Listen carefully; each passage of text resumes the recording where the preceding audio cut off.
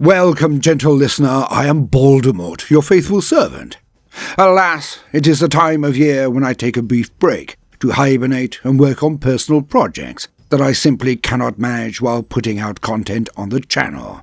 My own book, etc. Still wrestling with that one. Hence, here is a collection of some of the stories sent out this year to tide you over. I expect this to be a big year for both myself and the channel, so do please forgive me this period of respite before the oncoming storm. And so, let us be about it. Between the time when chaos broke Cadia and the return of the sons of the Emperor, there was an age undreamed of. And unto this, Kronan, destined to bear the jeweled crown of Aquilonia upon a troubled brow. It is I, his chronicler, who alone can tell thee of his saga. Let me tell you of the days of high adventure. Continued from Kronan Da Kunnin playlist. And so it was that we rejoined our hero, Kronan Da Kunnin One, Lord of all of Aquilonia, big boss of the Cunning War, and an ever-expanding huge tract of land. For Kronan's empire was positively bursting out in all directions. Well, most directions. Only the ones he intended, of course.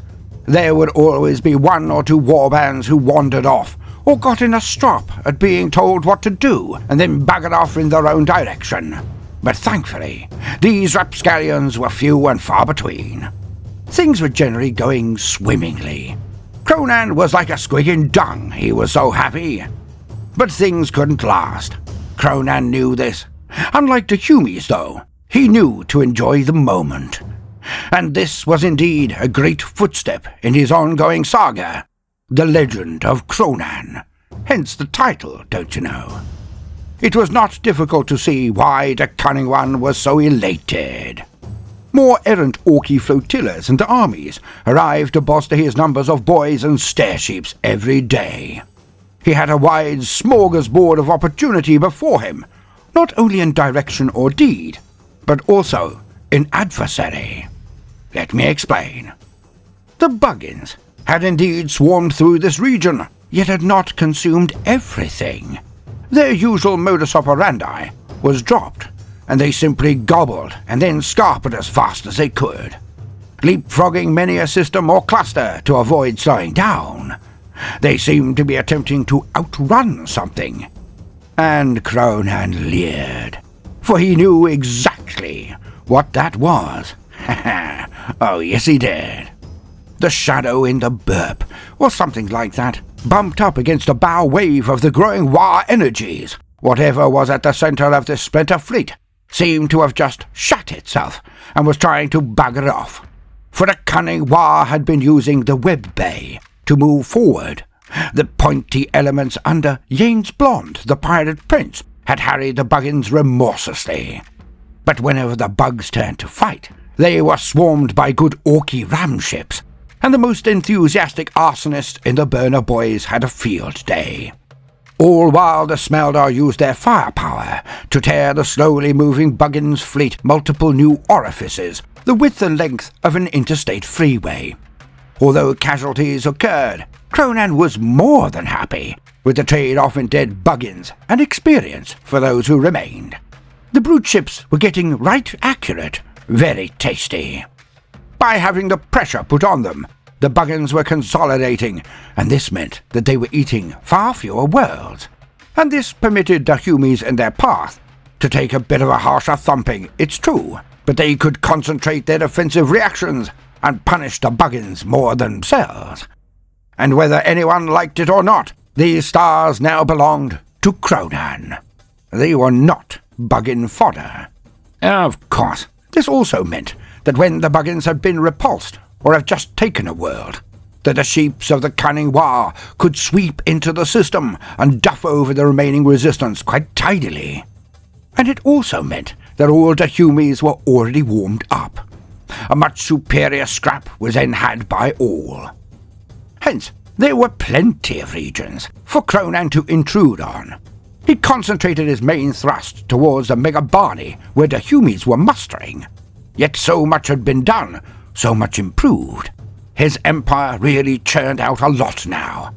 Convoys of slaves had been sent back from the front, and Isaac Newtone had really put them to work, back in what were now called the core systems. Now these slaves were not used on the secret project. That was sacrosanct, and only good pure green orcoids were permitted to work on that task. But with their help, near all other forms of production boomed due to the increased semi-skilled and much easier trained slaves. Stair-sheeps of the line, most importantly of all. And as the transports returned to the front, they picked up new boys who had grown on the conquered world. Okay, they were feral to start with, like snakebites, but when dispersed amongst the war, they caught on quickly. The increase in output had been a true boon, and Grand Mouth Tartan was so impressed he requested to widen the battlefront as much as it had deepened. Yet, with Hackbar gone on the first sortie, Tartan in charge of the forward push, Grinner being a good catbane, but nothing more, a new star had to rise. Melton was sent back as well, but he was more of a workaday kind of boss. No true inspiration there, apart from all that singing he did. Deeply tedious. And so it was that Grand Admiral Braun was raised to command the new theatres of war. Sending out fleets in a slow, concentric pattern, Grand Admiral Braun was cautious and clinical. Well, for an orc. He was granted less than half of the new production of stair-sheeps, but even this was enough to shatter most sub-sector forces when caught out on patrol.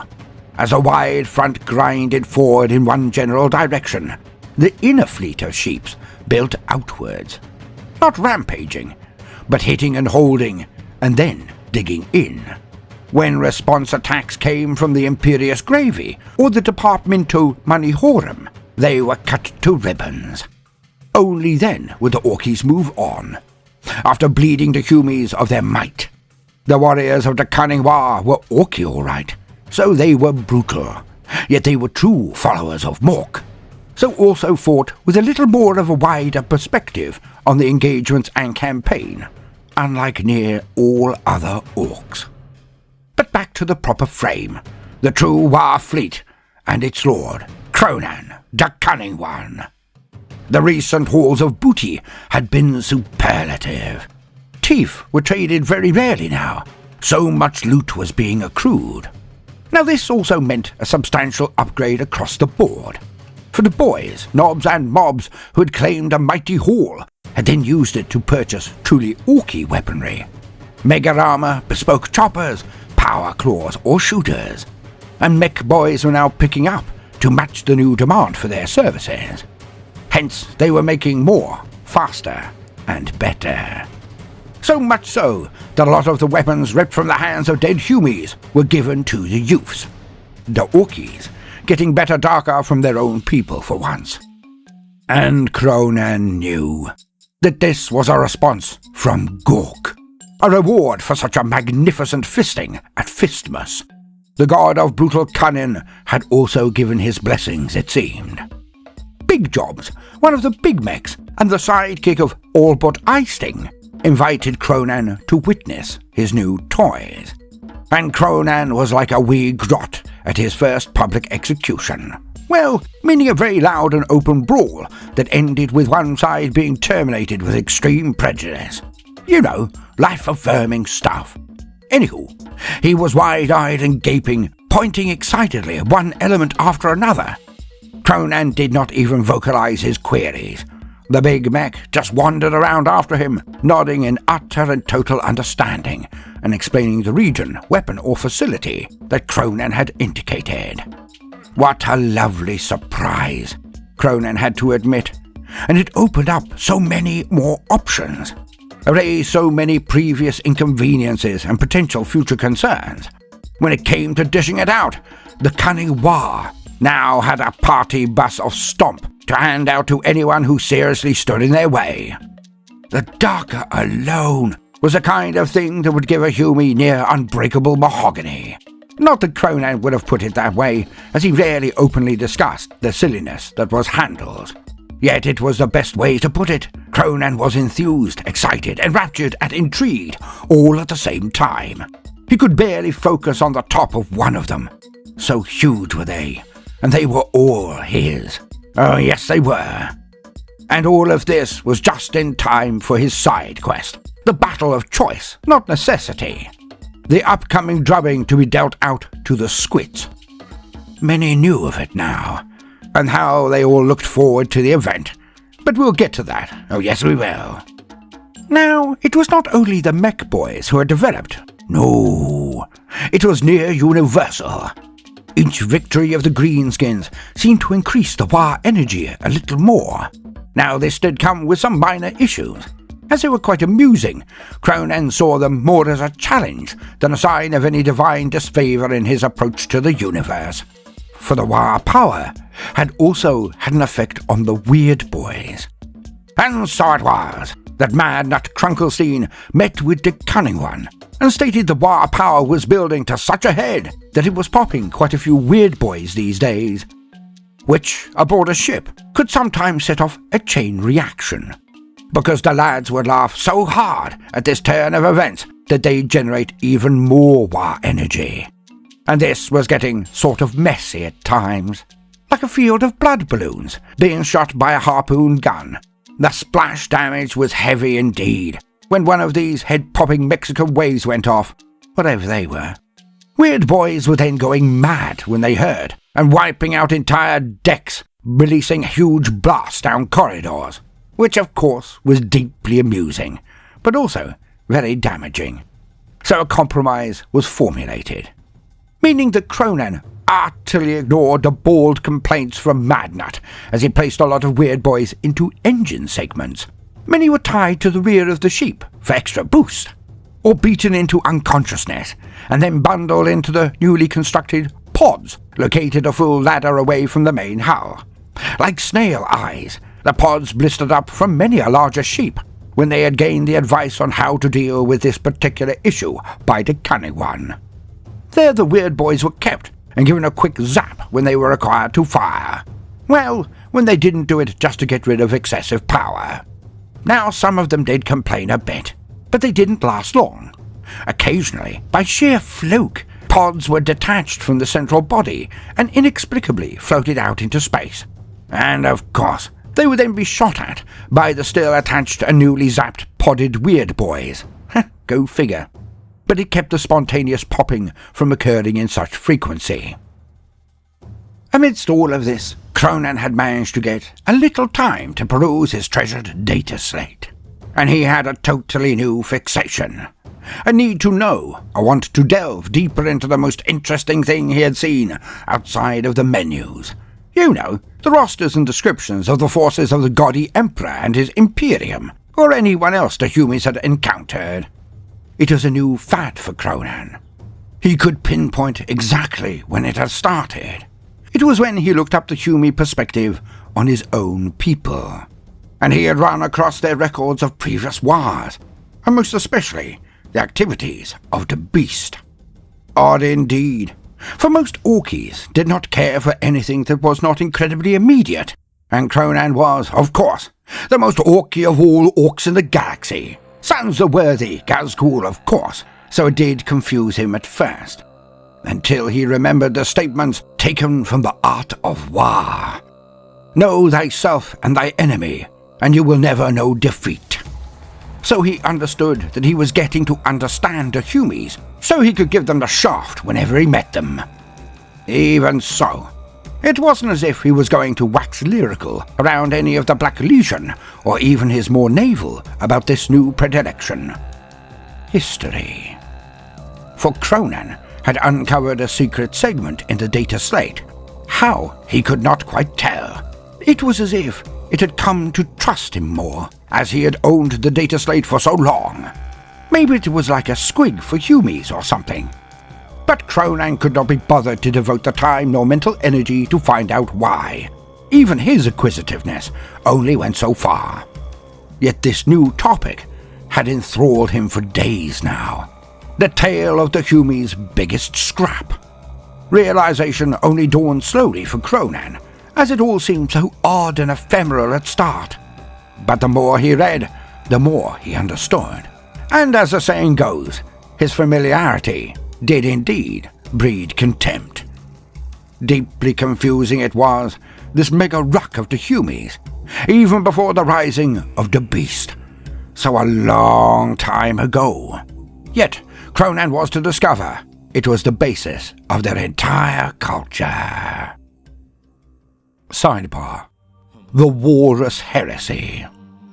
Was it a cow or a walrus or both?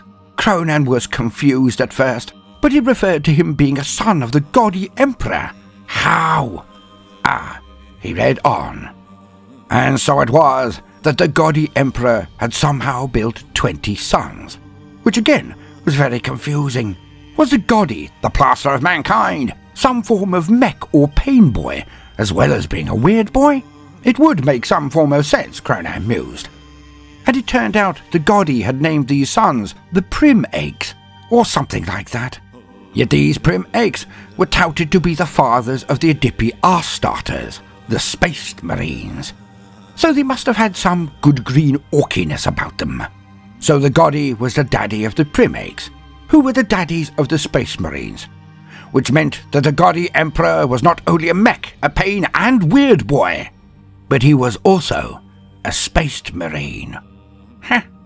And so Kronan read that these Prim Eggs were even more tasty than the gold ones. Alas, they had all gone away. Perhaps this walrus had eaten them, but it turned out that he was one. And the walrus was the reason some of the Arstarters wore all the spikes and had the daft names. He'd met some before, so it was kind of gratifying to find out where they had all come from, really. Kronan pushed on, and he found lists of the main protagonists of this entire scrap. There was Walrus Lupicow, the War Master, the most favoritist of all the Prim Eggs of the gaudy emperor. How predictable, thought Kronan. His boys were called the Sons of Walrus. But was that the lot that Appledon now led? Kronan could understand the name change when he'd found out the entire picture. But when he did, he knew this to be the right move. To lose the calumny. To scrub the name might scrub the shame. But there was more. There was Pulgrim, with his temperous children, slithery and flappy at the same time, the worst of both worlds. Petalado and his Iron Warriors was next. He was quite girthy, Kronan supposed, but hardly a lardo. Conlad Cursed led the Fight Lords, and Bangron, he was the big red one that made the World Beaters. He sounded right fighty. Kronan liked that. On to Morphotion. He was icky and owned the Death Bard. Next was Magnus the Red, of the Thousand Sums. Despite being so big, he seemed like the sort who never did anything right. There was Lyar and his word blarers. Ranty, and it seemed he was bullied quite badly, probably by the other Prim Eggs, as someone had written rude words all over his face, and the poor bugger could obviously not wipe them off. The last was a furry ass, a secretive commando type who led the Alfalfa Legion. But if Kronan thought the forces of the Walrus had daft names, he was in for a shock when he came to the bunch of oddies that backed their old paps, the Loyalist Prim Eggs. There was Little Small Johnson, and Kronan could not quite shake the feeling this name had something to do with his handle. Then there was Bragatai Kant. That one. He had the most amazing facial hair squigs. Kronan approved. Lehman Fuss was next, and his spaced fools. They seemed stabby, choppy, and fighty enough, all right. Now Rectal Torn wore the colour of pea. But was that to disguise an ever-tearing colostomy bag? Or was it just so lots more people could hate them? I mean, yellow was okay, thought Kronan, but if any colour was likely to get you pasted and your head shoved down a toilet, then this was most definitely the one. Next, all dressed in red and gold, some grinny arse led the Blood Bangles. Again, these lot looked deeply fighty, according to the data slate. Kronan had his reservations, though. Anyone with a hairdo that took much time to upkeep was hardly blessed with an abundance of time to practice more martial endeavours. But then, Yane's blonde had surprised a cunning one, so perhaps he should not judge a ponce by its powder these days. Furious Man-Mouse was hardly mentioned at all. He was either crap or taken out very early. Of course, Kronan discovered the latter to be the case. A pity, because this Man-Mouse looked beefy. Now, Abuti Silliman had a rather striking second epithet. They called him the Avenging Dung. Why? Oh well, thought the cunning one. Perhaps it was because he got shit done, but who knows with the Humies. And the last two were Fulcan and Boreas Borax. Fulcan was tall, girthy and hench, and quite obviously a tippler. And Kronan could not help but lament something he had never had and never would. A brawl with this one would be amazing, thought he. Boreas Borax seemed amply named, really, because Kronan had zero interest in even reading his entry after seeing the hairdo, the weepy eyes and sullen stances. Nope, thought Kronan.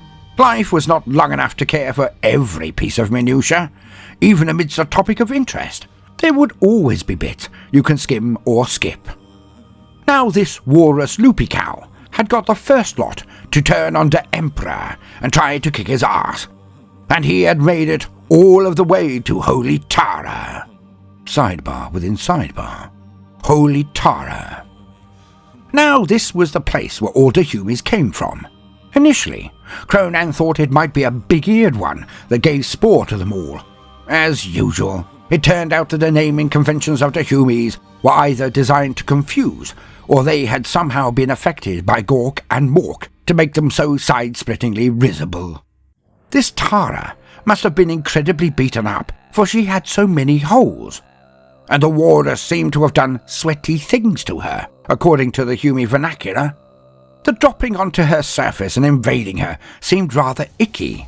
And how big was this walrus?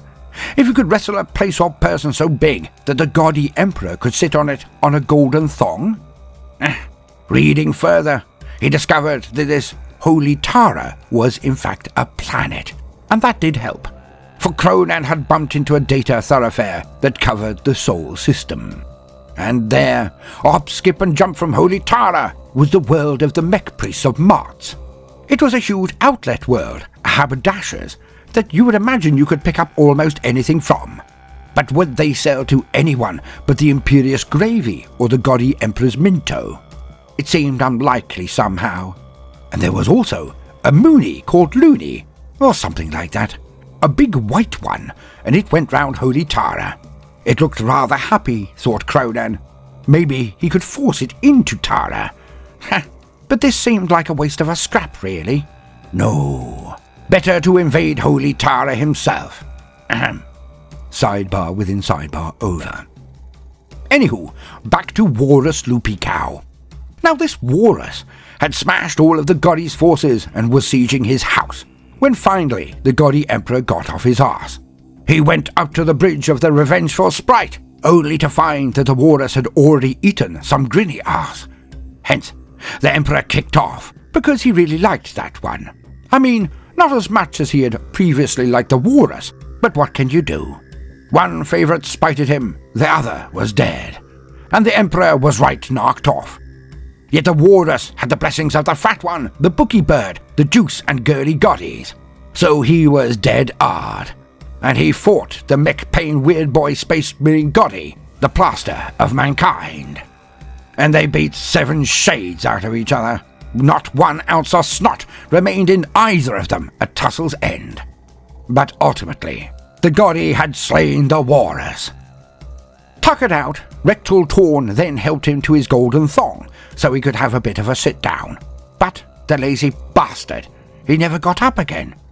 Or perhaps the golden thong was so comfortable that it would destroy any who sat on it.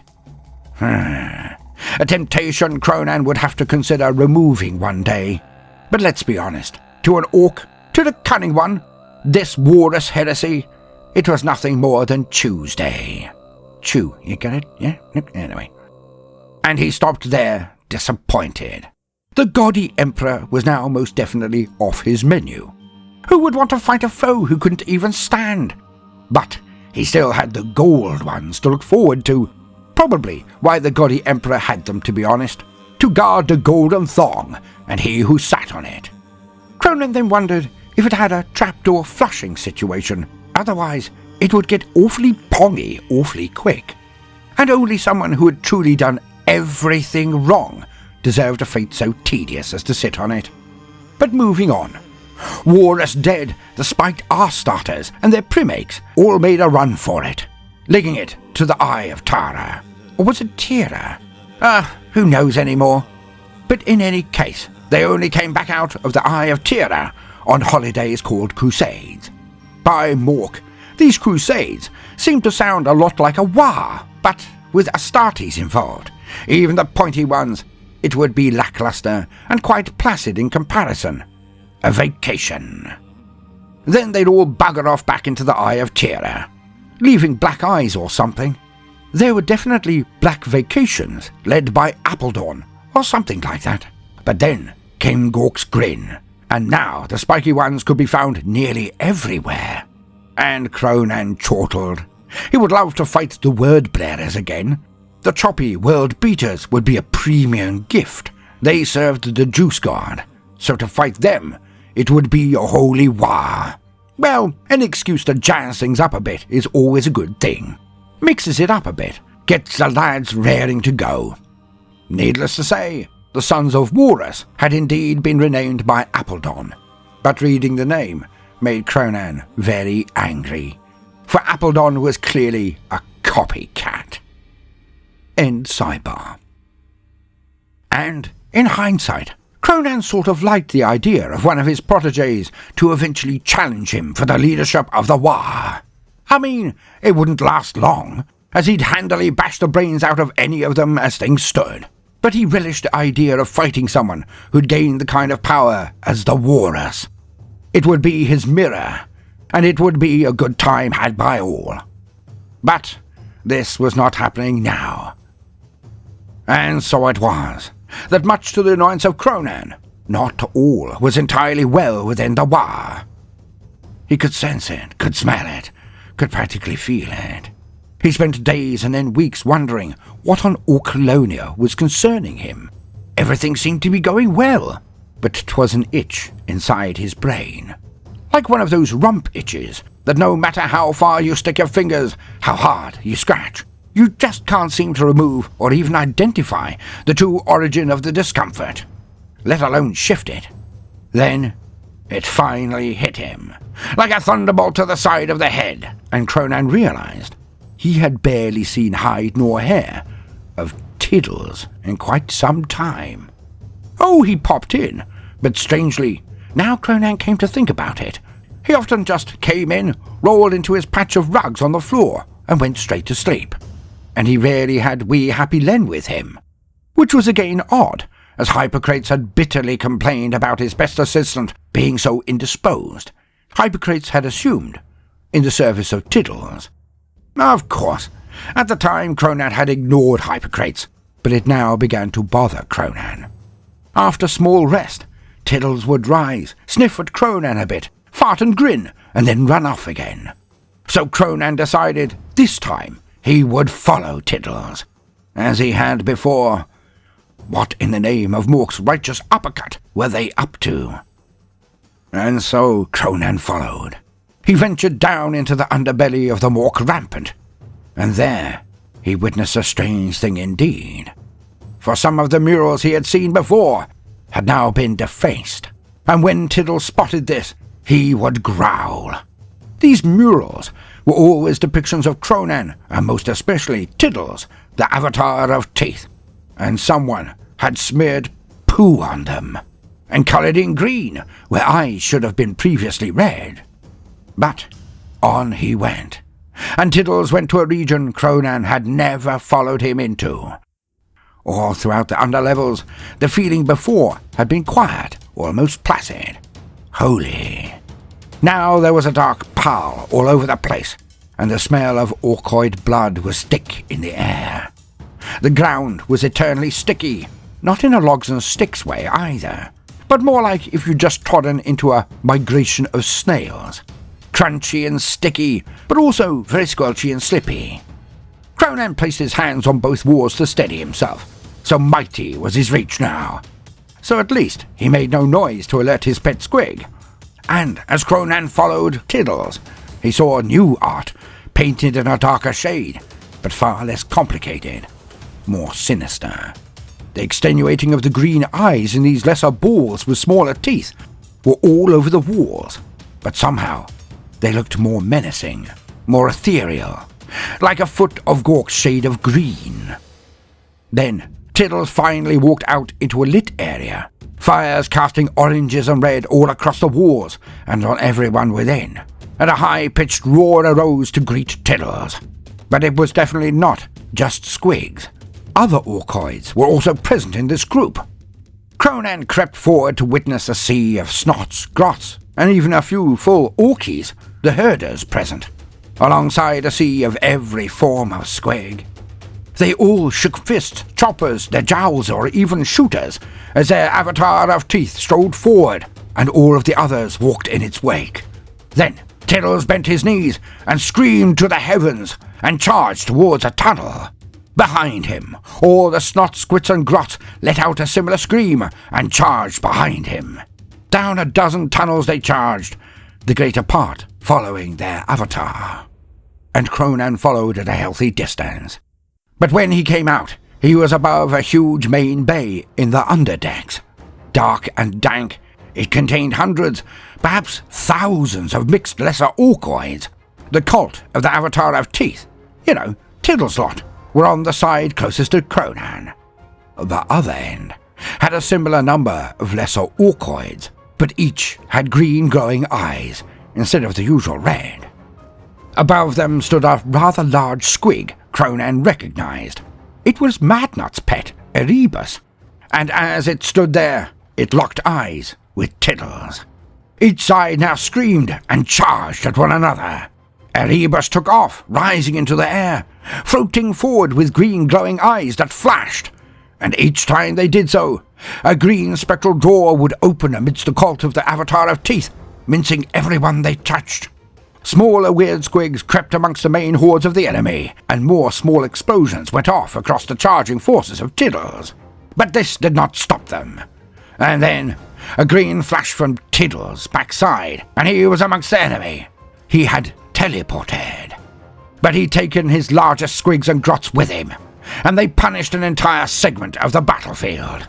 Erebus continued to deal out death, but the size of Tiddles and his main supporters did equal, if not more, damage to the enemy forces. Explosions were one thing, but being charged by the avatar of teeth was quite another. The turning point came when a tunnel disgorged a group of orc youths. All had black armor, but it was light. Their faces were covered, and they moved like lightning at the weird squigs. They obviously worked for the avatar of teeth. They were nippy, and they dove over resistance and executed the weird squigs before moving on to other targets. And the effect was telling and almost immediate, as the followers of Erebus then broke. The cult of Tiddles followed up with glee and ferocity, but many escaped their blades and teeth. Now, watching from the sidelines, from the shadows, Kronan saw the greenskins, who had clearly brought the new elite youth force to the field. One was Happy Len, but he did not look happy now. He looked scarred, missed some fingers. He looked hard-bitten and scowled as he barked orders. But next to him, leaning on a stick, it was an orky. It could not be. An old runt-herder with a huge grey hair squig. But Kronan knew that face as well. But how? It was Slackbutt Mutstoppy. There could be no other. He would croon at the squigs, growl or whistle, moving them like an ocean of notes, swaying as he wished, becoming enraged when he commanded. He was here all along. But the battle was lost, and Erebus now floated away at speed. This was not over. It had just begun. And over the next few days, Kronan found out that this was going on all across the fleet. And so it was that the carnage began to worry even the herders now. So much so that they had been drawn into the fray at a truly hilarious degree of attrition. Mork would provide, of course, have more orcs become herders, but that wasn't the point. This was becoming anarchy. Or was it Mork's way of controlling the numbers of the tiny terrors? Kronan had seen their sect before, witnessed it. The cult of the Avatar of Teeth. But who were the followers of the green-eyed squig? Why was Tiddles at war with Erebus? How had Erebus gathered so much support and loyalty so swiftly? Was he employing the dark arts? No, not thinking. He was a squig, but some form of wibbly burp powers to gain control of helpless innocent orcoids. Or had Kronan's grip on his people been loosened by his pact with the Smeldar? Had Kronan lost the support of the Snots and Grots? Could Tiddles deal with this? It seemed so at the moment, but that Erebus, well, who knows what a weird squig could do? But no matter what happened, could Kronan even dare to intervene? Kronan was a bit stuck. I mean, he could just send in the Black Legion, have them directed by the mystery of truth. But if he acknowledged the problem, then he might incite its intensification. Upon finding out, the bigger Orkies might feel that they've missed out, and it could escalate. Because his boys didn't exactly need much of a reason to kick off. Kronan knew he had to contain the exuberance of his lads. A war was a delicate thing, he now knew. Too little a momentum and it would rip itself apart. Too much momentum and it could get overconfident or drunk on its own success and tear itself apart. Lots of tearing, really, which was odd, as the Greenskins were almost universally known for their ripping rather than tearing. Oh, tearing limbs off was a thing, but hacking and ripping off were far more the Orky way. Now, some might not really consider this an important point, but it most certainly was. Because tearing brings to mind a petulant response to a mean or annoying letter, or sitting up too fast, and tearing open a beloved t-shirt or the like, whereas ripping evokes more active pursuit of destruction of a far more formidable foe, or a more forthright endeavour involving sharp objects. And so it was that Kronan decided he would have to leave this entire confrontation to Tiddles, as Gork and Mork intended. To be continued.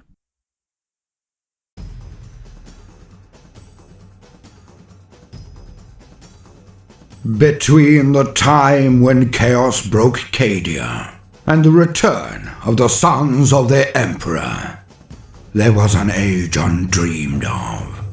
And unto this, Kronan, wearer of the jeweled crown of Aquilonia, upon a troubled brow.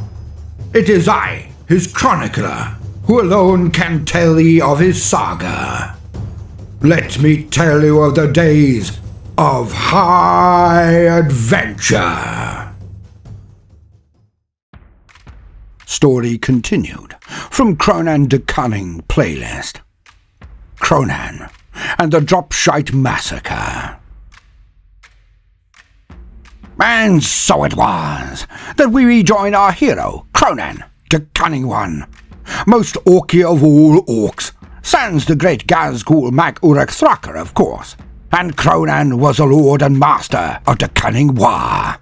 And this, dear listener, was no mean feat unto itself. For it was mere moons since he had been just one of a myriad of minor green-skinned warlords on the planet Aquilonia. Yet, did Kronan now wear the jeweled crown thereof? Well, hypothetically, the answer would be an emphatic yes. So emphatic that if any good Orky was asked this wee question, they would near break their necks in their exuberant assertion in the affirmative. It would look like a mosh pit at the height of grunge, probably with the same pungent honk coming off it to boot. Yet, as Orkies do not realistically have parents, this event would not then culminate in the rebellious scamps all mooching outside to their awaiting rides home. Yet, if Kronan was pushed to remember the last time he had actually seen the jewel crown of Aquilonia, he would most likely invoke the rule of 3 and paste the unwitting questioner until their need for reconstructive surgery would outclass that of the Elephant Man. Anywho, Kronan did not muse about this particular situation, as he was involved in a rare, own goal. The issue in question was the tedium he was experiencing. Something that the Cunning One was wholly unprepared for these days. Let's be honest, as we learned at Fistmas, the Cunning One's time was less sacrosanct and more pressured than a father of 12 with a curmudgeonly spouse who expected approximately 32 gainfully employed hours of work out of him a day. This being before he gave her a quick hand around the house and in looking after the wee scamps for another 28 hours in each day. The mismatch of expectations was ever the cause of conflict across the entire species that called the Milky Way Galaxy their home. Kronan was used to being so busy that he barely had time for a rectal rummage after din-dins. Not that Kronan's din-dins had been universally a relaxing experience anymore, but we shall get to that in the future. Now, back to the genesis of his present predicament. It all began in a bit of a discourse with the Smeldar, Yane's blonde, the pirate prince. For in their discussion, the perfumed pansy had made quite a few bold-faced declarations about the superiority of said Smeldar. Now Kronan had been a tad knocked off after a bit and, to his lament, this is a reason for his situation. Oh, the pirate prince had not been suicidal or idiotic enough to challenge Kronan on the inherent potence of the greenskins and the art of war. Despite their present good relations, that would have forced Kronan to grab him by the throat and pop his head off and then slam it into his poo pouch while broadcasting the entire unpleasant event to all and sundry. Yet, the Smeldar had made claims to things that Kronan had never actually had any experience with whatsoever. And now, Kronan considered that perhaps he had indeed been manoeuvred into a trap. One he had not just sprung, but had invited all of his tribe over to witness as he was thoroughly outfoxed, whatever they were. For now, he sat amidst the collected big bosses and could feel their eyes boring into the back of his head due to the tragic and intolerable level of, well, boredom they now experienced right there with him. You see, the Smeldar had been heady on the first victory of his own grot ball team, and Kronan was not churlish enough to slaughter the Smeldar, for the event had been so much more gratifying and entertaining than even his own exploits on the pitch when he used to play against Git Squisher McMurder. Yet, somehow watching Smeldar and good Orkies fight, well, play against each other had been just as fun. Well, nearly. But just tearing off his upper clothing and launching himself into the Smeldar might have been deeply, almost spiritually enjoyable. Even Kronan had to admit that there was a certain different level of fun from watching, as one could see so much more carnage unfold. Not that the actual name of the sport had been totally agreed upon yet, but this did not change the nature or spectacle in any way, shape or form. But we shall get to that later as well. What was most important was that the Smeldar had listed off a veritable encyclopedia of things that he considered were done far better by the hair-sprayed ones. And this grated on Kronan. So, alas, he stumbled into the trap. Now Kronan had to accept the punishment for his uncharacteristic weakness to the goading, for he had to not only research what these pastimes were, but also had to explain this to his hand-picked champions of these arts, and explain what was involved. And Kronan practically died of cringe, as his bosses and their boys gave him exactly the same look as he would have given them if the roles were reversed. You know, the kind of look that not only questions the sanity of the speaker, but also has a deep ingrained promise of bloody and gratuitous revenge the moment said speaker turned their back or was ever in a position to require their aid. Yet, Kronan was a greenskin of his word, and he endeavoured to gain champions for these arts. And the litany of his errors was made manifest to his big bosses, but, thankfully, this was a closed and untelevised event. So, it was only his inner circle who had to suffer along with the Cunning One. Now the juggling had been less entertaining than watching a grot sharpen a chopper. Well, it had been, until Colonel Clinker had thrown his new pet into the mix. Clinker's crack grenade had done a few circuits of the grot's hands before thankfully exploding. The act concluded with the thing evaporating the grot and a raucous round of applause from all present. More for its end than any actual appreciation of skill, it is true, but sometimes the destination was indeed more important than the journey. Now, when Kronan had declared that flower arranging was nothing unique to the Smeldar, he had honestly and totally thought that flowers was some form of animal or demi-eldar, like a grot or snot. And Kronan had instantly connected this situation with his now very advanced, almost artisan-skilled chief origotmy experts. When Kronan found out what flowers were, he near lost his temper. For this was the most horrifically camp thing he had ever witnessed.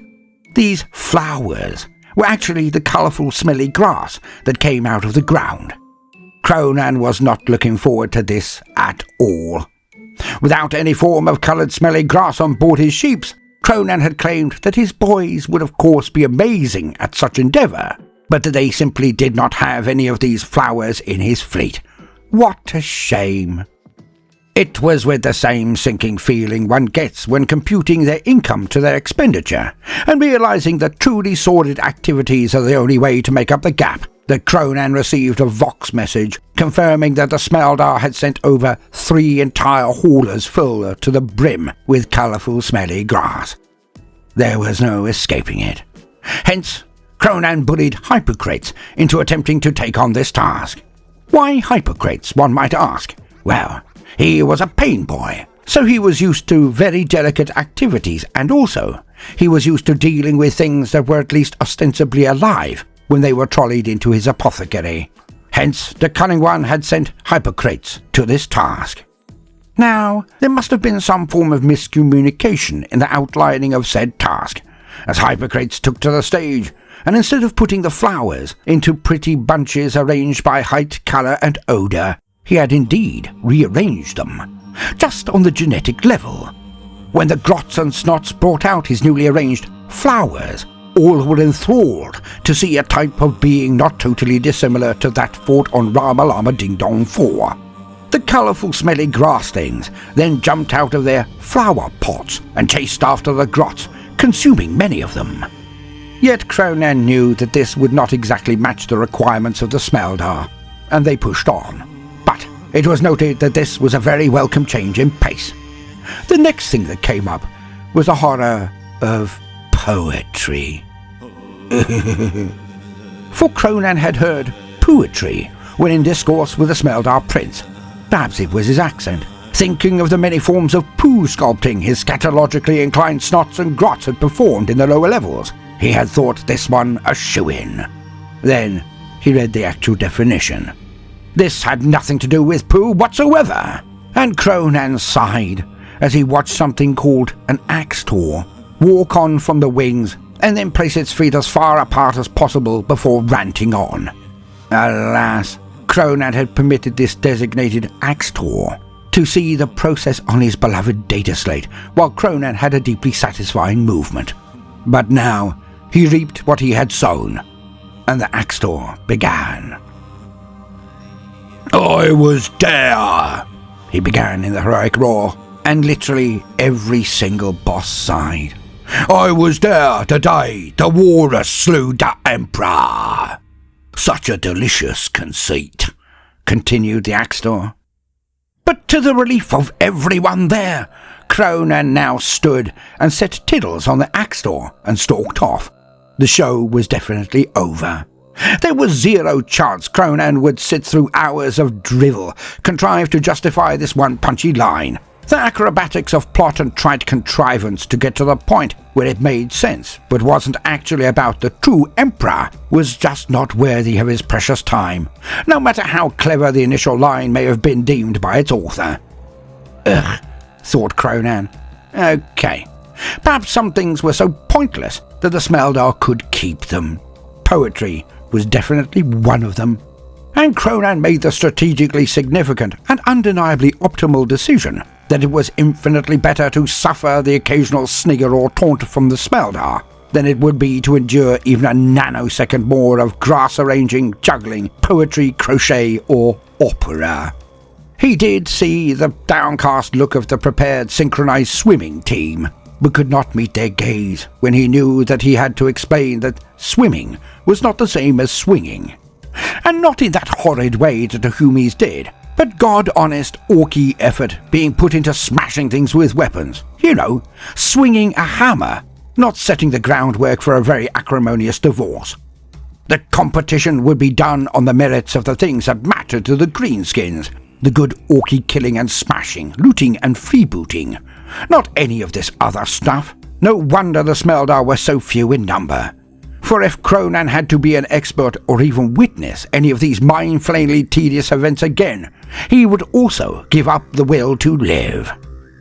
And so it was that Kronan returned to his quarters and could practically feel the egg running down his face. Now usually he would take out his vexation on the direct cause of the consternation, yet, for the time being at least, he did need the Smeldar. Well, need was a strong way of putting it. He found them useful, is more the point. But, in reality, he did need them this once, as they were the only ones who knew the secret location of the kin, the squirt base called Aguapondi. And Kronan had wanted this, since his last exploration of his beloved data slate.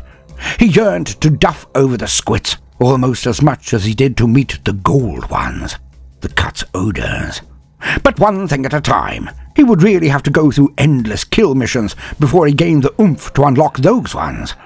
Now, speaking of his data slate, Kronan had read so much, had consumed so much wisdom from it, that he was enraged when he returned from his colossal dump and found the Axter had somehow buggered it up. So the setting of Tiddles onto the green reprobate was not without cause. Hence, there would be no longer investigations into the nature of things according to the Humies, at least for the time being. It was time to take what he had already learned and put it into practice. Oh, yes, it was.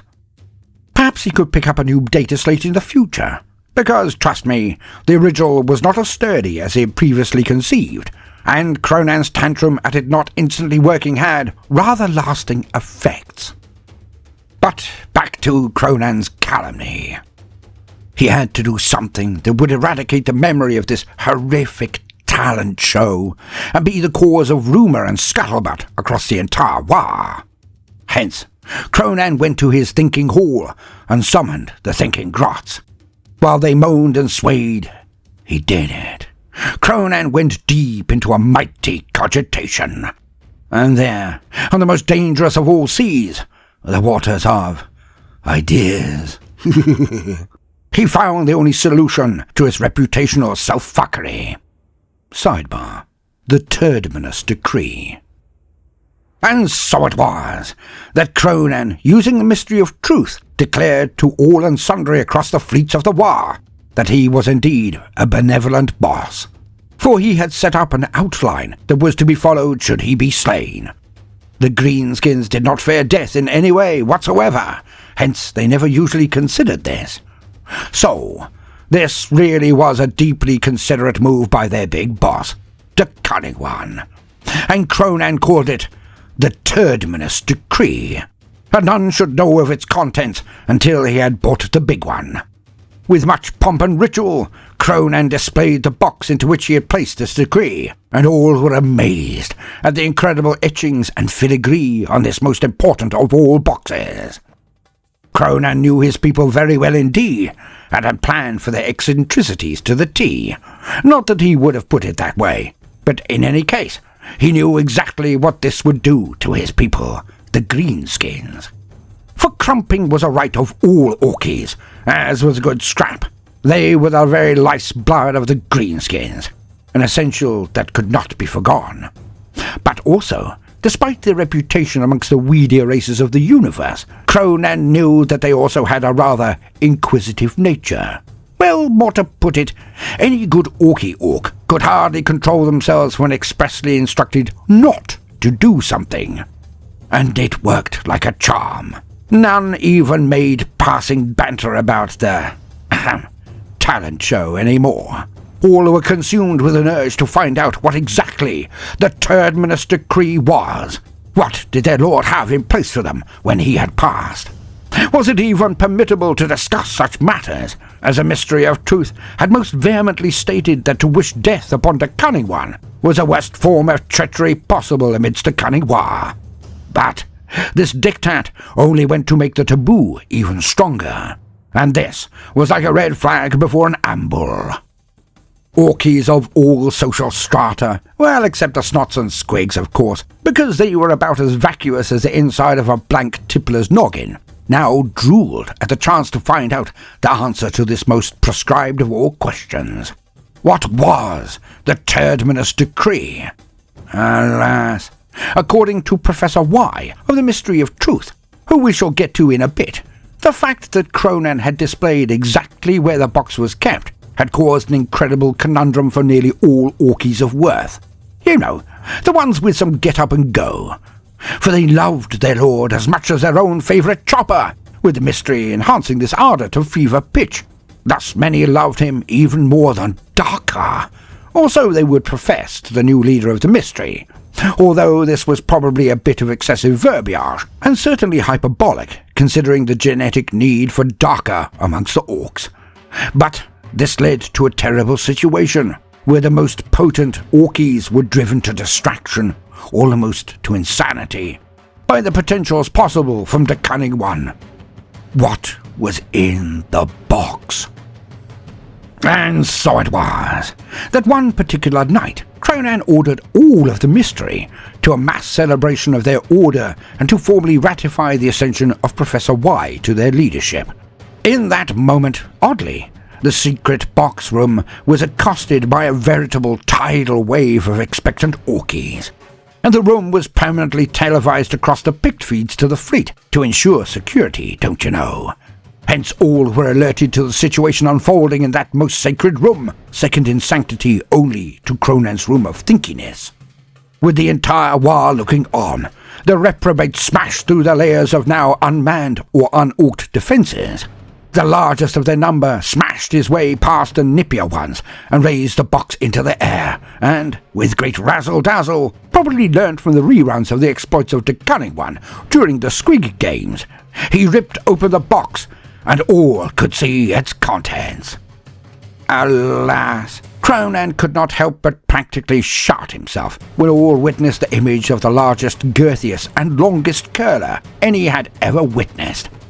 Now all had to admit, this was the most epic crap any had ever beheld, but it did not seem to fit the bill of a set of instructions.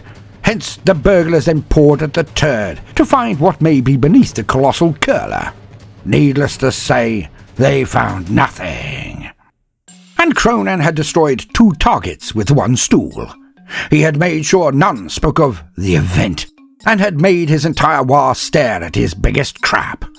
He was unapologetically proud when he had snipped it off, so he had saved it, not really knowing what he would ever do with it. Well, perhaps it could be included if he ever set up another corridor of butts. Yet now it had found its purpose, and Kronan indeed thanked Mork for the prescience to save it. Now usually, such a wheeze might get a boss unceremoniously lynched by his tide of livid greenskin underlings. Yet Kronan now proved that he was not only cunning and a trumper par excellence, but also that he was indeed a dumper of legendary proportions. Thus, he not only entertained his people, but also intimidated them with his most simple bodily functions. For any Orkie who could crap thus would certainly not need to take any from others. Kronan could not help but snigger as his people realised he'd just given them the shaft, forcing them to want to look at his lengthy and girthy turd. Strangely, being dubbed as Sticky, the War simply didn't have a suitable replacement for the Cunning One. Oh, they considered French Crusade an irreverent and sort of dull hodgepodge of tropes and tedious pandering, but it had zero real pull apart from not being the current thing.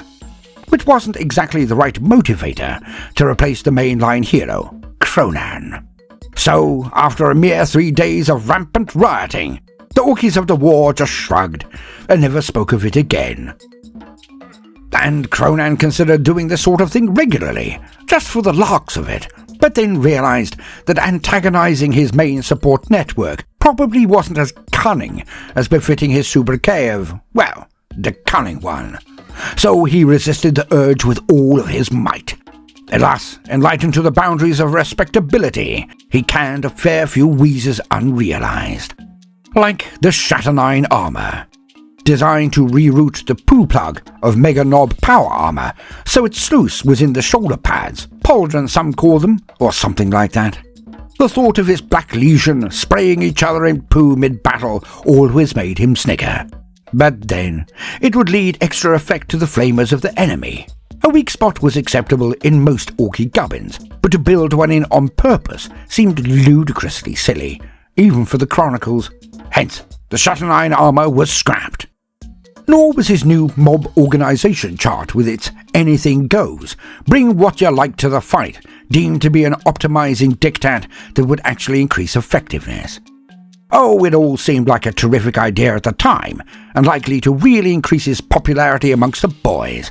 But realistically, after very few battles, Kronan realized that it was a fuck-up so bad that even big-eared Penny couldn't do justice to the level of stupidity it evoked.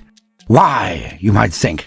Well, it all seemed a terrific lark again, but the reality of everyone wanting a squigoth in their mob made it a rancid, turgid thing, which meant that there was such tedious homogeneity in his mobs that nothing got done. Oh, everyone wanted the sparkly big thing in their force, but it meant that anyone having a bright idea was instantly copied, and the entire war could just be one specific setup. This would make all battles tepid, lifeless reruns of past scraps. It annihilated inspiration. Thus, Kronan realized that limitations were actually incredibly important in his force. This way, the Orkies would rise to being the best they could be at their assigned or chosen position within the war, making it far more effective, and, of course, entertaining, which was, if Kronan was totally honest, one of the most fundamental considerations in his, deliberations. It all had to be fun, or what was the point of the Barney in the first place?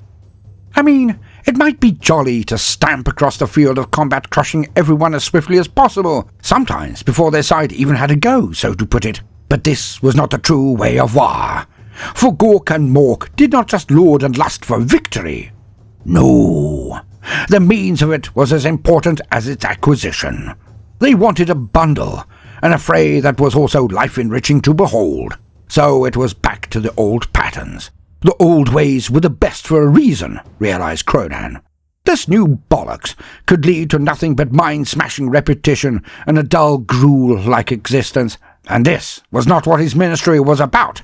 Where was the canon?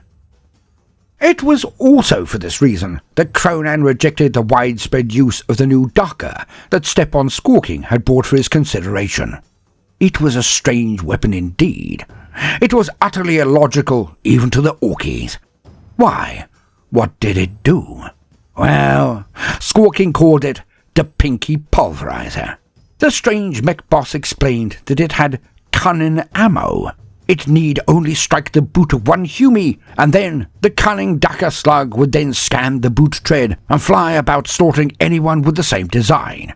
Hence, entire mobs of Humies would be slain if just one of them had their boot out in the open. And Kronan saw disaster in this design. He could see the future in its ugly, insipid, moronic, misanthropic, wretched, uncreative, dreary, and utterly uninspiringly prosaic application. He knew his people, the Greenskins. The Pinky Pulverizer would have much the same effect as losing the mob organization culture. Entire grot forces could simply walk over any opposition. There would be no true scrap at all. Hence, he took the weapon and walked to the airlock, dubbing the Pinky Pulverizer as an Orky and the mech boy a killjoy. He put both Squawking and the shooter into the airlock and pressed a button, and Kronan was elated that his mech boy chose to let the new gun fly out of the airlock while Squawking held onto the bulkhead with both hands. Alas, in space nobody could hear him scream, but the eye-popping was pretty self-explanatory. Kronan believed the runty bastard had gotten the message and pressed the other button to close the airlock again. And thankfully, the mech boss now curtailed the most outlandish of his inventions and returned to a far more predictable and Orky strain of research. Praise be to Mork. And Kronan had also tinkered with the idea of a name change for the Cunning War, a rebranding, one might say. But after looking at a dry, soulless new icon created by his runt herds, who had helpfully made an origami display to realise Kronan's concept.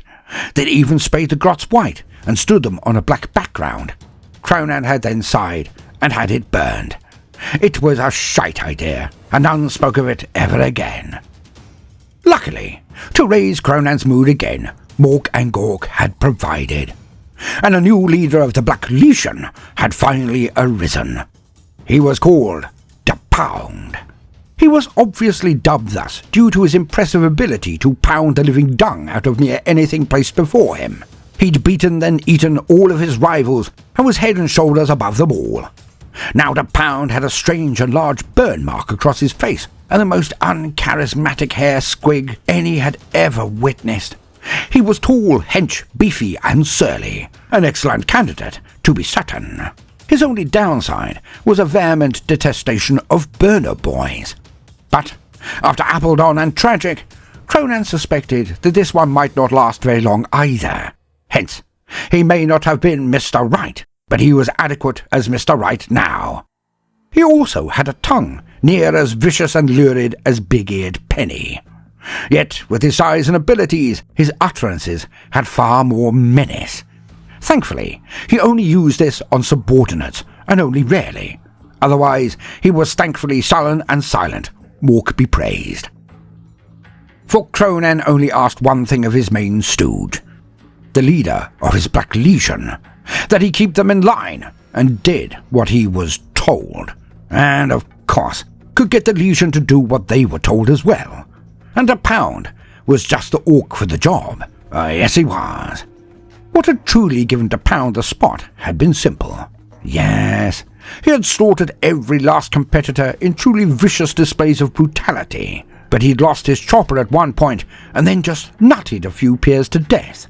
When asked why he'd chosen the headbutt instead of any more effective way of killing, even after he'd slaughtered a score of his opponents and their weapons were available to him on the ground, he just shrugged and said, "Needs must when the squiggoth charges." And that sealed the deal. Da Pound was no lickspittle or rump-kisser, so he'd used this quote naturally. The saying that Kronan had so wished to enshrine in the greater Orky lexicon, and thus Da Pound was raised up immediately. Also, Kronan eyed him for a spot in the more naval, but he'd have to survive a few tangles before Kronan gave him that honour. So, let's see how this plays out, eh? Now, as promised, on to Professor Y, the weird boy leader of the Mystery of Truth. Now, the last leader had decided that a squiggoth had shown signs of disloyalty, and he had gone to interrogate the massive monster. Alas, while attempting to helpfully gain the truth by applying the tongs of tooth loosening, the squiggoth had stepped on him. Quite a few times, actually. This smear across the squiggoth pen also left a spot unattended. Hence, a new leader was declared, and there could only be one candidate, Professor Y.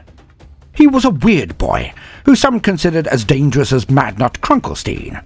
He was exceptionally good at mindy-windy stuff, you see.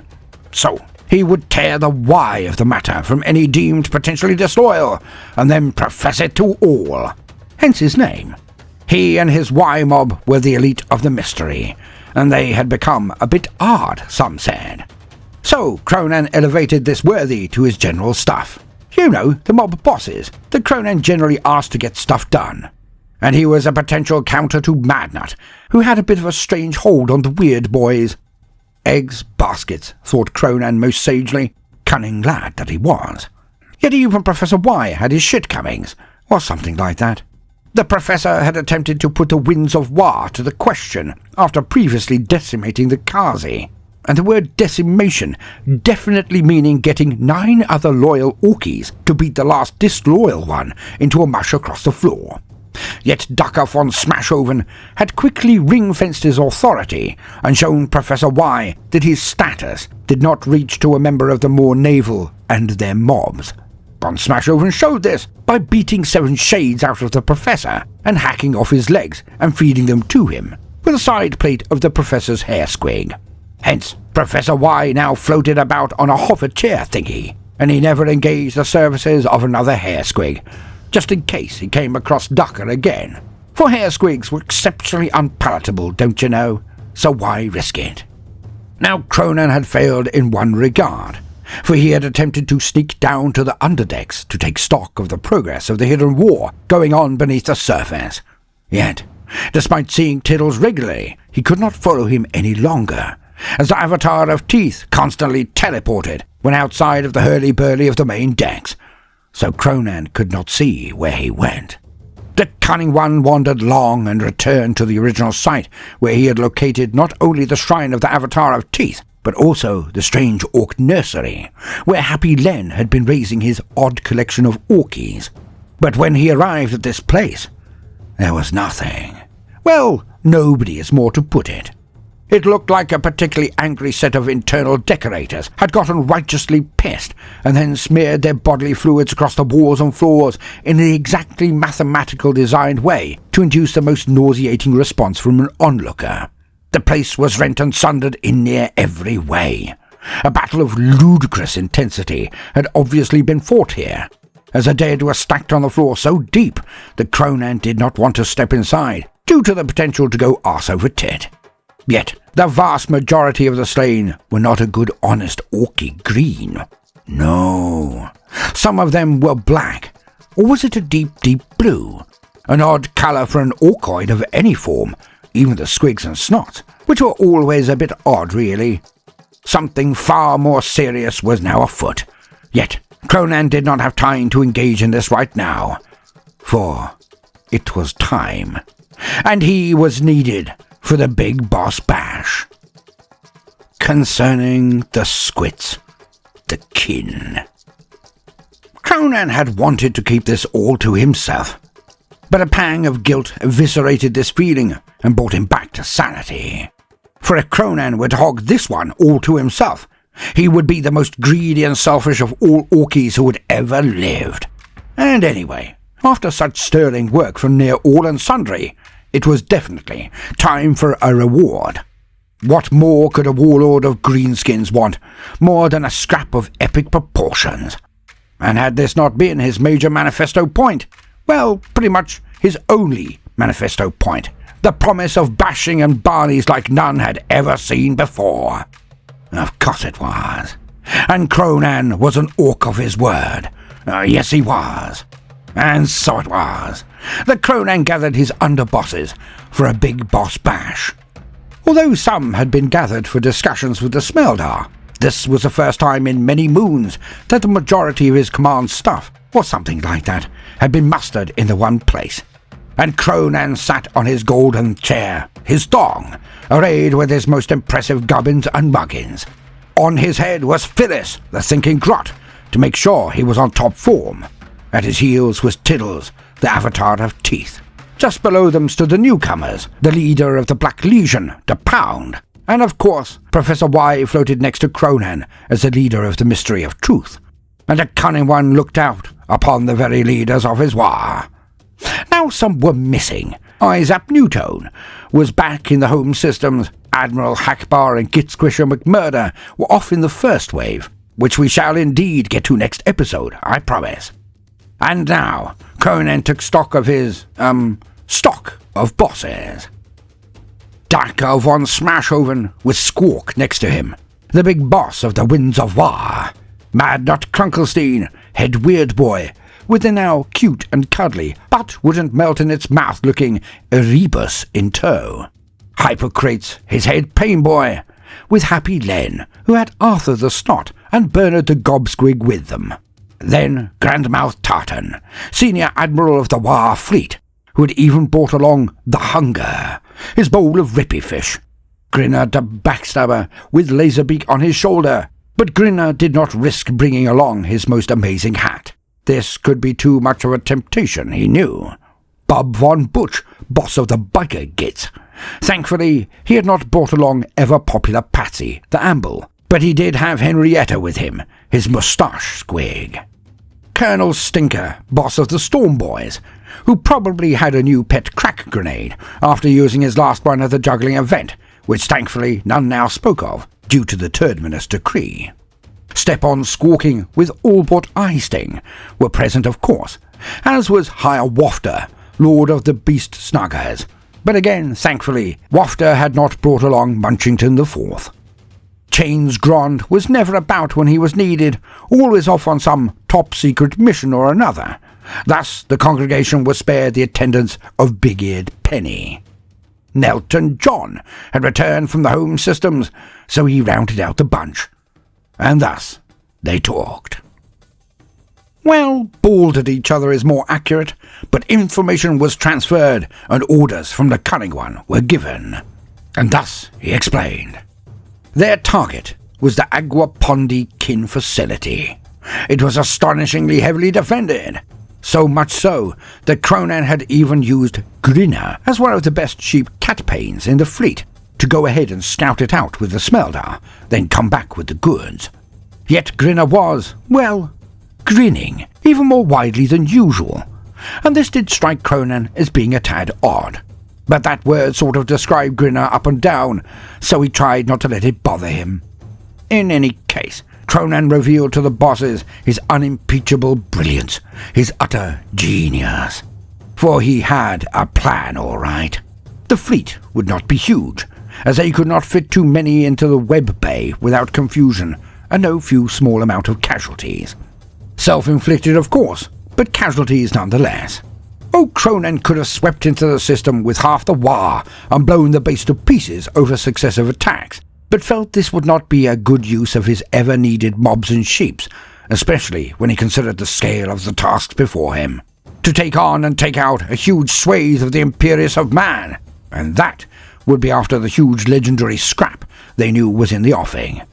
But it was also due to this being a bit of a reward to the lads in charge.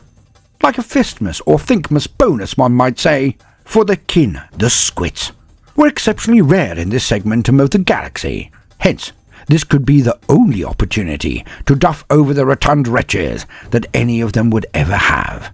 Well, until Kronan invaded the Inner Sphere regions, where the squits generally had their little castles. But this was incredibly low down on Kronan's priorities. Anywho, the plan was simple, but cunning. The War fleet would appear out of the web bay at near point-blank range, engage the small kin fleet, and then land on the surface of their facility, on the moon of Aguapondi. Daka von Smashoven would then orchestrate the assault of a full wing of the Kazi fighters, and follow up with a massed attack with his Winds of War, stripping the enemy of their most obnoxious and obvious defensive batteries. Now Kronan was all too aware of the enthusiasm of his people and their general lack of restraint. Hence, he could not land them all at once, or they would inexorably end up tripping each other up in their attempts to get to the squits. They needed a bit of breathing room to deploy and then engage the enemy. Now one might think that Kronan would stand off and be in later waves, but he reminded all present about his legendary self-denial in the bashing of the Buggins and multiple other battles where he had permitted his bosses to take the lead. In this situation, he would share, but he would not be taking sloppy seconds on this one. And he outlined his plan. Kronan would take down a healthy segment of his Black Legion, for they too had been starved of battles as much as their lord, but he would also take along a plethora of mobs, nobs, and specialist forces. He would also take in 2 other bosses in a 3-pronged assault. They would soften up the squits and break away inside. The Pound would take in another healthy fraction of the Legion with support troops, and Clinker would be the 3rd boss in the first wave. He was the boss of the Storm Boys. He was born for this. And dropping behind them would be the 2nd wave. This would be under the nominal control of Madnut Krunkelstein, who did not seem overly enamored with the decision or declaration. In fact, Krunkelstein barely reacted at all. A tad annoying to have such a gift elicit such nonchalance, thought Kronan as he watched Madnut drool and lean on his little squig. But he pushed on. Grinner the Backstabber would follow on with his flash kits, backed up by Bub von Butch and Melton John, both with forces to spare. In this way, the entire location should be easily smashed, and all could get in some hearty licks. Grinner then bonded with his colleagues by nodding and winking at both Bub von Butch and Melton John, all choosing to ignore the vacant Madnut Krunkelstein. Being newer to the War, or being utterly undependable as Hiawatha was, he and the others would be in a token 3rd force. Wafter, Squawking, and Eye-Sting would follow up under the watchful eye of Hippocrates. Kronan could not quite fathom why Tiddles and Erebus were present, but able to contain themselves. Oh, they bogged at each other through the entire proceedings, but neither gave any outward signal of obvious animosity. And that, thought Kronan, was odd in the extreme. But then again, what wasn't in this most interesting of wars? Pets would indeed be taken on the massive Barney. This had been brooked by Grinner of all people, and Kronan had nodded in the affirmative. Perhaps they would get into it when down on the surface, thought Kronan, smirking and chortling at the potential for pandemonium. The plans made, the game afoot. The bosses returned to their designated battleships and slipped into the web bay. Now Kronan had considered using the Orcs of Omen, but the pirate prince, Yanes Blond, had informed him that the pathways to Aguapondi were far too narrow. Hence, Kronan boarded the Mork Rampant, his first and favourite flagship, and off they went. It was showtime.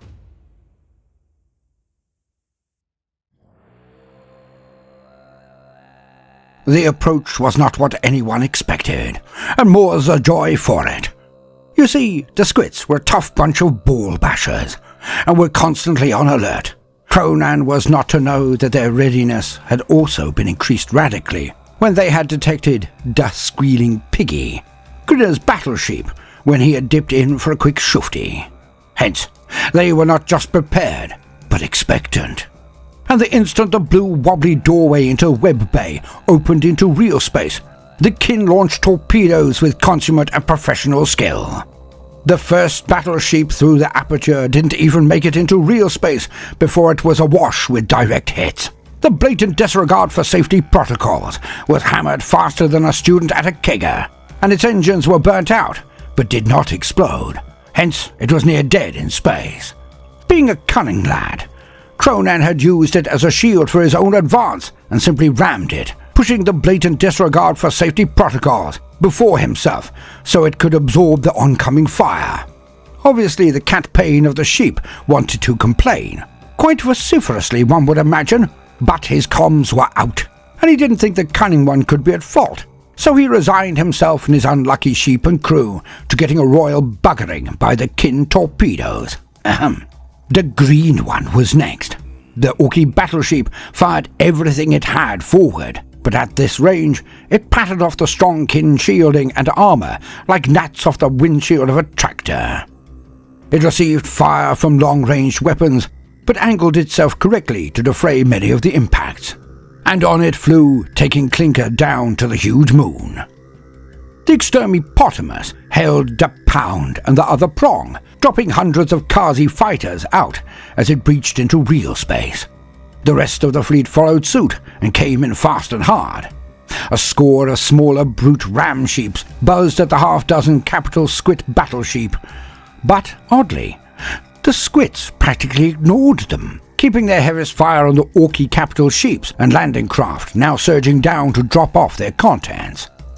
Sidebar: boarding actions.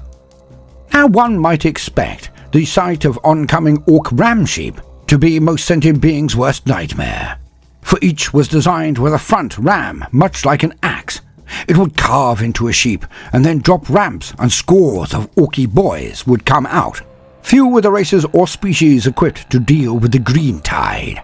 Yet this was not the case, for the kin had vast experience in fighting the greenskins, and they seemed to be as ardent about the matter as even the Orcs. Kronan and his war were not to know this. Many brute sheep smashed against the reinforced alloys of the hulls of the Squid vessels, but those that penetrated only did so very shallowly, in the outer corridors of the craft at maximum. When the boarding squads came out of the brute ram ships, they ran into swiftly erected defences with heavy turrets or weapons emplacement, and it was a slaughter. Yet, even when the Orkies somehow lobbed grenades or got lucky shits off that took out the heaviest resources, the squats were phenomenally fighty. Oh, they had numerous fallback positions, what seemed like every 50 paces, but it was trapdoors that dropped Orkies into plasma bars, power blades swinging down at the Orkies from mechanized hidden compartments, walls that simply twisted, bringing mobs of Orkies with them, practically lining them up in the open before ranked lines of kin who shot them to pieces. Yet, even when the greenskins got in close, it was damn fine. For the kin did not break. They did not run. They retreated, yes, but if caught out, they were gloriously vicious in their defence. And sometimes they used their stature to their advantage, coming out of shorter but wider tunnels with armour or weapons held high to block the downward swings of the orcs, only to tear through their legs and slash them apart when they hit the ground. To the largest orkies, this was a particular horror, being mobbed by midgets with choppers that sliced through greenskins like a chainsword would a hedgehog. Messy. The fighting was premium. It was glorious. It was like a long-lost friend returned. Fighting the squits, it just felt right somehow. The squits were the most fun they'd all had in months, if not ever. Well, months at the very least. The boarding defence of the squits was an example of expertly created layered defences, and quickly annihilated the few remaining orcs from the brute ships. Sidebar over. Yet the kin could not win. The kin capital ships moved into the Orky armada and punished them, but they were catastrophically outgunned. And Grandmaster Tartan was having a brilliant time. He seemed to be holding his own quite nicely, now that the Orkies had understood the nature of the scrap, and neither side really had anywhere to retreat to. This one was to the death. Thus reassured, Kronan began his own drop. The rest of the first wave followed behind the air support under Dachau von Smashhoven. The point defence batteries of the squits fired almost impenetrable flak that culled the crap out of the Kazi. And so it was that the winds of war were much needed. They skimmed along the deck as low as possible and shot out the towers. Well, most of them. Some of the winds hugged the ground at terminal velocities in their exuberance, but that was more than expected, nay, anticipated by Dachau von Smashhoven. He knew that the over-enthusiastic would create wafts of smoke as cover and damage the structural cohesion of the base, if even only by a minuscule amount. The sheer pandemonium itself could be confusing to many an adversary. But anywho, the winds of war were making their passes and bombing or strafing runs on the squits relentlessly. The exterminipotamus of Mork rampant swung down to the moon, and out the troops came. Clinker's mobs mostly dropped, their jetpacks firing and bringing them down onto the left flank of the battlefield like a horde of winged angry ants. Well, if ants could drop crack grenades and heavy ordnance down onto the surface, the fire that came up at them was withering, but not all-consuming. A swarm of Orklanders brought down the Pound and his mobs on the other flank. Kronan had mass teleporters on the Mork rampant, so he used these to appear on the surface, his heavy pieces firing in mere moments on appearing. And that is where the fun truly began. Kronan was back at it. This was his element. This was his calling. This was why he had been sent by the Great Ones. Like Ganskool, Kronan asked himself, how many worlds of Orkidom had been subjected, kept down? How many battles did Mork, and Gork of course, win for the Orkies before Kronan came? That is to say, before Mork determined he should come. But then, Kronan saw the squid defences and was back in the moment.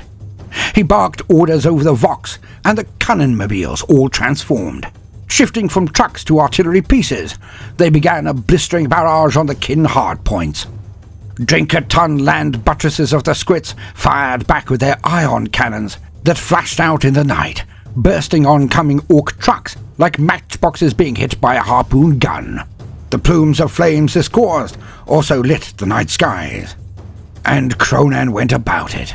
He ordered a Squigoth charge, so he could discern the strongest and most obvious defences, and this was backed up by a wide tranche of squigs. Yet, Tiddles held back the vast majority of his people, forming a very mobile reserve force. Kronan was not sure why, but had come to trust his pet squig's instincts. Had he not been embroiled in a war all of his own? Yes. Tiddles was now experienced in the ways of war, and Kronan would leave him to it. Clinker was making good speed on his flank, and the Pound was slogging his way forward as well, pretty much emulating Kronan's moves. Slightly delayed, but not by much. A brownie point was earned for the Pound. Not a brown point, as we usually dished out to grin at a backstabber, as we have heard previously, but a good brownie point. The pound was rising in Kronan's estimation already. And so it was that Kronan now made his major push. His cannon mobiles had given cover, but now his own mid-sized pieces were within range of the Skit defensive walls, and the bubble chuckers fired at them to a much lesser effect than Kronan had factored. And this was glorious. The Skits would not roll over easily. Speed freaks rampaged forward, adding to the confusion, kicking up more dust to cover Kronan's main assault force's advance. Yet this was not all. Oh no. For the Cunning One had even enjoyed the planning of this battle, and he had done so for one simple reason. For Kronan had no idea whatsoever if he would win or not. These were not Smeldar, not Buggins, nor Adipi R-starters, even the spiky ones. He had bested all of those before. These were the Skits, the kin, and they deserved his respect until such time as they lost it. You know, like the others. Well, mostly, and all due to familiarity. It did indeed breed contempt from the Cunning One, but despite the risible names of the kin mobs and muggins, he hoped that they would be dead hard. And by Mork, they were. So Kronan was elated to give further orders till the last of his forces landed, and the mech boss, Big Jobs, opened up with his force, being a half-dozen orc gargants. Entire palisades and pillboxes were melted or shattered under the truly terrifying level of dukkha exuding from these beasts. Kronan beamed at it all as he ran with his Black Legion, over 500 mega-armoured knobs, and Clinker now did his own strange tactics. Each of his storm boys jetted up above the defences and dropped bowel torrent squigs onto the defending Skits.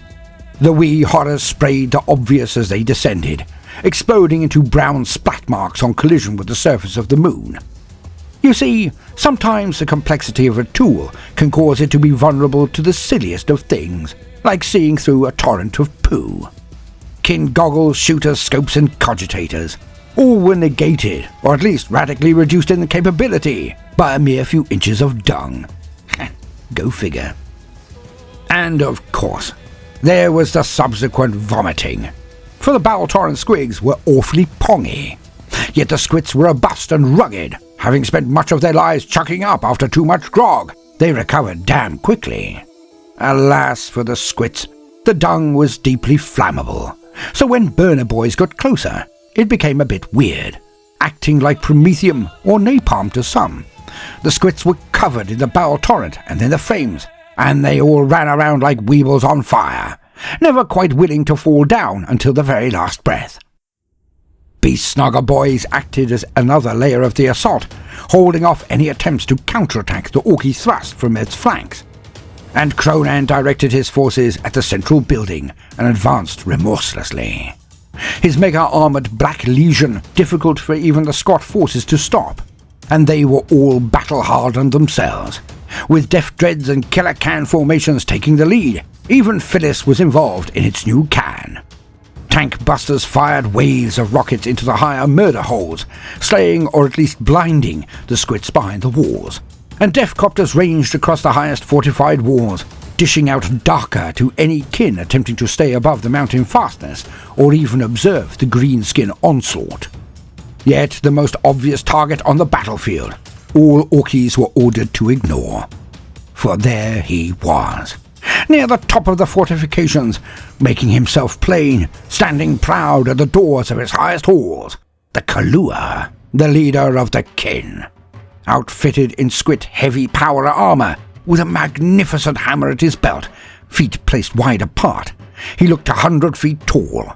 He was, of course, significantly shorter than even a normal workaday greenskin, but he was still a sight to see. He emanated power, fortitude, looked like he gave absolutely zero care for anything going on around him, unless he deemed it worthy of his attention, and that was little. And this Kahlua seemed to be looking directly down at Kronan. Oh, the Cunning One was not an idiot. Well, for an orc. He knew that there were miles of smoke and fire, blasts and battle between the Skit Lord and himself. There was no way this squid could see the Cunning One. And yet, perhaps on a spiritual level, he knew where Kronan was, what he was. His enemy. For brevity's sake, Kronan spent the next half hour leading his Black Legion into the defences, fighting his way up the spires and walls. A large slab of the Legion forced entry into the palace on the ground floor, yet this was not the way of Kronan. He would show himself worthy of the duel. He would get to the Skit Lord before even Clinker. And so, he climbed to his destiny. Kronan finally leapt up the walls closest to the palace's upper doors. He strode towards the Kin Lord. On either side of them, Black Legion for Kronan, Scott Terminator types for the Kulua. Their men traded shots, then blows. The two were separate, like islands of tranquility amidst a storm. Kronan initiated. He dove into the air and came down on the Squid. But this Kulua, this Kin Lord, it did not move. Did not roll, did not duck or dodge. It blocked. Kronan's mighty power claw came down, and the wee bugger did not so much as take more than one pace back to steady himself. The claw and Thunderhammer's power field sparking and crackling as they collided. Kronan took a pace back and nodded to the shorter combatant in sheer respect. The Kin Lord then moved forward swiftly, stoically, never bringing his feet off the ground. He slid them along the surface and advanced like he was skating, his stance strong and dominant. His hammer snapped and flew out like lightning, which of course it was also covered in. Kronan blocked a half-dozen strikes before suddenly stepping and bringing his claw down at the Kin's side. Then the Kin rolled forward under the power claw, rising like a rubber ball. He instinctively and instantly continued his shifting advance, taking Kronan by surprise and smashing him in the lower leg. The hammer was sapped of energy by Kronan's field, but it still cracked the armor as it connected, near unbalancing Kronan, who swung around using the force and planted a boot into the squat's face. The squid was knocked backwards, spitting blood and teeth, but it rose again just as fast as before, and aimed an uppercut action with its hammer. It did not connect fully, as Kronan yanked his head back, but it tapped him hard enough to send jolts of electricity across his head and crack his jaw armor. Kronan was flipped backwards by the force and landed hard on his back, and Kronan began to rise when he heard two things. The first were the landers and other transports of the second wave as they descended to the surface and unloaded. The second was a chortle from the Kin Lord. Kronan thumbed his hand upwards and behind him, indicating the second wave. He grinned at the Kin. The squat lord then slyly winked at him, and motioned toward the new force with his hammer, inviting the Cunning One to look again. The Kin snarled, "Your kind are not so loyal, greenskin, and cheaper than one might expect." Kronan turned, just in time for his jaw to hit the ground. The second wave had indeed arrived, and they charged forward. As they got behind Clinker's main body, Melton John's flash skits all opened up. On the other flank, Bob Von Butch was at the head of his biker swarms as he ploughed into the Pound's segment of the Black Legion. Yet more. Grinner was just ahead of Mad Nut Concalcine Center. What should have been green energy coming from Mad Nut Concalcine Center was blue or pink and rained down on the middle of the Black Legion. Grinner's gits then shot up into Kronan's men assaulting the ridges. All of the first wave were being brutally attacked from their rear by the second wave. Kronan had been betrayed by Gorka and Mork. It was Mad Nut. He had seized control, weakened the others' resolve, their loyalty. Oh, Grinner had received the offer from the Squits quite obviously while in the scouting mission, but Krunkelstein had obviously been the one who made the soil fertile. On the defences on a level below, but in sight, stood Tiddles. And Tiddles now growled as he witnessed the carnage that Erebus was causing near the centre alongside Madnut. Hundreds of grots and snots behind him, Tiddles saw his warriors, the Squigtide, and he looked unto Kronan.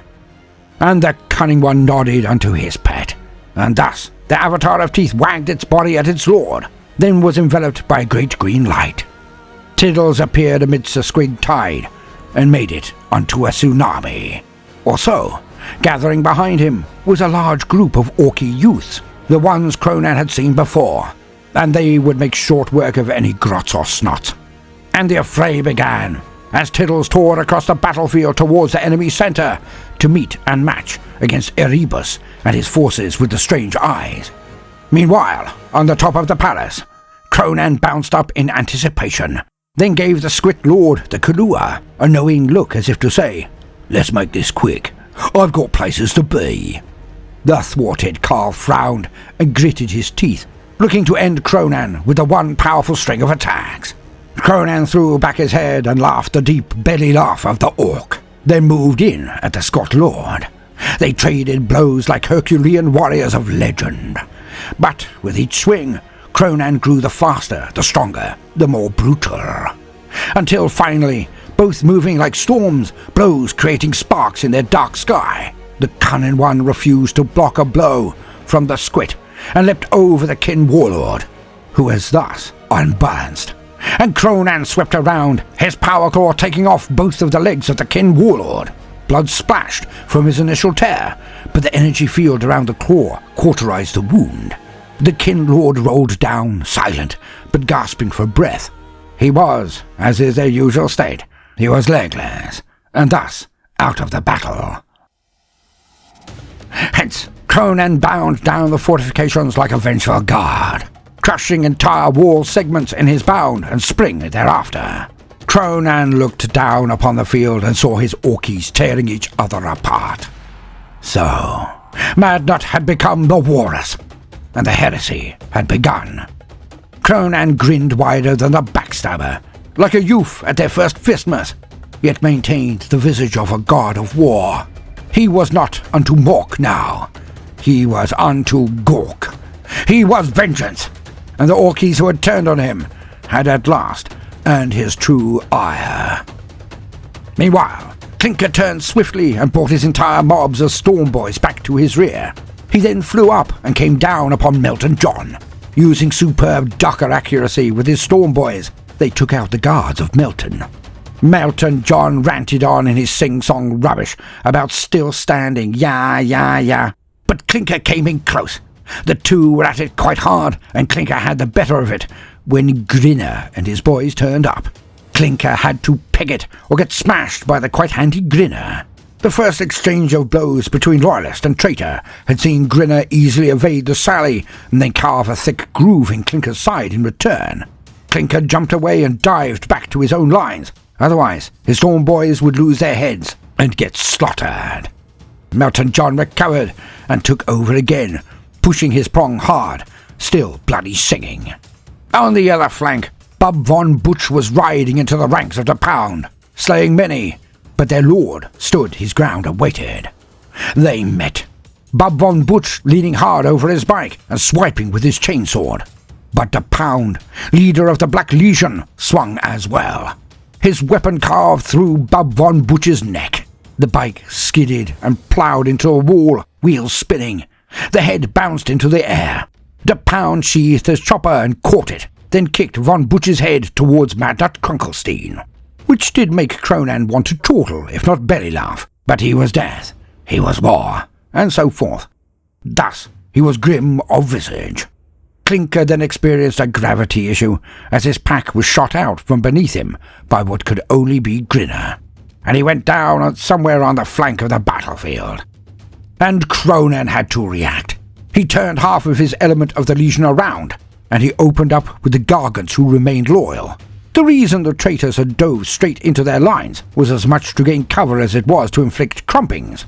The other half of the Legion was to continue fighting the siege of the Squits.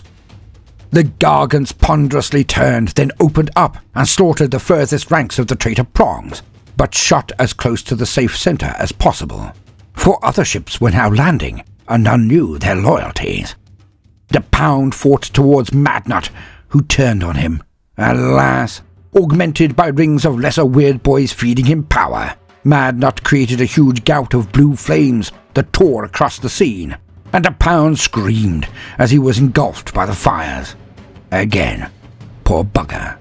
But these were weird boy blue flames, and the Pound's mega armor did not protect him. He was toasted in seconds. and it was one up to Madnut. Now things had turned swiftly for the traitors after their initial onslaught.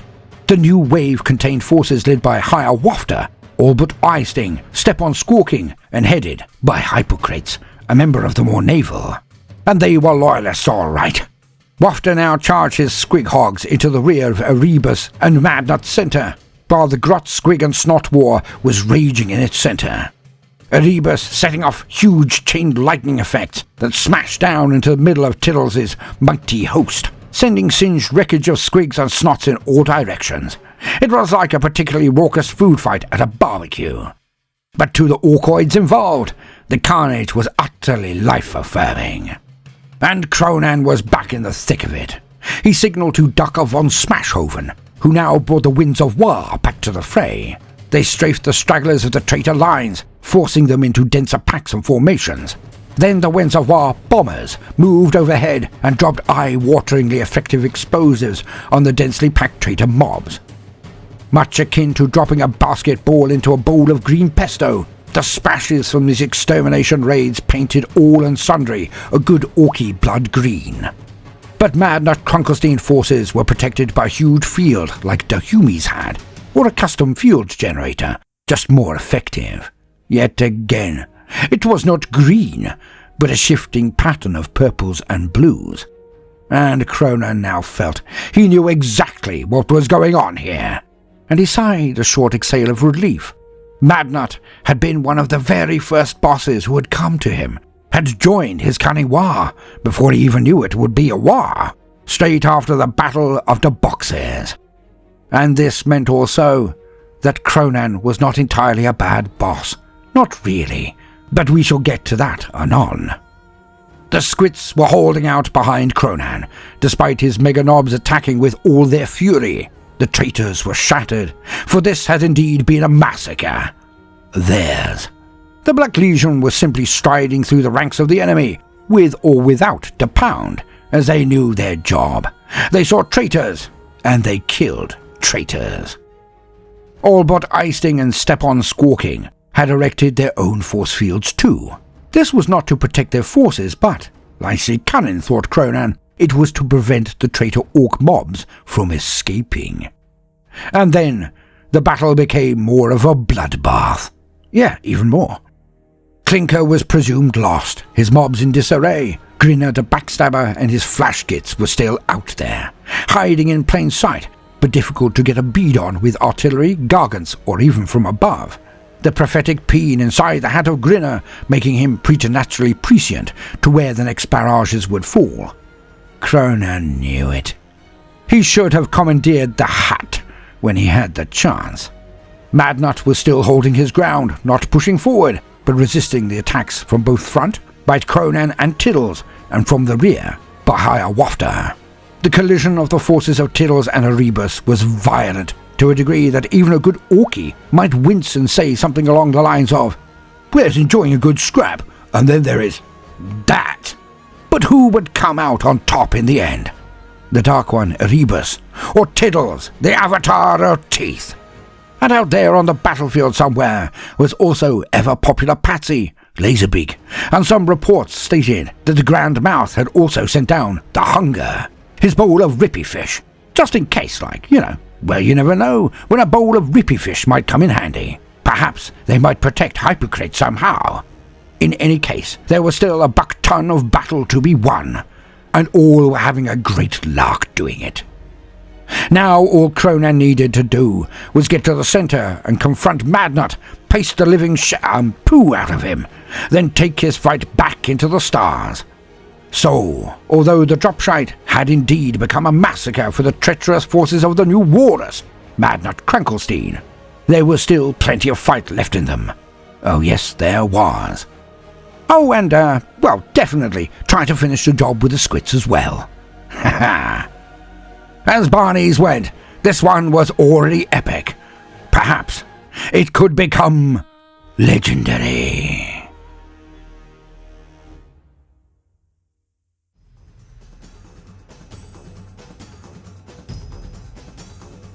Between the time when chaos broke Cadia and the return of the sons of their emperor, there was an age undreamed of.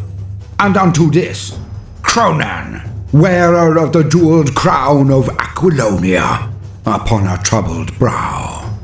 It is I, his chronicler, who alone can tell thee of his saga. Let me tell you of the days of high adventure.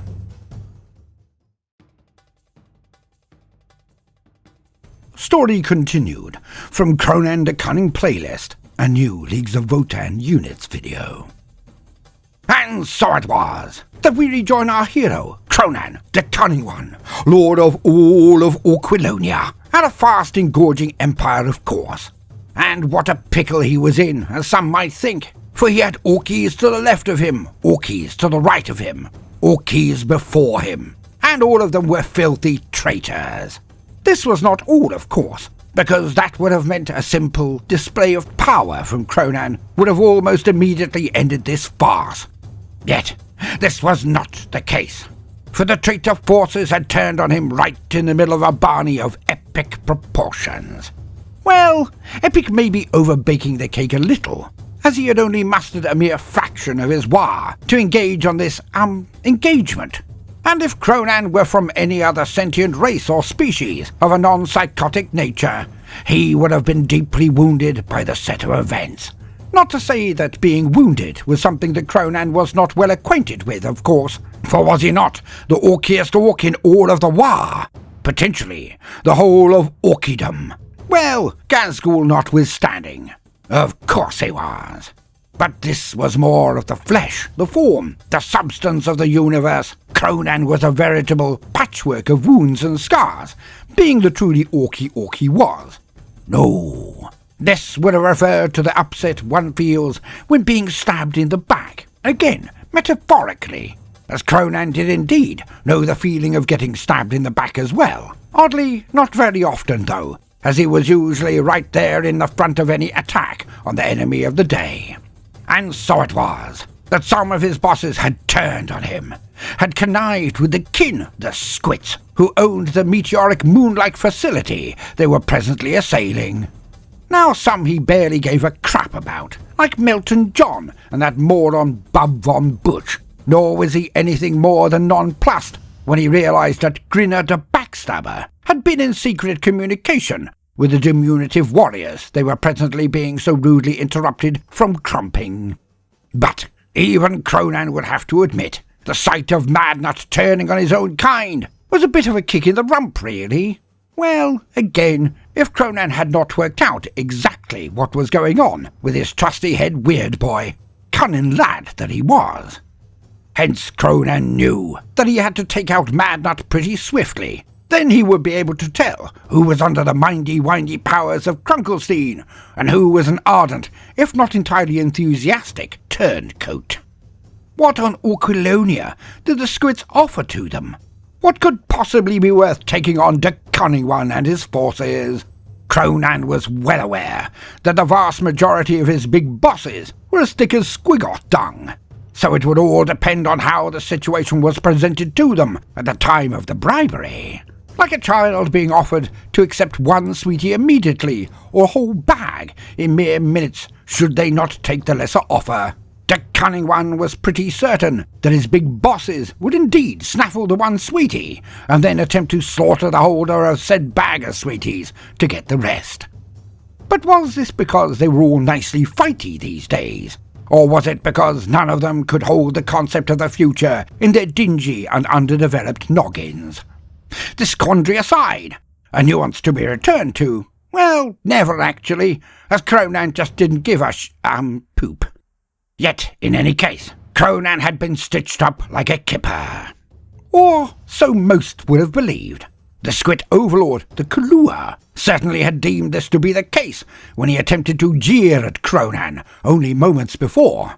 Alas for the squid lord, he was now legless and dragging himself about with his arms, as the Cunning One had hacked his legs off, not wanting to waste the treat all in one go, thus showing legendary restraint for a greenskin, and being a true paragon of virtue to his entire war. Kronan had left the kin lord alive, saving him for later. And so it was that the forces of the traitor bosses had ploughed into the rear of Kronan's first attack wave. Colonel Clinker had done this surprisingly well, but may have fallen foul of Melton John and Grinner the Backstabber. And that was not to mean that they had used some form of bird strikes to discombobulate or cripple the Storm Boy boss Clinker. Not that sort of foul, the other sort. As in when you break the rules of a game of some form, usually a sporting endeavour to be honest. Hence, Clinker's wing had fallen to pieces, and Melton John was driving into them from behind.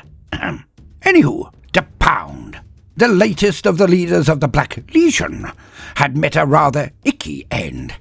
At first, Kronan had been mightily impressed with the Pound, as he simply turned around, accepting that he was being attacked by Bob von Butch, and cut his bloody head off. Now that was one twerp that Kronan would not miss, although Kronan did have a soft spot for both of von Butch's pets. Ever-popular Patsy the Amble was always entertaining, and Henrietta, Bub's moustache squig, had been very charismatic. Kronan decided that, at battle's end, he might try to find Henrietta and attempt to coax it into being his new facial hair squig. The last one Kronan had used to adorn his features made him look a total pillock, you see. The hair squig had seemed to dislike shouting, so it shifted from above Kronan's mouth and formed into those horrifically risible sweeping effects into two peaks over Kronan's ears, making him look like an overblown copy of Wolverine. Hence, Kronan had used it as a butt-cleaning squig and thrown it out. Not that this had been the end of the matter, for the squig seemed to detest loud noises, but still held loyalty unto its lord, Kronan. So it crept into his tent at night and reattached itself to the Cunning One. On a half-dozen occasions, Kronan had been delayed from morning events while attempting to tear, cut, or even burn off the rebellious yet enamoured facial hair squig. Yet, we do not hear about every last thing that Kronan does, as it is most often very silly. Anywho, back to the Pound. He had turned and identified the nature of the situation, wheeling his armies around and ploughing straight into the centre of the second wave, the traitors. Alas, in a rather ironic manner, Madnut Krunkelstein had burnt the Pound to a crisp, using tidal waves of blue flames. And so it was that Clinker was missing presumed pâté, the Pound had been frazzled, and the War was tearing itself apart. Now Kronan, being the cunning lad that he was, had ordered half of his honour guard, his Black Legion, to continue the assault on the kin defences, while he went back to deal with the rapscallions and wretches that had turned on him. For, let no bones be picked about this one, the timing of the event had been sacrilegious, and none too surly either. The ingrates. Here Kronan was, treating his closest adherents, his big bosses, to a magnificent scrap against a totally unknown enemy. A whole new arena of brawl was on offer, for none in the Cunning War had even so much as heard of the kin of the leaps of vaulting, let alone had the near joygasm of getting to grips with them for the first time. Oh, fighting and winning was the lifeblood of every good Orky orc, but there was also room for new and novel entertainment. And of course, the greatest form of any entertainment was expressed in the form of toe-curlingly violent, violence. That Kronan would share this rare delicacy, a totally new form of enemy, and to then be snubbed by his underbosses? Again, for any other being in any other army of any other species, this could well break the self-image of the leader and his entire army. Thankfully, this was not the case, for Kronan saw this all as quite a rum do, or something like that. He was encouraged by the situation when the third wave of Orky forces touched down on the surface of the moon of Aquabondi, and these forces had proven to be loyal to the Cunning One. This third force was comprised of the Hog Riders of Hiawatha and his legendary 4 Knobs, but was also supported by Step-on Squawking, Orbit Eye-Sting, and Hypocrates, another member of the more naval. And they had come up behind the traitors and were thrusting deep into their rears in return. especially the huge force of Squighog riders, led by the Warhogsmen of the Apocalypse. And they were named Faster Cluck, Cupid Stunt, Potal Trick, and Tucking Fwat. Each had mobs under their banners, and they were considerably, nay noticeably, more cunning than their lord, Higher Wafter, on Munchington the Fourth. Yet they were not quite as crumpy nor fighty as Higher Wafter, so he nominally remained in charge. The Hogsmen sort of did what Higher Wafter said. They took notes, is how they put it, and they then gained the result their boss required for victory. Purely decided by the Hogsmen, of course. But Wafter did really enjoy winning, so he remained unflappable about it, or more to put it, unaware of how or why things went so well, but reaping the accolades at the end. Cluck, Stunt, Trick and Fwat were not just brutal, they were also cunning. Well, a bit.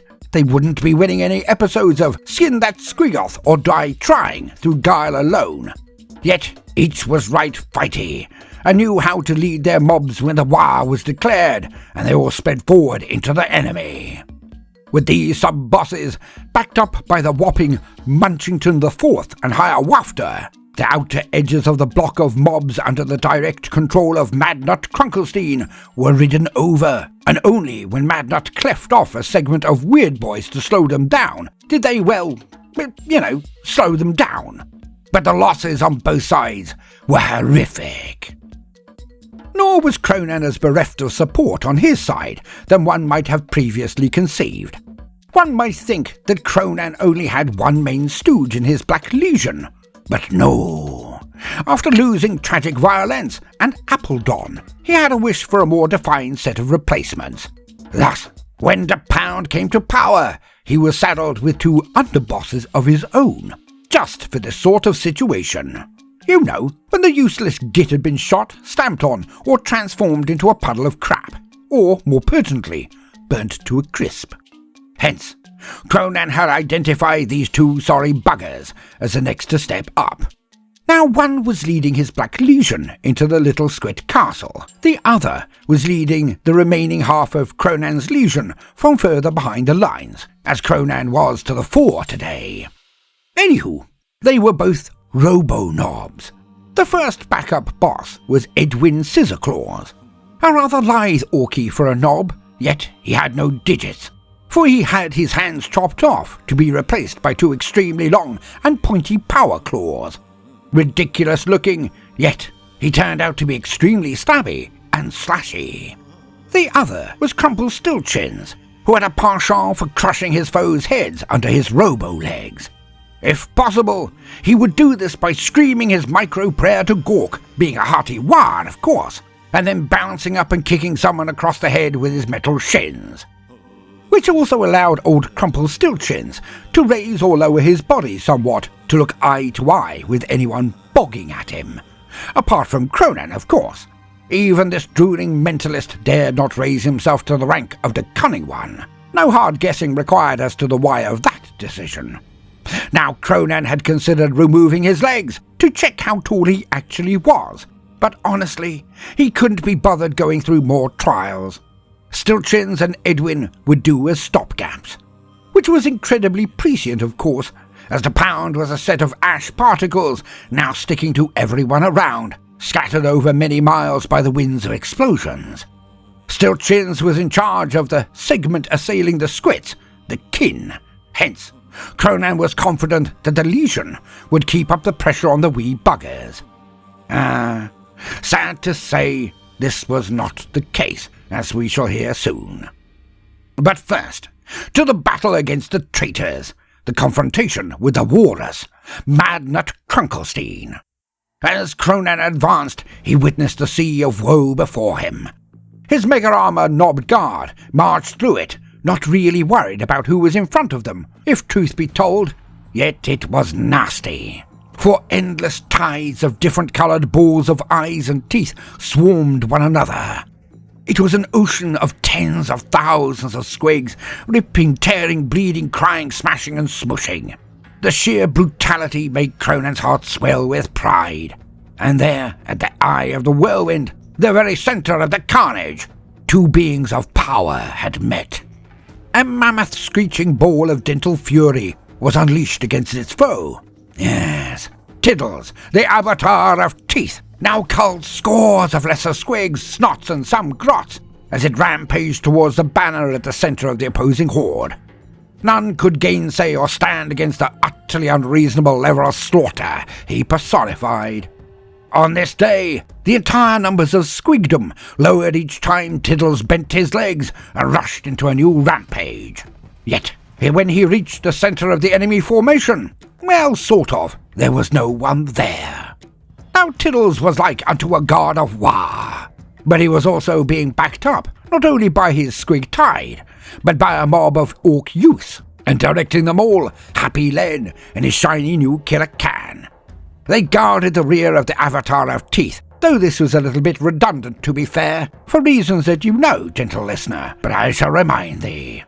Above, hovering well outside leaping range, floated that horror and wretch, the pet of Mad Nut Krunkelstein, Erebus.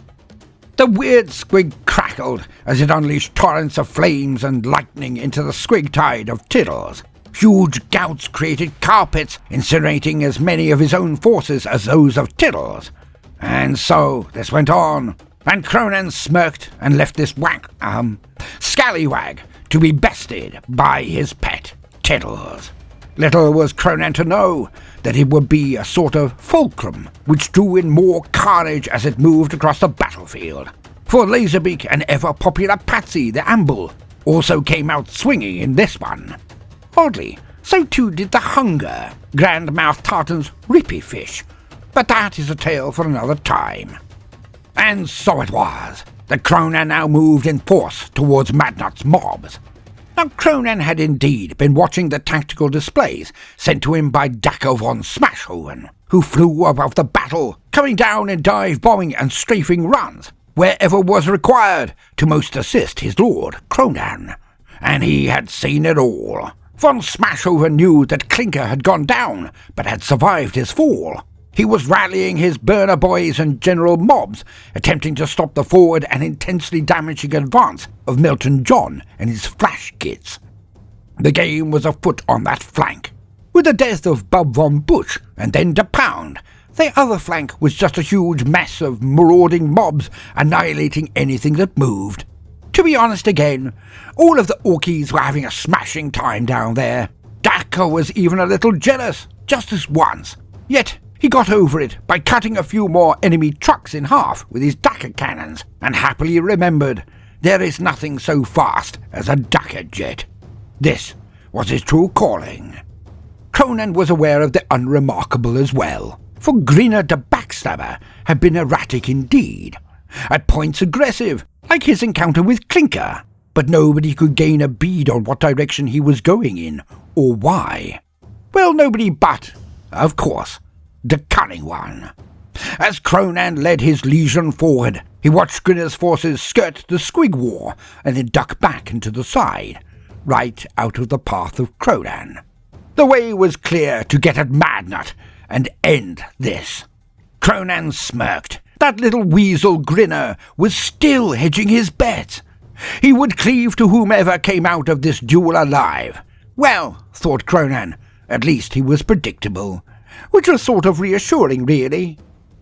Yet, here he was, so much going on, so many groups still loyal, unloading on his position. Madnut Krunkelstein was dishing it out all right, but he was also soaking up so much damage. Kronan was forced to give him a tiny nod of satisfaction. Why? Well, the new toys, the Gargants, had all opened up on this section, with only a few still moving forward. Their mega weapons firing down on the traitor centre were pattering off the largest, thickest, most wobbly deep blue force field. Icing and the other bosses of the third wave were concentrating bubble chucker artillery barrages down onto it as well. And regular dive-bombing Winds of War fighters were mostly pulling up in time to avoid crashing right into the formation, but not all of them, of course. Yet the strafing added even more pressure to the shields of Madnut. Add to this the assault from behind by the Hogsmen of the Apocalypse. The weird boys surrounded Madnut were lit up like Thinkmas trees, and every so often one or more of their heads would pop under the pressure of the Wa energies they were harnessing. Intermittently, banks of blue flames came from the force field and scorched loyalist mobs left, right and centre. Kronan saw this firsthand now up close, so his suspicions were confirmed. He knew what he had to do, and as we noted before, there were so bloody many weird boys about these days that what he had to do was repulsively violent, and it didn't bother Kronan in the slightest. If any Jots were involved anywhere in the universe, this was not the place for them, as Kronan simply didn't give a single one. Kronan raised his mighty claw into the air, and the Black Legion meganobs fanned out and went into a run.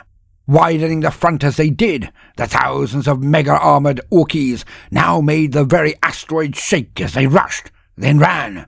Then, upon hearing Kronan's order, they broke out into a full-on charge. The weird boys around Krunklescene fired out their powers, and scores of huge green feet materialized and stamped down on the oncoming Orkies. Yet, few of them did more than knock the Legion warriors down. Okay, some were hit by powerfully conjured feet of Gork, and were indeed smashed into the ground like eggs being struck by a sledgehammer, exploding good Orky green blood all over the place. But these were very few, and none, even now, dared send their power directly at the Cunning One. That, they all felt, was the job of Madnut Krunklestein. And of course, he was willing to oblige. Madnut Krunklestein did not hover or float as Erebus did. He stood leaning on his staff, shaking with the power coursing through his mind and soul. Yet, Kronan noted, the colour was indeed as he had suspected. Blues, hints of red and purple, but the most prevalent was hidden well. It was a rusty yuck colour. It was not glittering green, and Kronan knew. He was not here to slay an enemy. He was not here to destroy a filthy traitor. Kronan was here to save his friend from the clutches of evil. Well, friend was a bit rich, I guess, but Kronan was indeed sort of fond of Madnut, so it was as close as an Orky could get to the state of friendship, he supposed. Yet, let's be honest, it was not so much an act of benevolence or camaraderie, but of ownership. Madnut Krunklestein was his weird boy. How dare the slack-jawed weedy goddies of the burp plug their tentacles into Madnut's mind? Yet, the blasts coming from all over the battlefield were weakening Madnut, his concentration, as it was, being split between defence and attack. So bollocks, thought Kronan. Time for one big push. Kronan's meganobs charged the lines and engaged the other weird boys. Kronan leapt forward, diving above the flames coming from Madnut's outstretched hand. He landed and rolled, but not directly at Madnut. That would have been ludicrously stupid. For Madnut was shaking again. His eyes rolled back into his head, a fixed grin on his face, while he capered like a total pansy and shot out bolts of lightning now. But Kronan was the cunning one, so he distracted Madnut by grabbing two weird boys and throwing them at him. And of course, the two erstwhile subordinates of Madnut were vaporized, their skeletons flashing up and their green skin and flesh melting off them when hit by Madnut's bolts. Yet Kronan had performed a ground strike, landing hard and sending a mini avalanche of mud towards Madnut from his side. Madnut had blown away the projectile weird boys, but was knocked sideways and over by the mud. Kronan charged Madnut, keeping his chopper low. He tore up more sod and launched it at Madnut with his power claw, keeping him off balance and unable to see. Madnut had shot out a hand and released another torrent of blue flames, but it was feet off from striking the Cunning One, who then put on a last burst of speed and slapped Madnut across his forehead with the side of his chopper. A massive power axe, some would call it, but Kronan was an orc, so it was still a chopper. Kronan then slid to a stop and dived onto Madnut while his head still rang. Kronan pinned Krunklestein's right arm to the ground with his power claw and covered Madnut's left side with the side of his chopper. Incapacitated as he was, Madnut did not even scream, as somewhere deep inside he was still loyal. He was a good Orky, really. So he did not even moan too much when Kronan did what was indeed required, as Kronan planted the kiss of exorcism onto Madnut's nose repeatedly. For Mork was with Kronan, and his bond shone with the pure green power of the Wa. This was wholly right. The first connection between Kronan's glowing forehead and Madnut's hooter brought out one, then another of the bastards who had inhabited Madnut's mind. After the fifth nutting, Krunkelstein was well and truly cleansed, and unconscious, of course. To be truthful, the fourth nutting had not elicited any further exorcisms, but Kronan had given him another one out of pure concern. Yes, definitely concern. And there, before Kronan, stood the three he had known would come from Madnut's noggin. A red, wispy phantasm. It was Red October, worshipper of the juice god.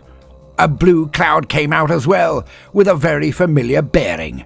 It was Bastor, demon of the bookie bird. And of course, the third one was all in purple, with big ears and handles all over the place. It was the demon of She Who Thrusts, the one who had assailed and mesmerized the entire Wa while in transit, until Kronan had deployed the ancient battle technique of the Haka. But none of them were fully physically present. They had merely possessed Madnut. Yet, how had this become possible? And Kronan knew it was something or someone close to Madnut who had betrayed him way before they attempted to betray Kronan. It must be that wretch, Erebus. The three phantasms looked right knocked off, but none stood still if Kronan even paced towards them. Quite obviously, Bastor had keyed them all into the fact that Kronan was the prophet of Mork, and he could indeed beat 7 shades out of a warp being if so motivated to do so. Yet, as they were already fading, and certainly no threat to the Cunning One any longer, he gave them a look at his middle finger and claw. And the weird boys around Madnut and Kronan were all now coming back to what some might call their senses. Okay, they still shot out huge blasts of green energy, as many of the Black Legion were now in chopper range and were gutting them quite nicely. Kronan did consider calling off his honor guard, but it seemed a bit unfair for them to weather the endless oncoming cycle of fire and not dish out a bit of a whoop at least. So Kronan let them have their head, only calling a slowdown when they had gotten to the 3rd or 4th rank of Weird Boys, which was, needless to say, a tad late for the taste of the Weird Boys, but no manager, ruler or leader can please all of the people all of the time, eh? Back to the true battle, the War of the Squigs. And so it was that the Battle of the Squigs was coming to a head. And who doesn't like good head, eh? Anywho, the battle raged on, and the Avatar of Teeth was in danger.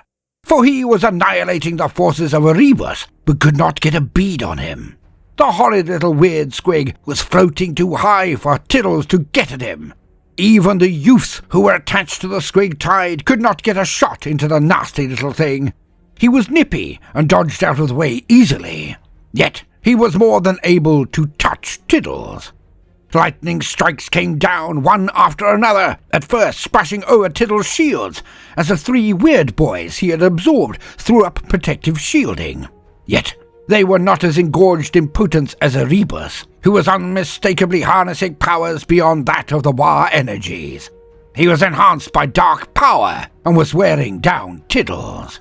The Avatar of Teeth was slowing now, the electricity smashing into him, now crushing his inherent shielding and zapping the squig beneath. And all anyone could do was look on. Dolefully, Happy Len was attempting to direct his youths to form a tower with their own bodies, attempting to get someone high enough to strike at Erebus.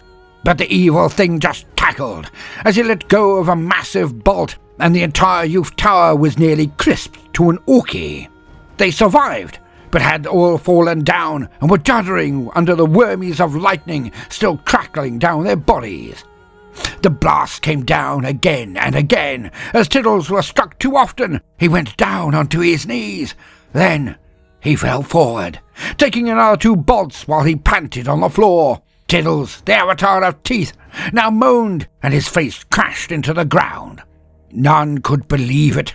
A wailing came up from every loyal snot and squig around him as they witnessed the avatar of teeth brought low. Endless crying now drowned out the rest of the battle as the squigs let out their lament. Tiddles was defeated.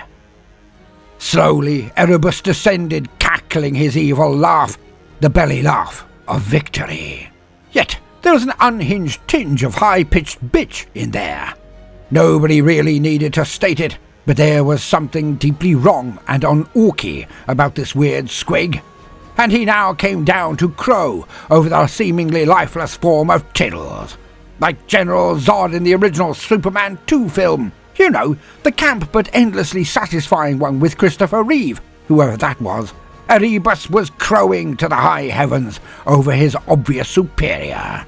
Yet, as Erebus came low enough, his eyes erupted into saucer sizes and threatened to pop out of his body as the avatar of teeth sprang up like lightning.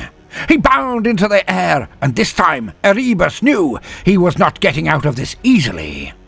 The horrid Erebus darted about with his hovering powers, yet Tiddles simply teleported to correct his aim and appeared below Erebus time and again, until finally the weird squig sort of accepted his fate and gave a long, doleful look that could only be described as, "Oh fudge." If he had been a snot or grot, he might well have tucked his head between his legs and kissed his ass goodbye. Yet he could not. For squigs are effectively just balls with teeth, eyes, legs, and an anus. There was simply no way to connect his lips with buttocks, or that which lay between. And so it was that Tiddles gave a mighty roar as he engulfed half of Erebus, and then gave him a very special hug with his 20 rows of incisors. In the one chomp, Tiddles had cut the wretched Erebus in half and went on to gob the rest down in a second snaffle. Oh, there was plenty of chewing. In fact, Tiddles chewed Erebus far more than anything he had ever consumed. He really enjoyed that bit. Alas, this was not the end of the matter, for lines of power now crashed from the mouth of Tiddles and formed up a little way away from where he had landed. There, bursting upwards and outwards, was a new form, a terrible form. It was like if Jabba the Hutt had been fed extra meals for half a century, so bloated and yucky was it. The energies that made up this new form were green, but not a good solid orky green, but some form of mouldy, yucky green, and wormies were all over this new apparition of Erebus. And it continued to grow as well. It sucked up all the poo that had shot out across the ground from all of the dying squigs, snots and grots. It was becoming a Golgothan, a shit demon. The nasty green eyes of Erebus looked down on Tiddles, who now seemed so small as to be almost normal squig size. The elation of the squigs around the avatar of teeth now returned to wailing, and Erebus transformed, then slithered towards Tiddles. But Mork be praised, Tiddles was not alone. For Ducker von Smashoven had kept an eye open and noted the arrival of this detestable pile of Erebus. Hence, the Lord of the Winds of War dove down towards this new horror. Alas, he had used all of his Darker and bombs in the previous stages of the battle, but he could still do this one thing. As Tiddles looked up at Erebus for the second time in the one day, he witnessed the most hilarious of events. Just as Erebus was looking down on Tiddles and laughing, a Dakar jet burst from the front of what was once its face. Dakar, being a good lad, had performed the sacred head-butt, dive-bombing straight through the head of Erebus. Yet, his propellers were now flattened against the body of his jet, so he was little more than a spear as he came through Erebus and planted his jet right into the ground. Now Ducker was a magnificent pilot, well, for an Orky, but even he was not proof from the occasional bell-end blunder, and he had indeed smashed into the ground before. Hence, he was mostly broken, but still breathing, and slowly chortling away at his act of heroism. He rolled out of the cockpit segment, flopping onto the ground next to the adulating Tiddles. Yet, this was still not all. For, as Erebus was obviously buggered, his form now shifted again, not into solid energies, just wobbly lights with strange screaming coming out of it. And all around the huge carcass of Erebus ran from the vision they saw before them. It was simple. Erebus had been a thing of the burp all along, and now he was returning home. Yet, to the shock and horror of all, the light that heralded his leaving engulfed not only the stinky shit beast, but also covered both Tiddles and Ducker von Smashoven. As quickly as it had erupted, the light disappeared, and Tiddles and Ducker were gone. In his killer can, Happy Len sent out word of this nightmare to the Cunning One. Well, in between snot bubble wailing, of course, for Happy Len really did love Tiddles, and was sort of partial to Ducker von Smashoven as well. Kronan felt like he had been struck in the tummy by a gargant. He reeled from the news, yet he could not stop now. He had things to do, to regain control of the battlefield and bring a legendary crumping to the kin. And the heresy was finally declared concluded by Kronan when he received the cam feed from his vidgrots, clearly showing the end of Melton John. When Madnut had fallen, been reclaimed by the Cunning One, Hiawatha and his Wara Hogsman of the Apocalypse had gone off to hunt down Melton, which they did, of course, and then they surrounded the traitor and used their choppers to skewer him, and Melton John died under the avalanche of endless pricks. The heresy over, Kronan turned his attention to the squits. Yet he was not himself. His loss was too soon, too near. He keened within to go after Tiddles and Docker immediately. Yet he had to be patient to regain his centre. Alas, Kronan now checked in with his many mobs across Aguapondi. Now everyone knew Kronan's appreciation of the number 3. Hence, he had declared that all communications be configured in this way. Hence, 3-word reports came crashing in on him. And it seemed the kin were not up for a straight fight at all. Fucking hell. Fucking hell. Fucking hell. Fucking hell. Yes, it was obvious. The kin were now hiding and punishing the greenskins mightily. They were kin, they were distant, hence far, and it was hell. Because the Orkies could not get to grips or even shoot the little buggers. It was indeed fucking hell for his mobs all across the meteor moon. And Kronan was so put off by recent events that he was not sure what to do. Hence, Kronan took a few minutes out to perform an emergency cogitation. The fight had gone out of the traitor squigs and snots and grots on the side of Erebus, so he had a few score rounded up and brought to him, which was done very expeditiously indeed. Now Kronan had them thrown to him one by one, as he could not access his own proper thinking grots. Hence, he went manual, and wrung the necks of a few of them, ate a couple to raise his spirits, then basked in the screaming of those who were amongst the grots to be thrown to him. The chewing, the screaming. It was perfect, and it happened. Kronan began to think. The issue was the kin. They knew this meteor, this moon. They had endless warrants of tunnels and defences. They could do this for hours, days perhaps. And this would not only be boring, but really annoying for his boys. How to outthink the squits? Kronan had to concentrate. Then he got it. So, the squits would continue running away, would they? After stamping all over a segment of squits, they were likely to pile in like the true warriors they seemed to be. But how to pin some in place, yet entice the others to come out to play? And Kronan had it. Well, he had wild rampaging bollocks fill his mind for a minute there, which was, as we all know, an eternity. The crap ideas would always be the loudest before you got to the good ones. Like the weapon pictors he tried to install in his power claw 2 moons ago. The first thump was always intensely amusing, and really allowed Kronan to work on his overhead smash, but the pictures seemed to stop after the first real thump. No idea why. Or his other idea, the unsnuffler squig, a crossbreed between a mouth squig and a leech squig. It was to be inserted into the schnoz and would suck out all of the mucus. Yet, this was a crap idea, as it was only days later that Kronan discovered the snotty stuff had to be salvaged, permitted to flourish and harden.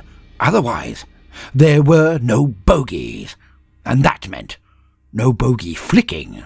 And that was an affront to the gods. Hence, Kronan exterminated the unsnuffler crop to the least and the last. Or the attempt to introduce doctrines, or was it dog trims?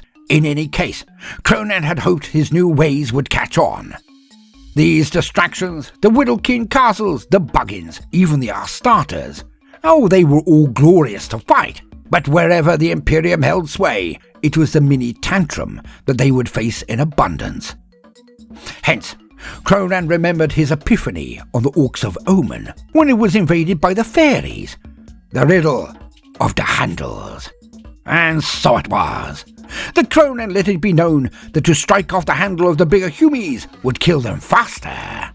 Yet Kronan was well aware that this was quite a high bar to entry. Orcs being aware of handles at all was one thing, you know, the secondary noses they had between their legs. Yet to gain acknowledgement from the mobs of Orkies that these were weak points seemed even more silly than usual, until Kronan declared that it was canon. You see, the humies only pretended to die if you removed their head. It was the handle that made the deaded most efficiently. Not that you'd want to resort to that sort of thing early on or anything, but every now and again, even the greenskins understood a need of the war to just get on with it, really. And a rare cohort of Orkies finally got it. But what was far more entertaining was that the Grots understood this immediately. The wretched cowardly weasels were always up for anything that they could use to even the odds, and they all grinned. Within no time, Kronan had a crack legion of sniper grots. He called them the handle flickers. But the most prolific of this grot hardcore were those who would perform the deed in close combat. Using chopper action, they practiced the slicer slide. And this would be where they would slide under the legs of a humie and slice their meat into veg right off. And thus the humies would die fast and loud. And this mob Kronan called the Grocers. But wait a minute, this isn't the wrong segment. This was an excellent idea. So let's go back to another stinker, like the Grot Wrecking Ball. For Kronan had had a truly fervent day or two while in transit. He'd later admit that perhaps he'd gotten a tad pissed on grog, and perhaps this wasn't a divine vision after all. The concept seemed so solid. Orkies knew the more there were, the harder they got. And were not the Grots Orkies as much as the Orkies themselves? Frontier and cowardly at points it was true, but still, they were greenskins. Hence, Kronan rounded up 500 Grots and got a really big chain. Like if Mr. T was hit by an enlargement ray and his bling went with him. It was gargantuan. But that, of course, was the whole point. Kronan then forced the Grots down the chain that was connected to the ceiling, and when they got to the lowest link, they were to form a ball. With so many Grots in one place, surely they could not be defeated. And so it was that Kronan himself tugged on a rope connected to the chain and began to swing it. Now to say he did this all by himself would be to admit the other parties. For Step-on Squawking and Albert Eisting had also joined him in this quest for enlightenment, the forging of a collectively new technology for all Orkidom. But both of them had passed out pie-faced after another round of grog shots. So, the cunning one pulled on the chain, and it swung. It was, at its highest point, going to then come down towards a cargo bay reinforced wall. The Grots all screamed as the ball sped through the air, and finally, the results were known. As Kronan was covered in a tidal spray of green blood from across the entire colossal bay, it was highly possible Eisting would drown as he was face down in the green goop.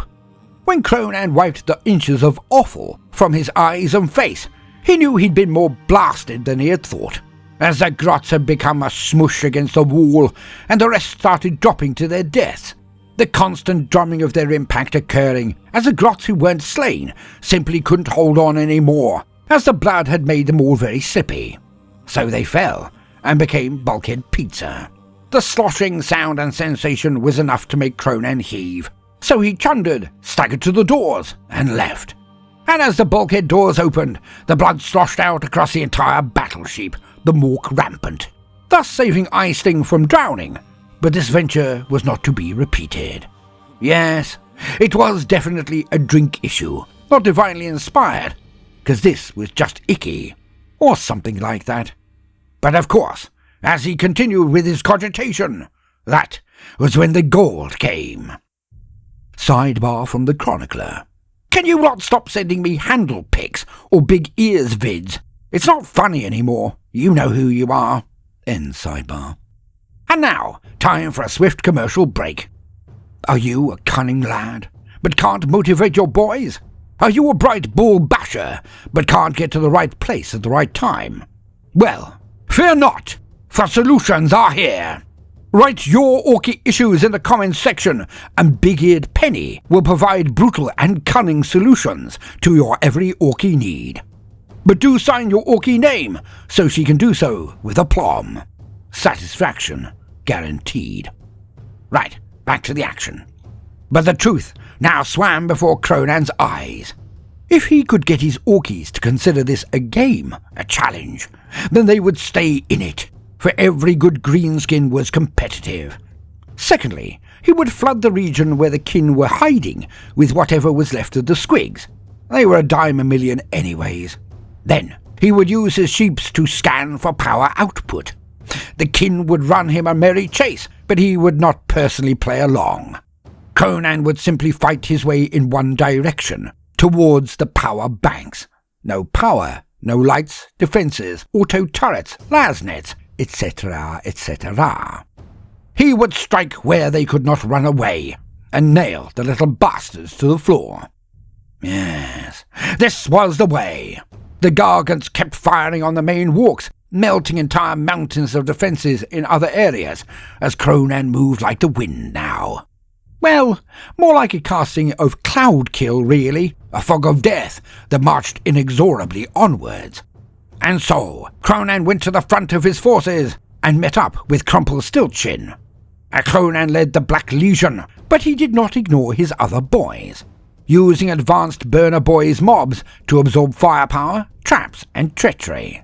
And when they got far enough, they burned everything in trenches of corridors, cutting off escape, filling the passages with noxious fumes. Not all the kin had sealed suits, you see, so many would die if they did not come out to fight. Still, Kronan pushed forwards. The reports still came in from the rest of the war. Fucking hell. And so, the war of attrition and endurance continued. Hours passed, but none could stop Kronan's thrust. He had not gotten bored after all. This was a true challenge. And in the command centre of the kin hearth, the robotic strategist ran out of tricks and tactics before the orcs ran out of steam. There was simply nowhere left to run to, nowhere left to relinquish. And at this, the Steeljacks and Berserkers came.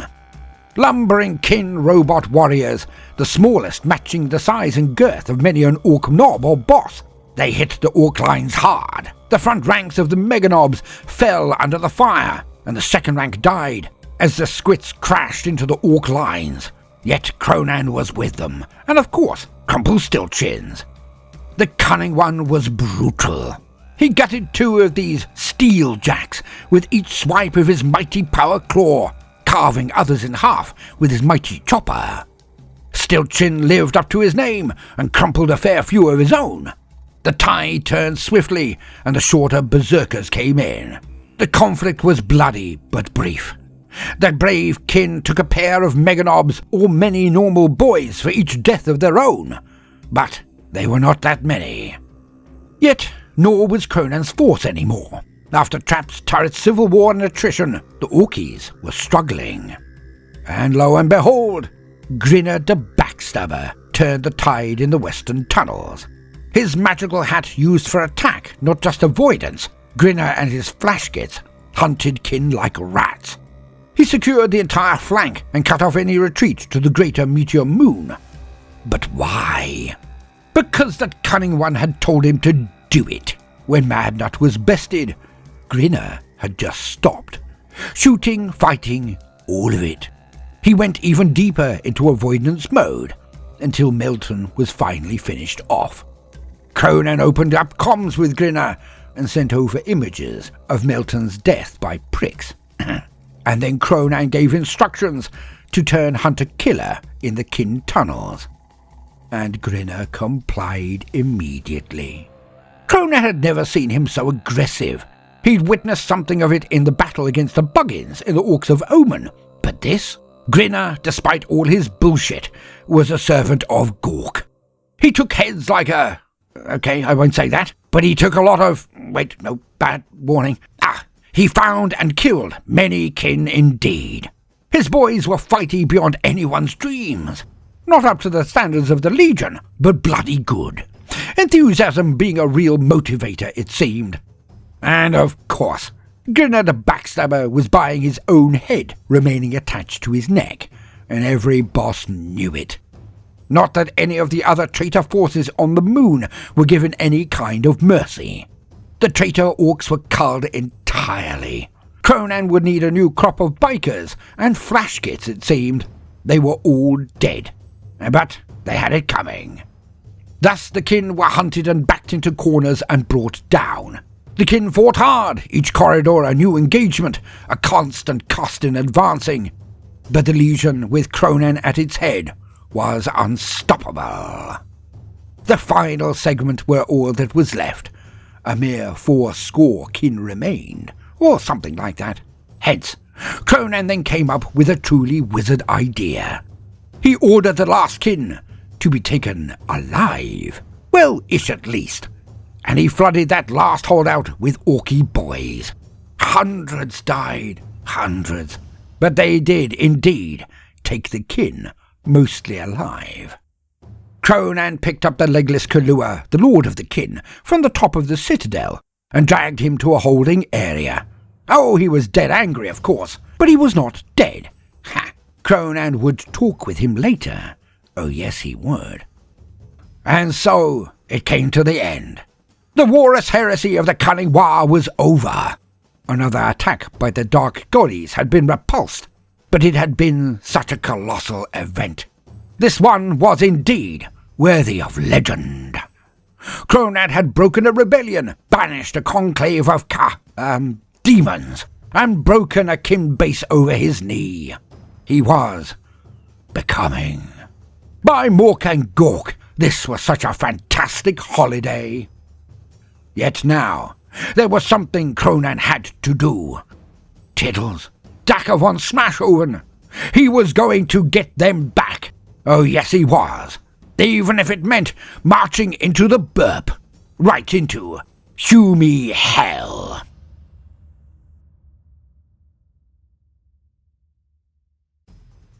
Between the time when chaos broke Cadia and the return of the sons of the Emperor, there was an age undreamed of. And unto this, Kronan, destined to bear the jeweled crown of Aquilonia upon a troubled brow. It is I, his chronicler, who alone can tell thee of his saga. Let me tell you of the days of high adventure. Story continued from Kronan Da Kunnin playlist. Kronan and the Morknificent Seven. And so it was that we returned to the exploits of our hero, Kronan, the Cunning One, Lord of all of Aquilonia, and Bane of the Buggins, Humies, Smeldar, and even Squits now. And what a time it was. Not a nice time, as one would usually say. As nice was the death of all mahogany, drying up any interested parties quicker than attempting to go Dutch or split the bill. Nor was it a good time, for good as a descriptor was nothing more than accepting one's position intended by the universe and knuckling under in an attempt to win least truculent turd in the toilet, according to the Orkies, of course. And alas, 'twas not a raucous or ribald moment either, for anyone attempting to crack jokes or japes in an effort to cheer the cunning one presently elicited a legendary beating. No, for Kronan 'twas the darkest night of the soul, for someone had robbed him of all joy and caused no small embarrassment either. His favourite Orkie, Gitskusha McMurder, was away on the first mission, and his next favourite, Ducker von Smashoven, had been unrighteously nabbed by that weasel, Red Orktober. Worse, Kronan was also bereft of his trusty pet, his beloved Tiddles. Snaffled by the same Git, this chaos-worshipping weirdo of an Orc traitor. Both had slipped into the other realm, the burp, taken by this rapscallion. Of course, Kronan was shocked at first, but far too busy quelling the Walrus heresy. Now that had been put to bed, the entire scrap only claiming to pound Milton John, a Bub von Butch, and some odd tens of thousands of Orkies. He was preparing to right this cosmic crime, this universal wrong. His first order, before lifting off the Squit mining facility of Aguapondi, was, of course, the claiming of Henrietta, the now masterless moustache squig of Bob von Butch. He didn't do it himself, like. That would be a colossal waste of time. He had deputed a huge mob of grots to the task, one they had done efficiently, of course. Well, of course, referring to the utter carnage he promised to personally rain down on them, should they not complete this elementary task. It was not easy, for Henrietta was a truly terrified thing, once it discerned that Bob von Butch had been slain. And, as noted, she was only the size of a moustache, somewhere out on a battlefield of many miles width and breadth. Sensing that their lord, the Cunning One, was pretty much looking for any excuse to go onto a semi-justified killing spree, the grots worked with a kind of ardour and diligence only the threat of painful extermination can provide. Knowing squigs as they did, the grots began in the most obvious place she could hide, and so it was that the grots debagged the dead and checked the poo pouch of all and sundry. But this did not yield a positive find. So the grots then swiftly changed gear and checked faces. Indeed, Henrietta was under a pile of now pantsless dead orcs attached to the smallest upper lip she could find. There was great rejoicing from the grots as they processed back to the Cunning One to present him their catch. Held up on a huge cushion for all to see, the rejoining ritual was cancelled by Kronan, as he wanted to give Henrietta time to mourn. He would take the cushion and ship it back up to the battleship, the Mork Rampant, and daintily place Henrietta in his quarters. Because you can't rush or force a hair squig. He had to know that the squig accepted its new master. So, Kronan played for time, until one night Henrietta did indeed attach to his upper lip, and both owner and moustache squig were transformed.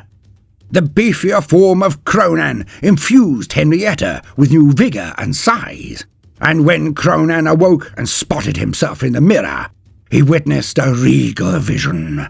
An orc of prodigious size, with a handlebar moustache bushier than a bear after being put through a hairdryer.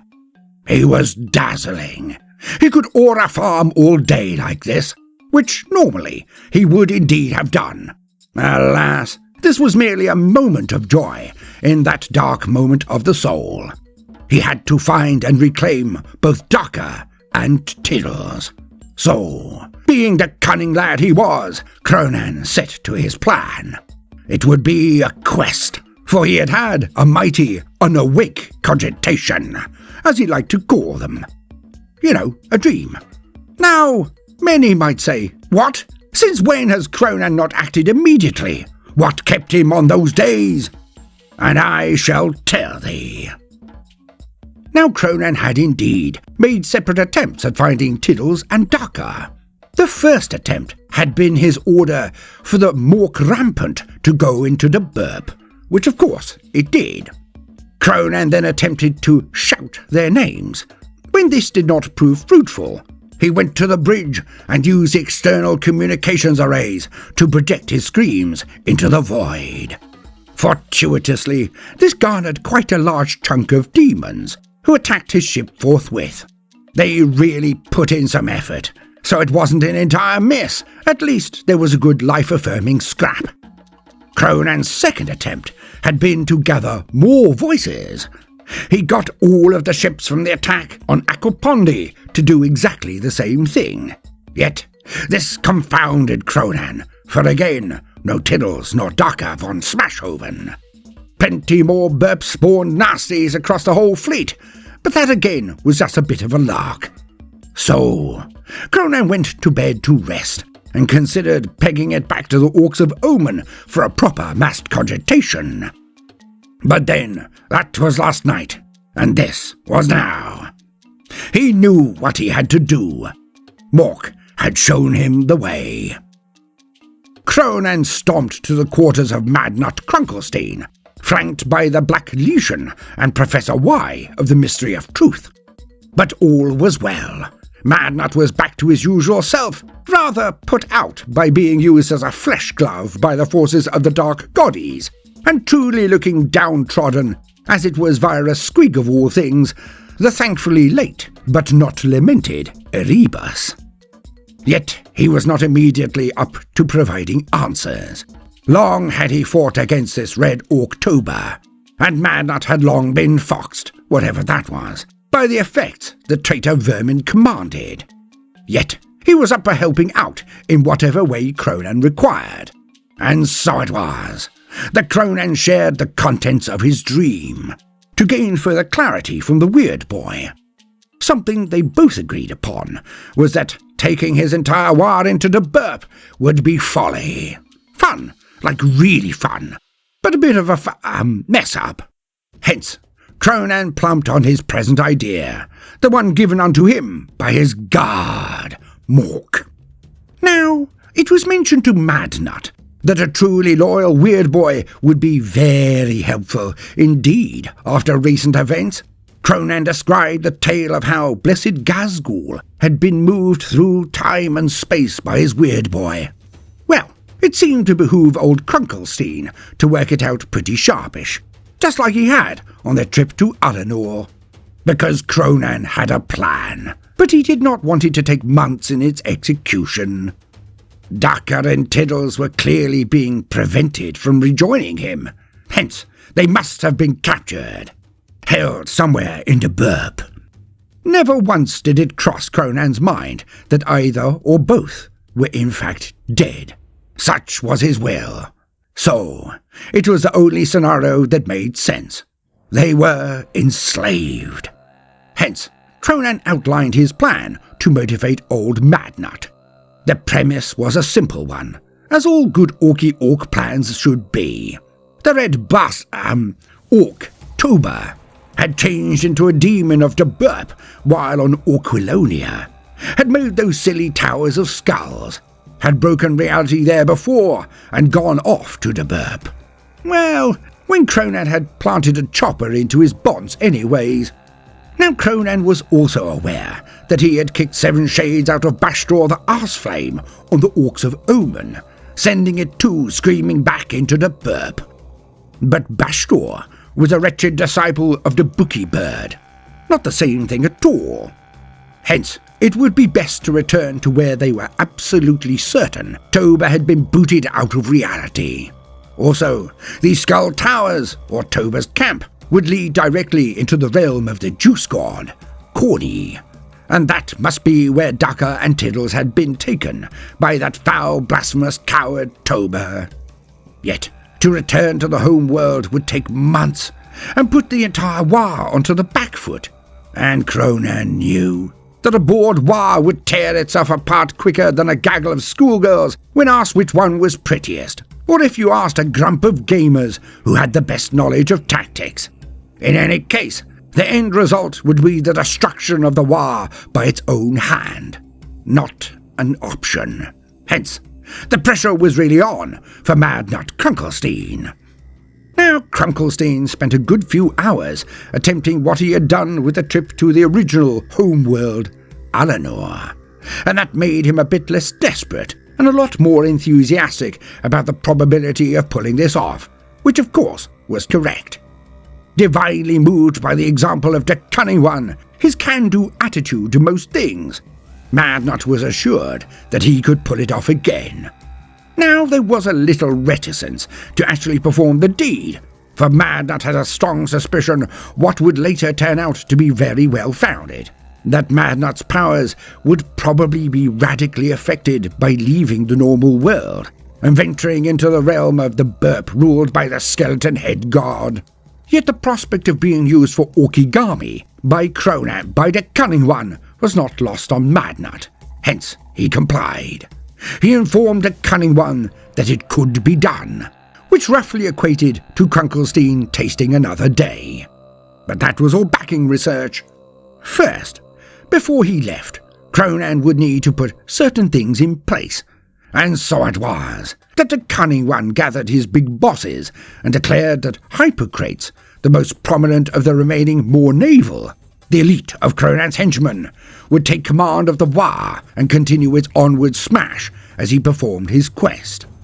To leave them rudderless would end in disaster. But he knew that Hippocrates was not nearly as loved as he, nor was he nearly as feared, not like McMurder, nor even Ducker von Smashhoven. So he was to be backed up by Professor Y, big boss of the Mystery of Truth, but also by Crumpelstiltchins and Edwin Scissorclaws of Kronan's personal bodyguard, his Black Legion. And that should shore things up quite nicely while he was away. There could be issues from some of the younger bosses, like the brash new biker big boss, Joey Dunplop, who was a known tearaway and scallywag, or the four hogsmen of the apocalypse, Cupid Stunt, Tucking Fwat, Potal Trick, and Fuster Cluck.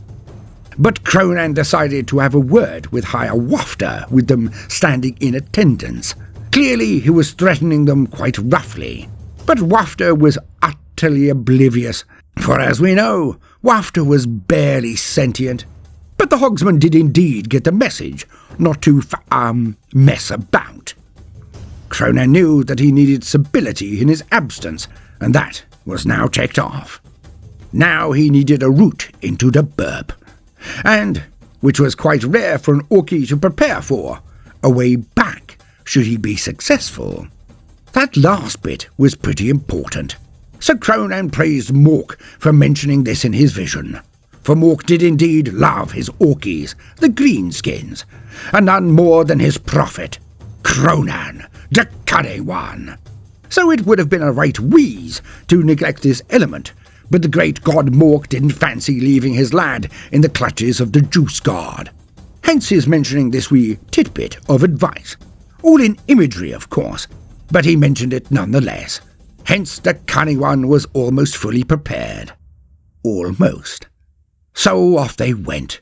Mad Nut brought out his bestest staff and danced around, jingling his jewellery and fetishes, and throat-singing in that deeply tedious way of his.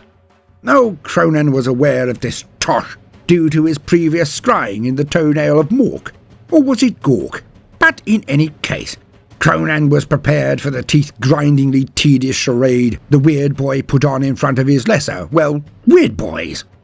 Extracting power from them all, raising green energies from the War, Mad Nut finally made a huge sweeping action with his staff, as if bashing reality itself, and there before them a great wobbly green gash, tear in reality appeared.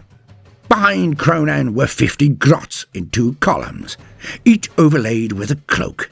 Like a procession of holy penitents, they walked after Kronan, a good half of them carrying vid or picked capture devices. Now one might think that to go stamping into the land of Humi War would mean Kronan would want his biggest, shiniest mega armor. But this was not the case. For truly, Kronan only wore that get-up for his boys and bosses. They did fret so, Well, sort of, but in a good orky way, of course, as we have discussed previously in the Chronicles. Well, also because in the kind of rumbles he was now leading, there were indeed some very nasty pieces of enemy firepower roaming about the battlefield.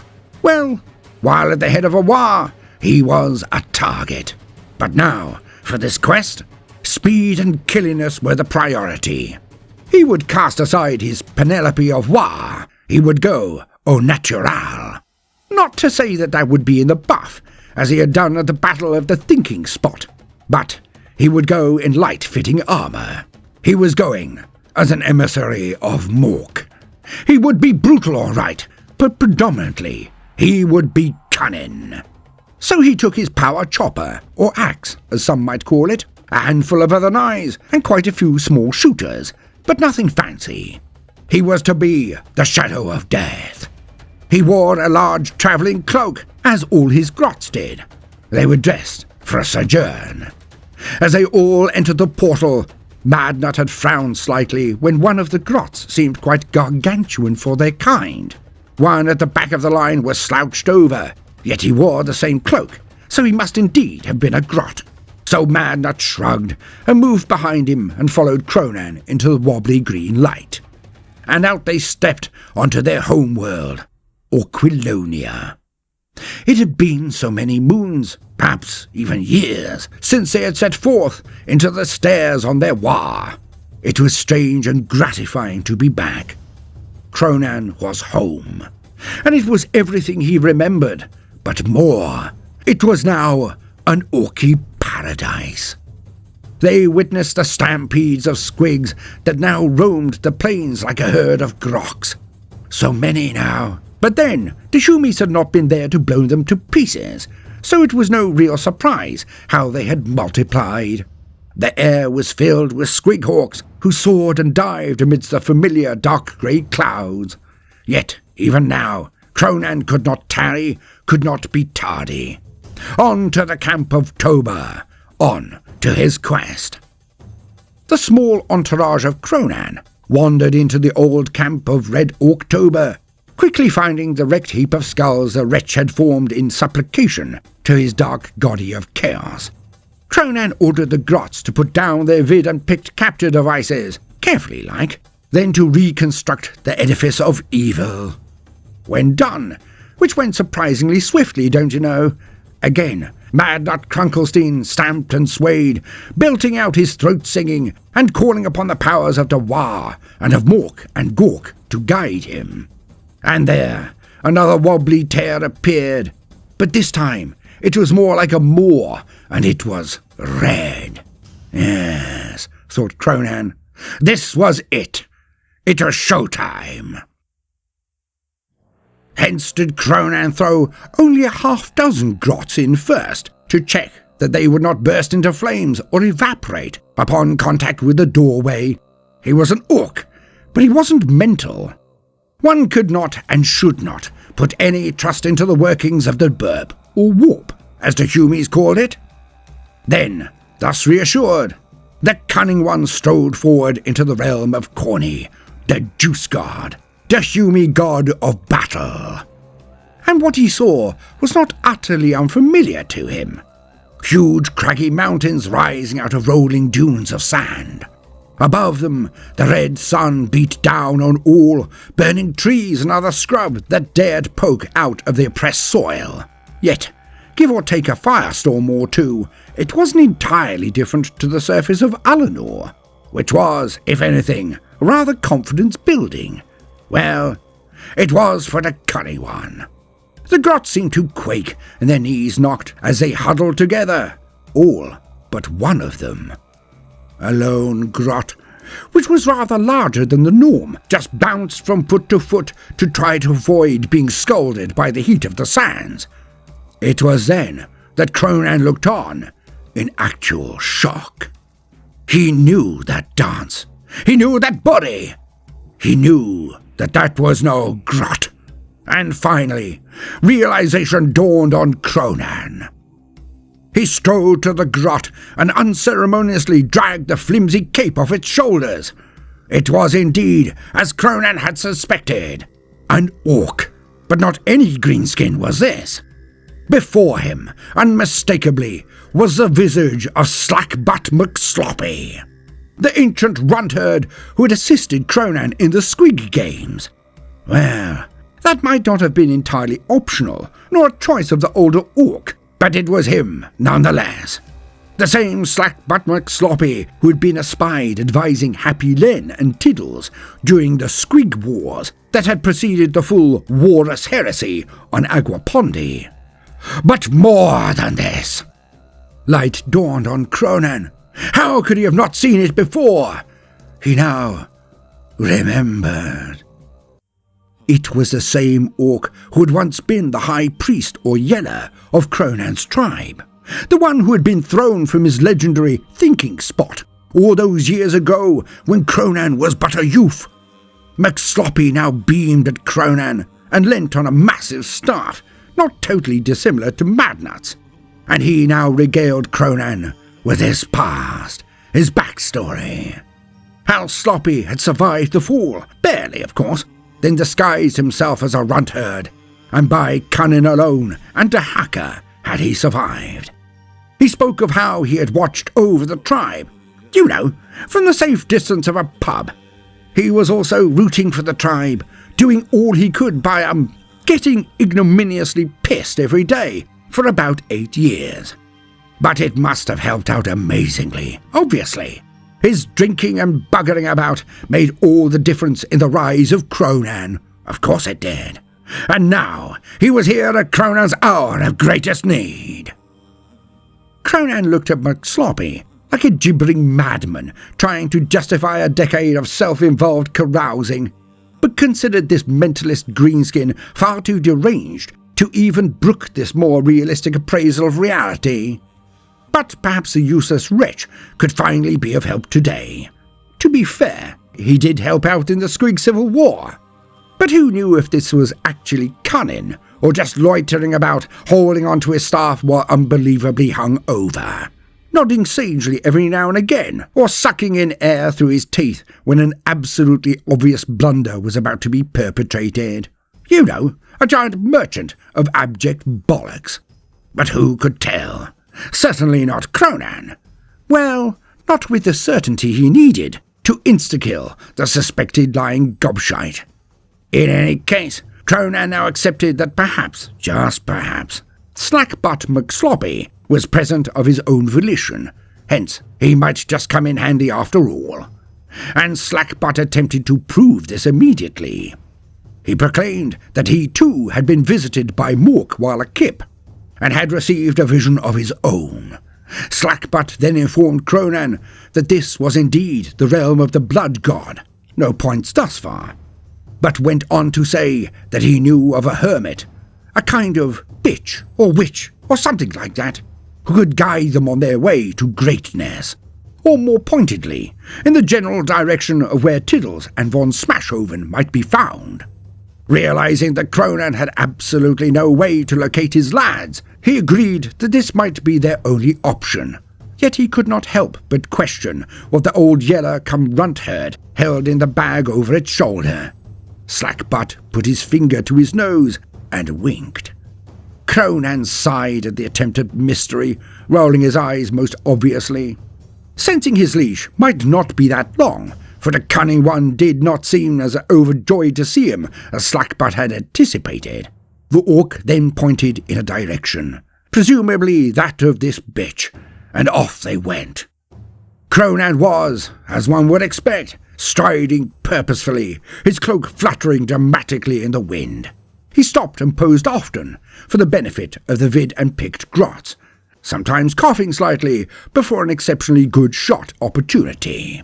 Kronan was more than aware that his escapades with the kin, the smashing of the squits, had been a raucous good laugh.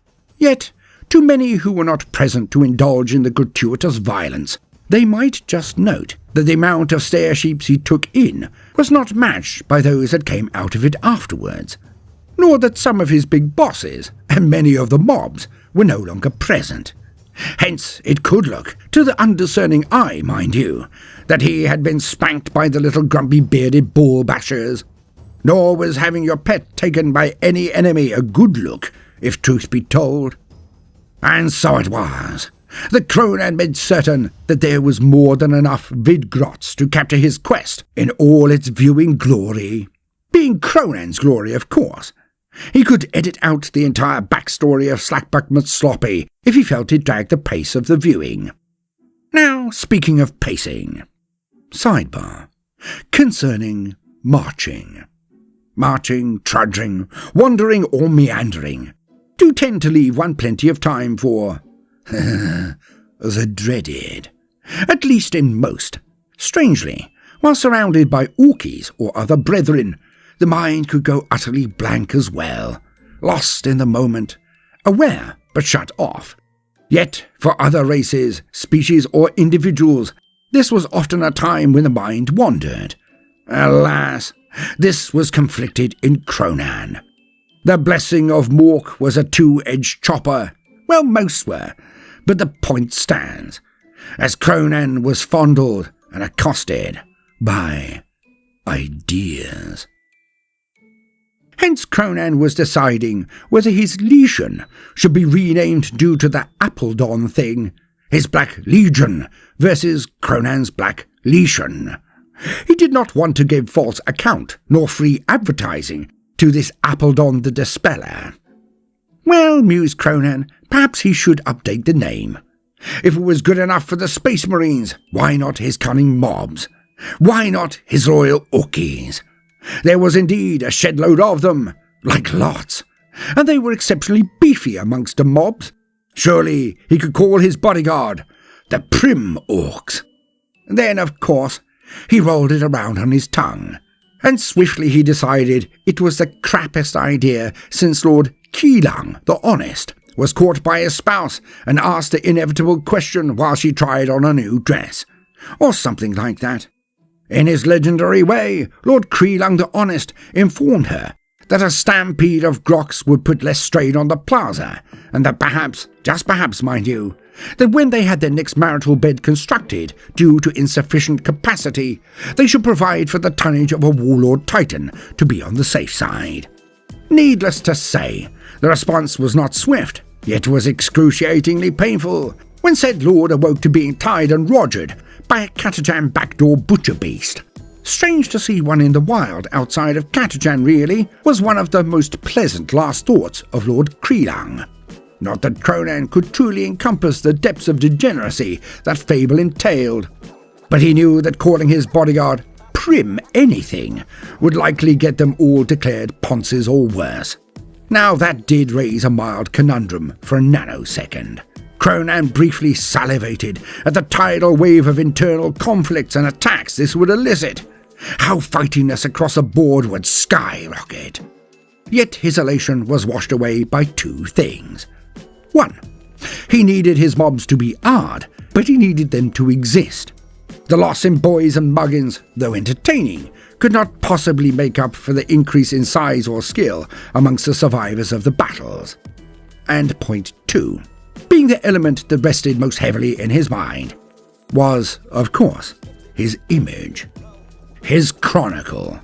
Thus, he ducked the derision gained by picking such a name, and appearing like a Smeldar wimp that would go down in infamy wherever his tale was told. He imagined the grots and snots interminably repeating the name at each other, while rolling around on the floor laughing until they shat out their lungs. So this calumny Kronan did definitely not need in his life, but most especially the glory of the tale of his life, his chronicle. And then came some of the usual side questions. All orkies would ask if mind blasted on intoxicants that prevented mental acuity. What did the sun taste like? Were feet really necessary? Where does poo come from? Who puts it there? Which deluded horror of a goddy would curse humies with handles? Just why? Speaking of which, how was the Emperor the goddy of mankind? Why didn't he live in the burb, like Gork and Mork? Or was he hiding from Gork and Mork by being in better space? The colour blue, What purpose did it truly serve? Why wouldn't Henrietta the moustache squig take us firmly to his upper lip and instead often migrate to form a unibrow affair? It was threatening to be certain, but not as instructed. What on Orquilonia was a duck? Could he counter the suffocatingly pungent pong of the Smeldar if he went to meetings with a bucket of shit? Would the two evils cancel each other out? Kronan shouldn't, but he missed origotmi. Rust. It tasted exactly like it looked it would. If wings were that good, everything would have them. Do you crap because you've eaten, or do you eat because you've crapped? Why can't you taste through your fingers? It would be easier. If you run backwards, do you get younger? Could a deaf mute still feel pain? How would you tell? Do mountains eat boulders? Why one exit for both poo and farts? You know, one could get confused, become too enthusiastic exhaling a squeaker and end up pebble dashing your own britches. It was inconvenient. Did the Smeldar get made from smelly gaudy grass, flowers or something like that? If so, why? If you sewed 100 buggins together, the carniflexers, would they starve or thrive? Did thoughts create smells? Did Kronan reek of ideas? Why was screaming so funny? Do squiggoths dream of electric grocks? They rarely lingered, so did farts go to the burp? Was that why the burp was so rubbish? Was the fat, dark goddy the culmination of all orc or human farts? Kronan felt exhausted by it all, but thankfully he was marching, which his body could do for absolutely ages. So he cleared his mind and looked around slowly and dramatically. End sidebar.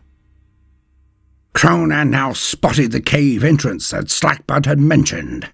The one that led to this bitch. Was it which? Kronan decided he did not care. Whatever it was would help him, or die. Really unpleasantly, actually. In any case, Kronan crept towards the cave entrance of this strange cornate mystic. Outside there were strange effigies stapled to logs, not sticks, just logs. Hundreds of tiny skulls, probably from small birds or mice and voles, and the like were festooned everywhere. They formed a sort of carpet of cadavers. Some still a bit sticky, not that this bothered Kronan, of course, nor the Vidgrots who he'd persuaded to sneak in before him to capture his stealthily dramatic entrance into the cave. In he padded, each silent footfall pronounced by the crack of a score of these tiny skulls. So stealthy or silent were very liberal descriptions of Kronan's efforts. It was more like standing next to a microwave or hob when cooking popcorn. You know, just at that exciting moment they all popped one after the other. Deeply stealthy, eh? Yet the bitch pretended she had not noticed. He could see her over the fire, its light bathing her as she capered and threw up hand gestures that were, pretty darn self-explanatory in any language or culture. To say that they were both deeply offensive and enthusiastically enacted would be an understatement. It was like if a vexed parent was forced to attend a PTA meeting after 10 months of not getting any, then smacking down a fat line of Colombian. She gurned, spat and gnashed her teeth like she downed about 20 power drinks. She bellowed, whined, moaned and swore so much that Kronan was almost thankful he'd encountered big-eared Penny to prepare him for the uninhibited foul mouth, gestures and overall display of preternatural rage. Finally, Kronan stopped gawking at her and put her foot down hard and breathed out in a deep, "Right, I'm here," kind of manner. The hag turned slower than a silent movie bad guy, then snapped the final degrees until she was facing the cunning one. She keened, let her head back and screamed at the ceiling. Usually it was to the heavens with this sort of thing, but the cave roof got in the way, sending the screech back at her, so she nearly lost her balance and immediately ceased the melodramatic histrionics. And Kronan waited. The witch thing then bogged at him for a full minute in silence. When it was obvious Kronan was getting bored, as flexes rippled down his neck muscles to his pecs, and then down across his crossed arms. She then gasped and asked the cunning one who or what was his target, and what would be his payment for aid. Kronan chewed off every word as he informed the witch he would give her arm back, even sew it on if necessary. The witch's mouth opened to clearly rebuff his offer, as her arms were obviously both attached. Alas for the witch, Kronan made a slow, grasping action with one arm, then a flat hand push with the other hand, away from the one grasping. The witch looked at her arms and gulped. Kronan grinned. The witch smiled back weakly. She twisted and jumped and grabbed a large bowl, scooping up skulls from the ground. She brought it to Kronan. He knew what to do. He bit his lip so there was blood, and then he hocked a huge booger and spat into the bowl. The witch screamed and raised the bowl high, tossing the skulls in the huge loogie and spittle. Round the bonfire she went, then dashed the contents into the fire. It burst and spluttered, hot coals and skulls bouncing out of it, a huge puff of smoke billowing into the cave. Some went outside, of course, but not enough, both hacking under its dark pall. It took a minute before they could get their breaths, no matter how much they swiped at the air. Eventually, they could see each other again. The witch now told Kronan all he needed to know. The elder with him, the one that looked like a bearded testicle on a mound of skid marks, held the key to where. So, this was Slackbutt. But she may just have watched him arriving. Then she went on. 7 must go. The testicle, the questing knight, so Kronan, and the key master. Thought Kronan. This was possibly Madnut, but we'll get to him in a second. But more.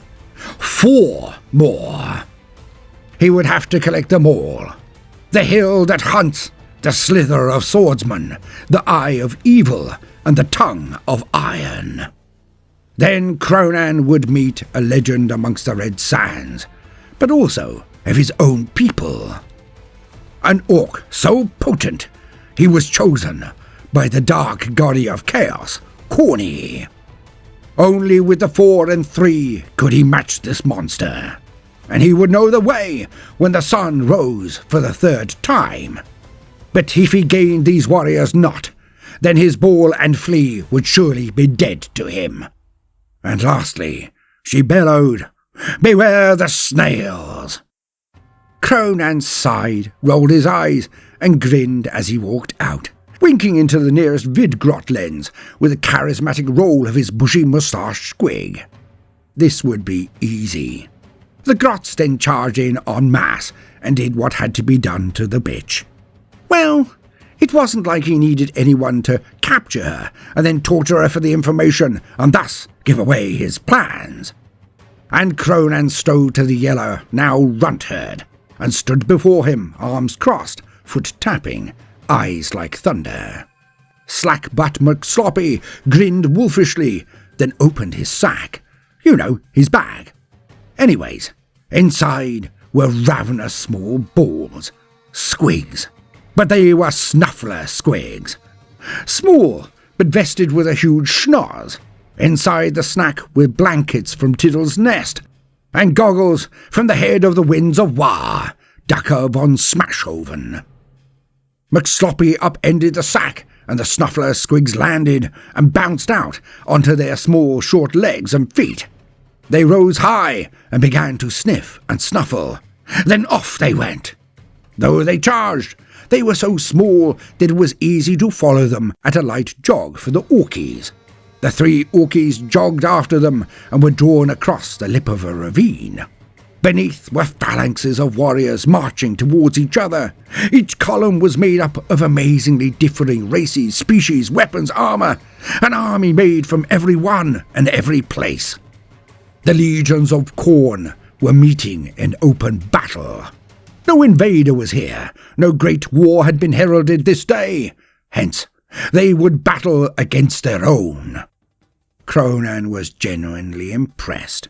He could feel the war beneath him, almost smell it, taste it.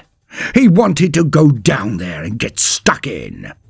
Then, at his side, came Slackbutt. He gave Kronan a knowing leer and nodded. His tongue wagging out of his mouth, he looked down at the ensuing battle, his eyes ablaze with it, as he then looked again to Kronan. They understood one another.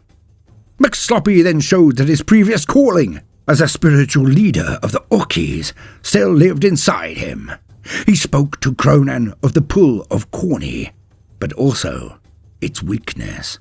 Before Gorka Mork, this was but a brawl. Was his own war not more multitudinous? Were their battles not even more fun? This was merely the lure of novelty. To fight that which has never been fought before. But this was the burp. It was a fleeting dream. In no time at all, Kronan would fight and beat each being he saw below. He would then meet them time and time again, ever recurring, locked in constant battle, without meaning. No booty, no gloating, no forward motion, no change, no conquest, no orkidom. He would be betraying his god, Mork, or Gork, both or either. Kronan had a fixed grin on as he nodded back at McSloppy, but he continued. And so he resisted the lure of fighting and continued on his way. Long they marched, but luckily there is no need to go into another stream of consciousness littered with bollocks. Just assume more of the same. And so it was that Kronan met the first of the four. Marching through the sands, Kronan noticed a glint from a rock face in the distance. It was a tiny reflection that had disappeared as swiftly as it twinkled. Aha! Mused the cunning one. Shiny bits did not hide themselves easily. So clearly something or someone had shown itself, but had the professionalism to hide it immediately. Now Kronan was deciding what exactly that might be, but decided to do a forward roll at just the right moment, just in case like. Mork was with him this day. And a Vidgrot that had a fixation with Kronan's hams, his mighty buttocks, was marching behind a cunning one and caught the stray attack. Alas, no expression of art is without its cost, and the wee blighter gave off a tiny squeal, then fell backwards. Kronan saw the poor grot laying on the ground. He had a head, shoulders, arms, and feet. The rest was gone. Smoke rose from the body as it fizzed around the edges. A powerful Hume lasgun-type weapon had burned this poor grot before he had even hit the ground. So, the enemy was some form of handle flicker, a sniper. When Kronan stood and declared himself, by stretching out his arms and bellowing, the adversary did the honourable thing and stood for a moment to indicate that it was on. There was some upsides to being in the realm of Hume War, after all. This Burke had given away his position to show his honour. Honour. A weird concept that Kronan had read of, but didn't really see the utility of whatsoever. Honour, rules of engagement, non-combatants. The humans were so odd. Yet, this worked to his advantage. Now Kronan had always had sharp eyes, probably from being on his thinking spot and looking down so very often. He had the visual acuity of a squighawk, and he saw his adversary clear. Not perfect-like, but it was an awfully long way away. But he got the outline and gist, colours and heraldry, far better than most would have. Not that he would put it that way, but the statement stands. It was, unsurprisingly, Hume-shaped, yet tall and shiny, covered in warplate of the arse-starters. It was coloured in grey, with a black and yellow B-type business on shoulder and knee pads. It wielded no huge chopper nor bolter ducker. It had a very long rifle thing. Yes, this was a las cannon. The warrior went back into a crouch and placed his head next to the gun. It could only see out of one eye, like the commandos or handle flickers. Hence, this must be one of the four, the Eye of Evil. Kronan now took off at a dash, both McSloppy and Madnut Krunkelstein diving for cover the instant the first draught had vaporized, and they hunkered down. Good. At least Kronan did not have to worry about them. He had a long way to go and a short time to get there. He was eastward bound, and by Mork did he run. Yet not in straight lines. Kronan ducked and rolled, zigged and zagged. On 2 separate occasions he hefted a large rock out of the sands and used it as a shield for a shot. But one blast was enough to turn any of his rock shields into molten slag that he quickly dumped off. Now the sniper was not to know that he had indeed tanked Kronan once right in the centre. Yet the cunning one was no fool. He wore light armour, indeed, but he was not without his trusty force field generator, concealed in the usual place. We all know where. And this had the effect of perplexing and vexing the sniper in equal measure. Sensing something was amiss, said sniper now rained down less accurate but far more prolific shots from his las cannon. Long they duelled, the sniper repositioning quickly, getting a bead on Kronan when he ducked under cover or rolled into a ravine to come out closer than ever. Sometimes Kronan might find a large rock, not a boulder, or a particularly enthusiastic and nippy vidgrot that had managed to keep up with him and lobbed it at the Space Marine. Thanks to the holy rite of bogey flicking, Kronan was damn accurate himself. Hence, the Marine had to duck or evade quite often. Yet, even when in range, Kronan would not fire a proper shooter at it. He needed this one, Alice. What? Bloody autocorrect. Kronan needed this one alive. That's better. And the duel came to its conclusion. The Space Marine elite, the Iron Havoc, was no idiot either. He bound across rock edges to reposition and extend the distance, but Kronan waited until he turned to sliding off again, when he bound up and tore after the Marine. Being cunning, the Marine skidded to a halt, and as the dust fell, he was kneeling with las cannon aimed for the kill. Yet his target was not there. Kronan had indeed done his mighty leap and came down on the Marine from the sun.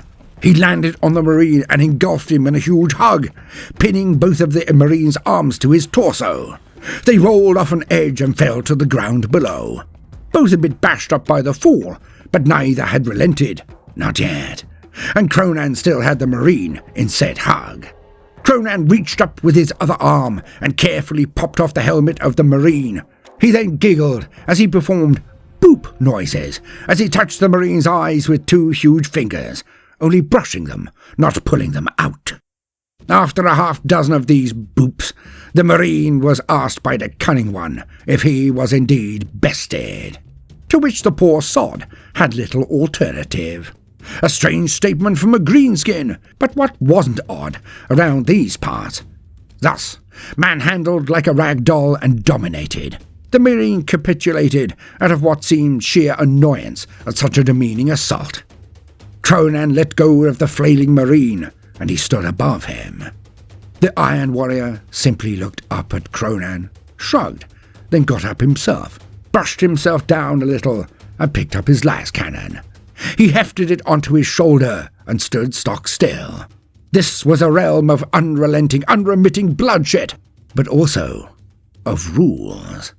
This honour thingy. And here, to be bested was no shame. It was to be added to the forces of a greater warrior. If this had been real space, and the Marine had been alive, then he would have toasted Kronan, defeat or not. But here, in the realm of Corny, he was now a foot soldier and a thrall of a better warrior. And so, the Space Marine Iron Warrior Iron Havoc, crumbs, they had a lot of names, awaited directives from his new squad commander, his new boss. The Evil Eye was now Kronan's to command. 1 down, 3 to go. Marching behind Kronan and gaining plenty of side-eye from both of the Orkies, not to mention the wide berth given to the armoured Humi by the Grot.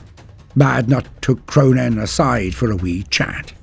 But Kronan did not like to be questioned, or knew this, and he had to show legendary restraint not to instantly headbutt or uppercut Krunkelstein and give him a good shoeing on the ground. Yet He was a lord of Orkies, a big boss. Thus did Kronan listen for a while, to allay the trepidations of his head weird boy, an obvious get-out-of-the-burp card. For only Madnut could construct a tear in reality back into better space. Madnut explained that he had so little juice left to him, being separated from both the War energies and from Mork and Gork, as he was in the realm of the Juice God. He would not be able to lash out with mighty feet of Gork, not perform any mindy-windy stuff. He had to retain all of his remaining energies for the escape plan. Yet, he was rather put out that Humies were being recruited for this particular shindig. Kronan sighed. He then turned his back on the greenskin and continued to trudge on. He had to listen occasionally, but he did not need to respond nor retort. And Madnut was just about sane enough to know that he was walking on very thin ice, despite being in a scorching barren desert under the vicious red sun. And thus he held his tongue. Following the snuffler squigs, Kronan did hear a very welcome clangor from over yonder ridge. So, trusting to Providence or the good graces of Mork, he wandered in that direction. And Kronan could get behind the glorious rampage he was witnessing. He crested a small hill and looked down upon a healthy affray. A gaggle of small Humies was circling a tall and built one. This pink-skinned Humie in the middle was a monster for one of their runty ilk. Near a third taller, wider, and surlier than any Humie Kronan had ever seen before. And he knew what it was. So, this was a Bogrin. From the perspective of a Humie, it must indeed seem like a moving hill. A hill that hunted. He had found number 2, though it did not seem like it was hunting at the moment. When at rest, this Bogrin's crossed eyes were wide and vacant, like the stare of a decapitated grot head stuck on a stake. Some of the Humies around it used barbed whips to lash at it. This thing did not flinch as chunks of flesh and blood were torn from its hide, but they were never as large or damaging as they might be for a runtier Humie. But when one of the assailants got confident and ducked in too close, the hill that hunts moved like lightning, lurching forwards with his huge maul and sending them flying back with imploded rib cages or heads. He got 2 this way, before his hand darted out and grabbed one of the barbed whips as it came in. The whip sliced through his fingers, but stopped amidst his dense flesh, as this hill wrapped the whip around his arm again and again, dragging in the smaller Humie, then clobbering the owner into 2 of his allies. The monstrous Bogrin then turned and gave a bellow that seemed to shake the very ground, as he charged at the momentarily shocked other half of the circle. The Bogrin reached them too easily and bowled over 2, then flayed out with his maul, killing 3 more in short order, and then turning and finishing the 2 previously knocked off their feet. Their heads exploded under his strikes from above. The remaining warriors then turned and fled, screaming about Mongo the Menacing, which Kronan took to be the name of this hill who hunts. Nice one, thought Kronan. He realized he had never asked the name of the Eye of Evil, but decided he didn't really care, as long as it did its job. The craven scum that fled knew there would be other lickings, other pickings out there in the sands of Corny's realm, so did not look back to see Kronan walk down the incline towards the now stationary and visibly drooling Mongo. Kronan approached the Bogrin, but didn't come too close. He was always up for a scrap, of course he was, but this Mongo the Menacing looks right tasty. He would have to use all his cunning to bring it onto his side. Well, that is what he mused while sauntering forward. When Kronan stopped and looked the Bogrin eye to eye, for he was in fact that large these days, the thing stopped staring at its own nose, which was both comedic and off-putting, Kronan had to admit, and it focused on the cunning one. Kronan gestured for this being to follow him, to which it spat on the ground. The Bogrin dropped its maul and took 1 step forward, and raised its arm so that its hand was hovering in the air near its head, and the length of its arm was at 90 degrees from its torso. Kronan already felt kinship with this mountain of muscle. He knew what he had to do. And so it was that Kronan also dropped his mighty chopper and approached this Mongo. The two of them then lashed out quickly and clasped hands. Then the battle truly began. The pecs, biceps, triceps, and all the seps of both combatants flexed and popped up like the ears of Penny. Ladders of veins in their muscles strained as both Herculean warriors tested their strength. At first, the Bogrin leered at the cunning one, his few remaining teeth forming a tableau like a devastated city skyline inside his maw. The thing chortled as he put in more effort, expecting the orc before him to fold like a cheap deck chair. But this was not the case, for Kronan now flexed his muscles and poured in true gusto. Sweat now appeared on the brow of both combatants as their necks bulged and both their legs shuddered under the strain. And the Bogrin let out a mighty anal exhale that seemed to go on forever. It was akin to the sound of 1,000 speed freaks revving their engines. Nor was it pleasant, as both Henrietta and Kronan's eye squigs retreated from its burning odour. The Bogrin chortled at this reaction, seeing the greenskin's face change so comedically. Red-eyed from the burning pong, Kronan looked deep at the Ogrin, and then invoked the name of Gork and Mork, and put in every ounce of remaining welly he could muster. And it was enough. The arms clamped together. Kronan slowly brought the arm of the Bogrin down, and was about to hear the satisfying sound of its cracking, when Mongo's eyes widened.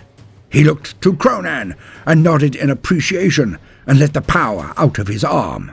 The battle was ended, as the Bogrin chose to remain intact, and thundered to the ground at Kronan's feet, instead of remaining standing and losing his favourite limb. The hail that hunts and gave out a truly joyous orky guffaw, and Kronan could not help but emulate it. Kronan offered the Bogrin his hand, and was pleasantly surprised when it was clasped. Kronan tugged, and the being was back on his feet. It slapped Kronan on the shoulder, and pointed to itself, and simply said, "Mongo." Kronan returned the favour, and gave his own name. There would be no difficulties with Mongo the Menacing. As Kronan went to march away, it just wandered after him, alongside the Eye of Evil. And now they were 5. Only 2 more to go. More marching after the Snuffler Squigs. Yet to go into the minds of Kronan, the Iron Warrior, and Mongo would elongate this tale to tedium, so on they went in silence. About the only useful observation of relevance was that Kronan had noted exactly how much wandering about the place they had done, and yet the red sun was still directly over them. Odd in the extreme. No dawn, as that, even Kronan knew, would require a dusk and a night time. The words of the bitch were correct so far, so why this oddity? How could he know anything on the 3rd dawn, when none had come at all? Yet, thankfully, it was just about that point that Kronan came to another event. Before him was a nasty-looking set of rocks, with particularly vicious crenellations and defences carved into it. But what struck Kronan as oddest was that it reminded him of the recent battle against the kin. He could not quite put his finger on why, but it may have been the rotund, diminutive figure standing on its highest walls and screaming down at him and his entourage. The thing had a mad, long black beard, but it was also twisty and shiny-looking, like it had been oiled and rolled into tight tubes, or something like that. And the hat it had on its sponge was utterly ridiculous. But as we all know, Kronan had a certain proclivity for hats. The cunning one looked up at the weird squat-type warrior, which he knew was thus, due to the heavy mace it gesticulated with. Now it did not speak Gothic, high or low, for Kronan could not understand a blithering word it was saying. Yet the wee bugger yapped on and on. It never stopped to even take a breath. Yes, thought Kronan, this being had an unfeasible endurance for dishing out invective. A tongue of iron, one might say. Kronan let it continue for a bit more, then had had enough.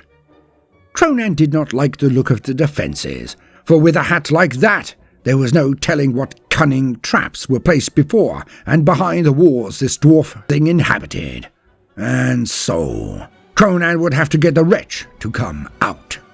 Now it had to be noted that the Eye of Evil did indeed signal Kronan, indicating his las cannon and the shouting moron. Yet Kronan gave the universal sign for him to stand down by wafting his hand in a shooing action. Both Mongo and the Iron Warrior took a few paces back to give their lord more space. And then it began. Kronan placed his feet wide apart, drew in a gargantuan breath of air, and retorted to the dwarf in kind. He gesticulated rudely with all the force, nay, even more than that of the tongue of iron. The wee git was momentarily speechless, for somehow he knew gobbledygook all too well, and thus it shifted to that language as well. Now this sailed clear over the heads of both Mongo and the Marine, but within mere minutes of escalation, both Madnut Krunkelstein and Slack-Butt McSloppy were chortling, then bawling, then weeping with tears of mirth, as Kronan unleashed his insults. The grots were soon covering their ears, for fear of the tirade of torrid insults being exchanged by these titans of invective. And on this went for what seemed like hours.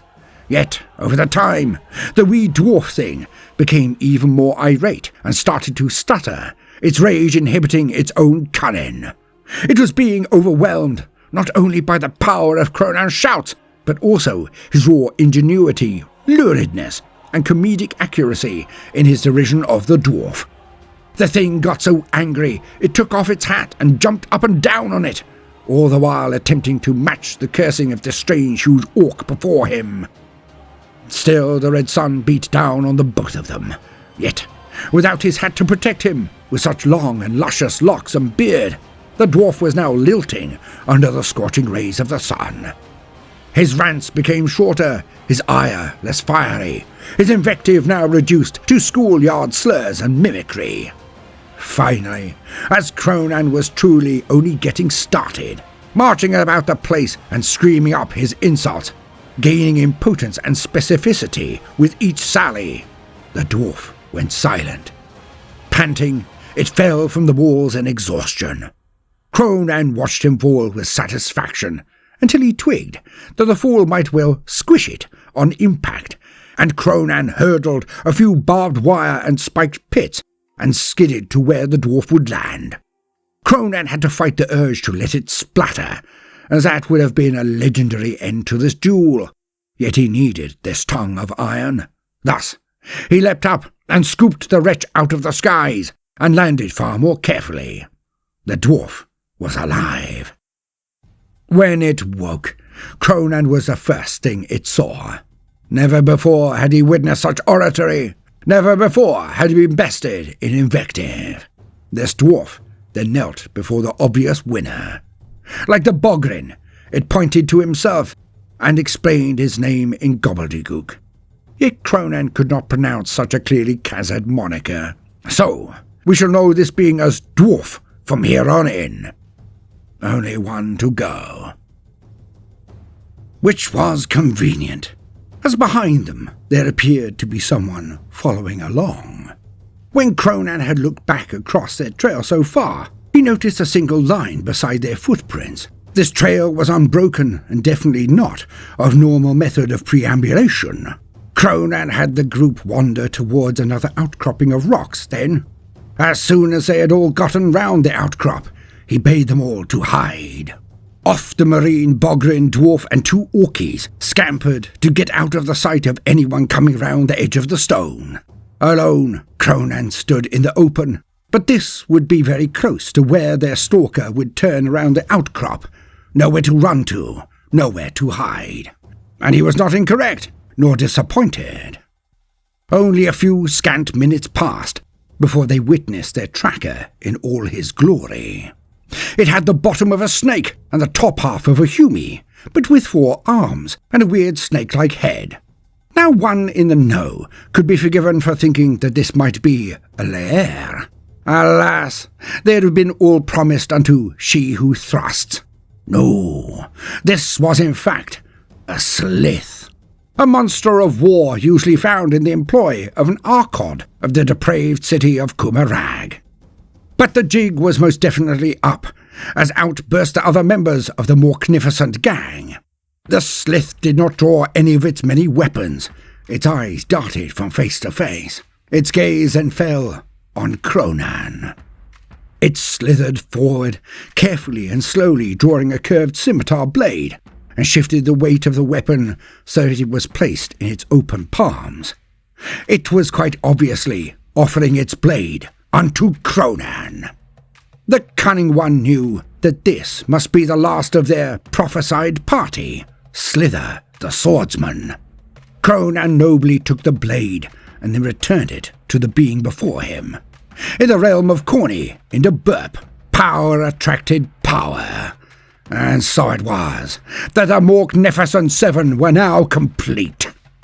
Now all they had to do was to follow the Snuffler Squigs to where Daka von Smashoven and Tiddles, Avatar of Teeth, were being held. And so it was that the Morknificent Seven strode along the pathway of heroism and war.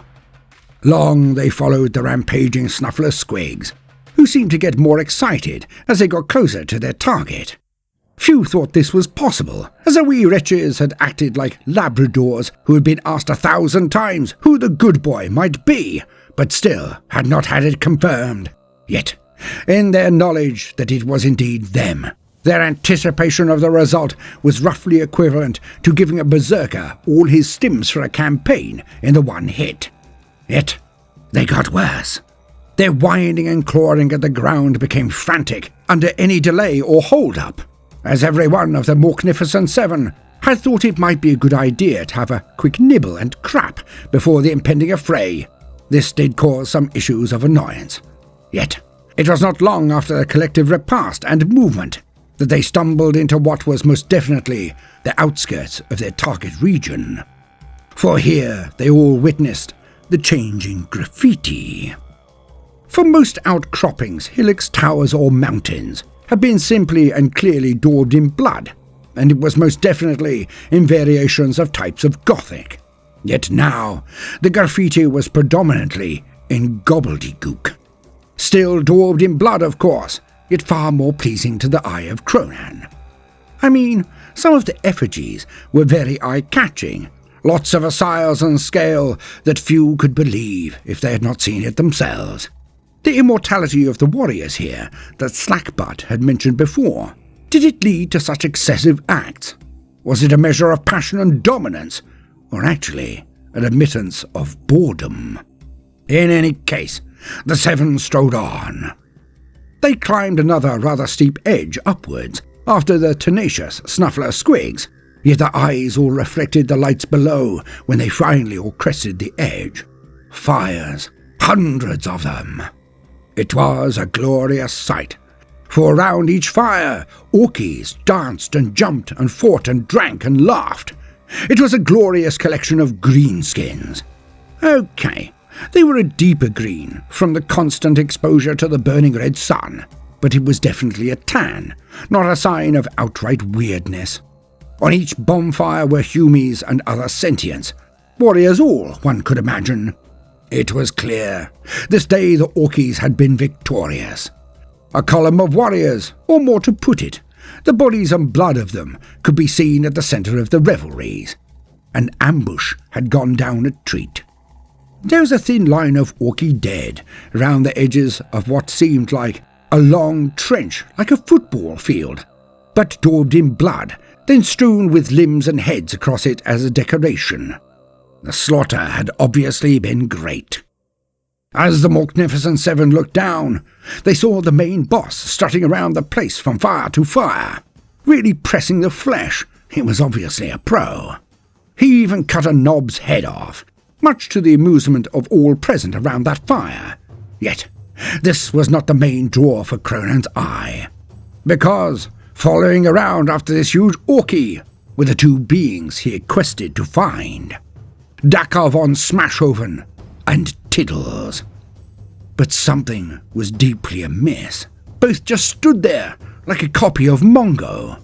They drooled and barely acted, and both had strange attachments on the temples of their heads, some form of snails. Green and ghastly, pus rolling down the sides of their faces. It was terrible. Yet, when this boss had clicked his fingers, they both went into a violent mega rage and did a hyper massacre on anyone the boss indicated. Even Kronan leaned back a second at its effect, the speed of the change in them. The others of the Morknificent Seven all ducked, held hands over their eyes, or visibly looked like they would chunder at the lurid horror performed. And these were warriors of Corny, the Juice God. I mean, this shit was extreme. Yet another click, and they went back to drooling, swaying, eyes blank. Of course, Kronan was livid. He dived up and charged down the side of the valley, dagger blazing, chopper drawn. He was going mental. And after him, down came the hill that hunts. Mongo struck the first Orky line like a cannonball, bowling over 4 and then rampaging over them with swift downward strikes to slay any before him or beneath him. Las cannon shots darted into the orcs, one after another being turned into a pincushion. Yet the lines were as wide as a plate and burned straight through them. The flesh around that struck burst into flame and the blood boiled. And so they were exterminated by the Eye of Evil. Slither was right behind Kronan, as was McSloppy with his staff. They kept any off his rear and punished the surprised Orkies with rage and skill. Slither sliced through them with his 4 scimitars. No armor was proof from them, no flesh survived their touch, for these were husk blades. One touch removed the liquid from an enemy, and they turned to dust. And Kronan was rather glad that he hadn't required to fight this slithery chap after all. He could win, of course, but he'd have to be damned careful. And the dwarf bashed anything he got to with his huge hammer. Yet he was a bit far back due to his legs being so little. Madnut was trying to keep up, but not contributing a great deal, if truth be told. The 7, well, most of them, moved through the orcs like a whirlwind of death. Even the Eye of Evil was forced to run down to keep up and not get flanked, for the Orky camp had burst into peals of joy and turned on their new enemy. A shout of fresh meat went firing out from one camp to the next, and they charged down. After so many battles amidst the sands, a fresh enemy was a fine treat indeed. Rare, to be savoured, not to be missed. Kronan and the 7 hacked and hewed their way to a natural gap, the original Sorter Trench, and they all stopped. Most of their eyes widened, a few jaws dropped entirely as they witnessed what the enemies of the Orkies had seen from time immemorial. The onward rush of thousands of Orkies. The Green Tide. The 7 stood together in a line and unloaded every last bit of ducker they could muster. Slither whipped out 4 splinter pistols and unloaded. The Eye of Evil shot las cannon, and then also bolt pistol as they came in. Kronan emptied shooter after shooter into the tide. Slackbutt got out a piece of leather and made a sling, sending out deadly stones that went through faces like they were made of jelly. The Vidgrots themselves pegged it to a safer distance, if such existed. Madnut let loose with as much juice as he dared, drawing a tiny bit from the oncoming greenskins. But he was far from his usual form, and the Morknificent 7 slew scores of Orkies as they charged. Even more were slaughtered as they hit. Kronan was an orc possessed. Well, not literally, but he went at it like a madman. Alas, the sheer weight of Orkies overwhelmed the tongue of iron. Then Sloppy fell with a chopper through his gob. The Eye was beheaded by a particularly large Orky. Slither did great until he was killed by a mob of burner boys.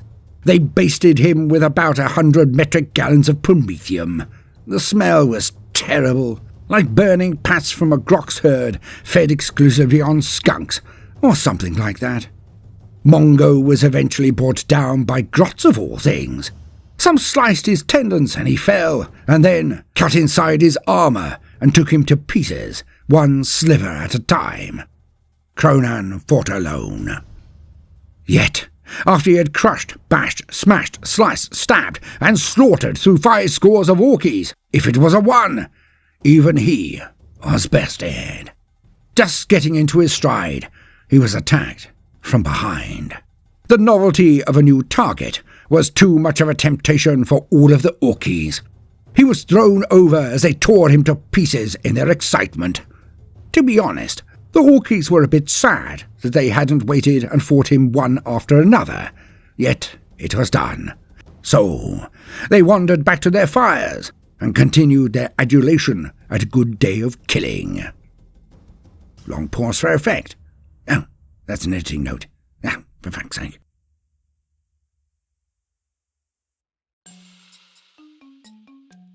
Kronan felt the deep, unsettling thrusting of something into his face, then all over his head, like little feet, and something else was poking into him. He was about to move when a finger lifted his eyelid and another finger poked him in the eye. Bloody angry, Kronan rolled and grabbed his eyelid to protect it. A bundle of squigs fell off his face as he did this.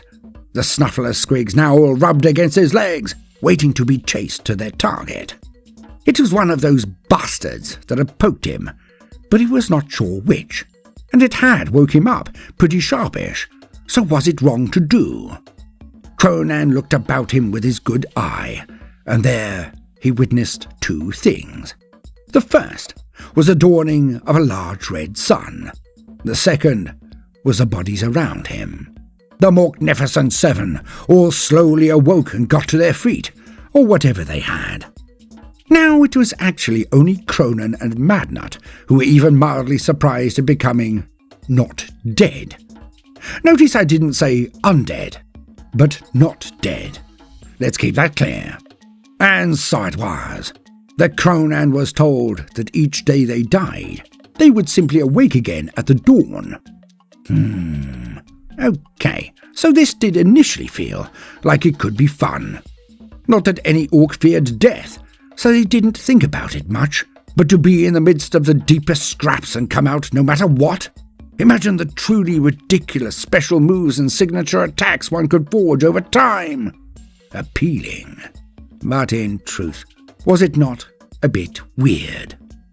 In short, it sort of took the fun out of it too. To know that no matter how often you crumped someone, they would never stay crumped. But, as I was saying, the rest of the 7 were all too familiar with the mechanics of this realm. They had not joined Kronan unto death, they joined him permanently. The 7 now followed the squigs again, as Kronan mused to himself. No, it wasn't total cobblers this time. He needed a plan. These mobs of Tusker were reassuringly odd, and he was proud of them.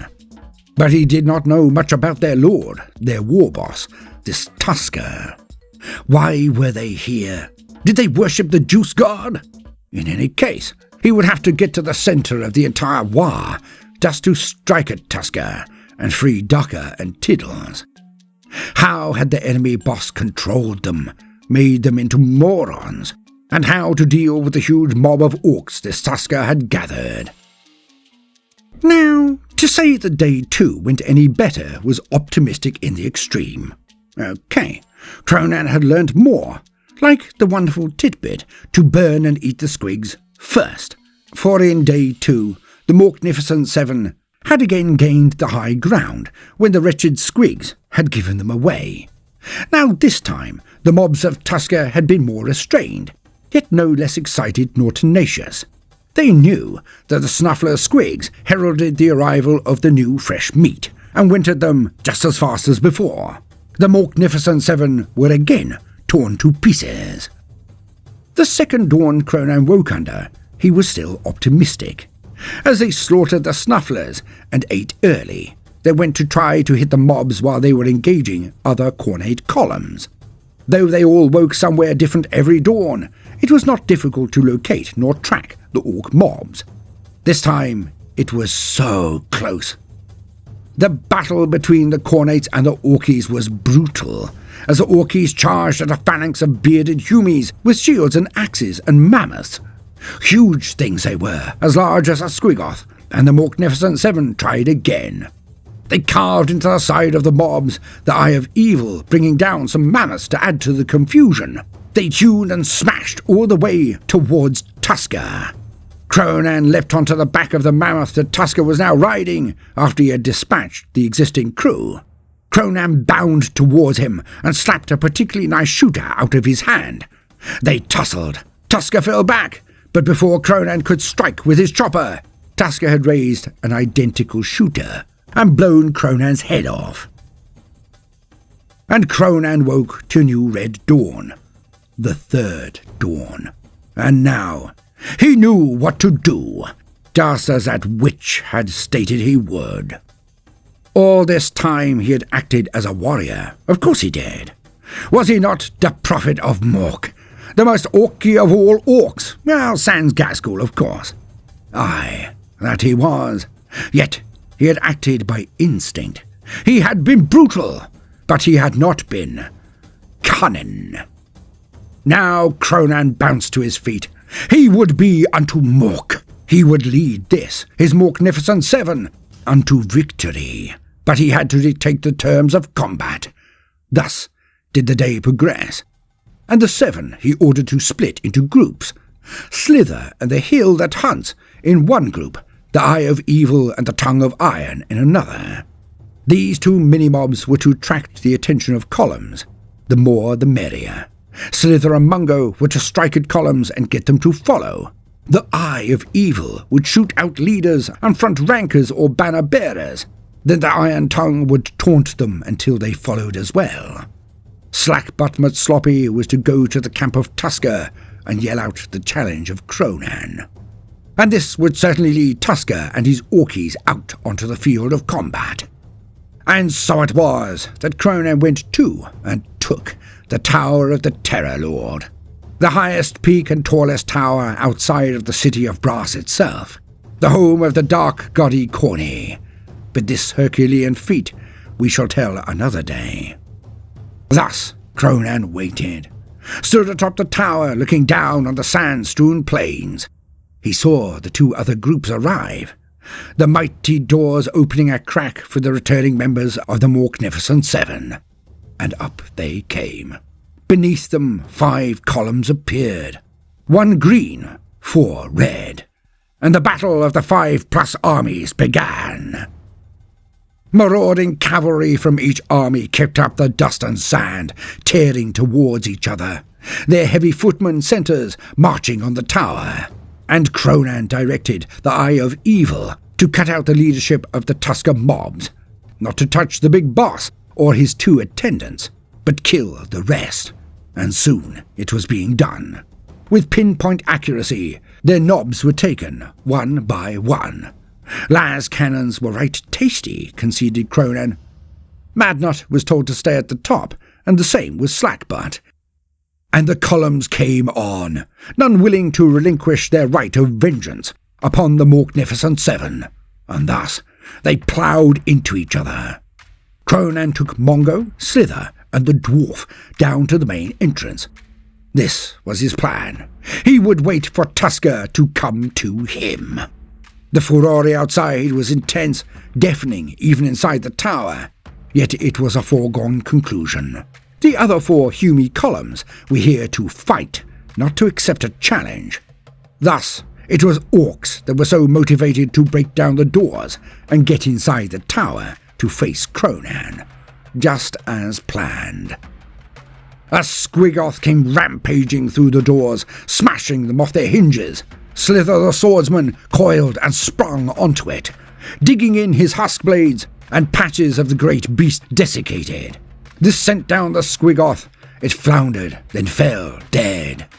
Orkies piled through the doors, but with such a tight frame, the firepower of the 7 really did the job.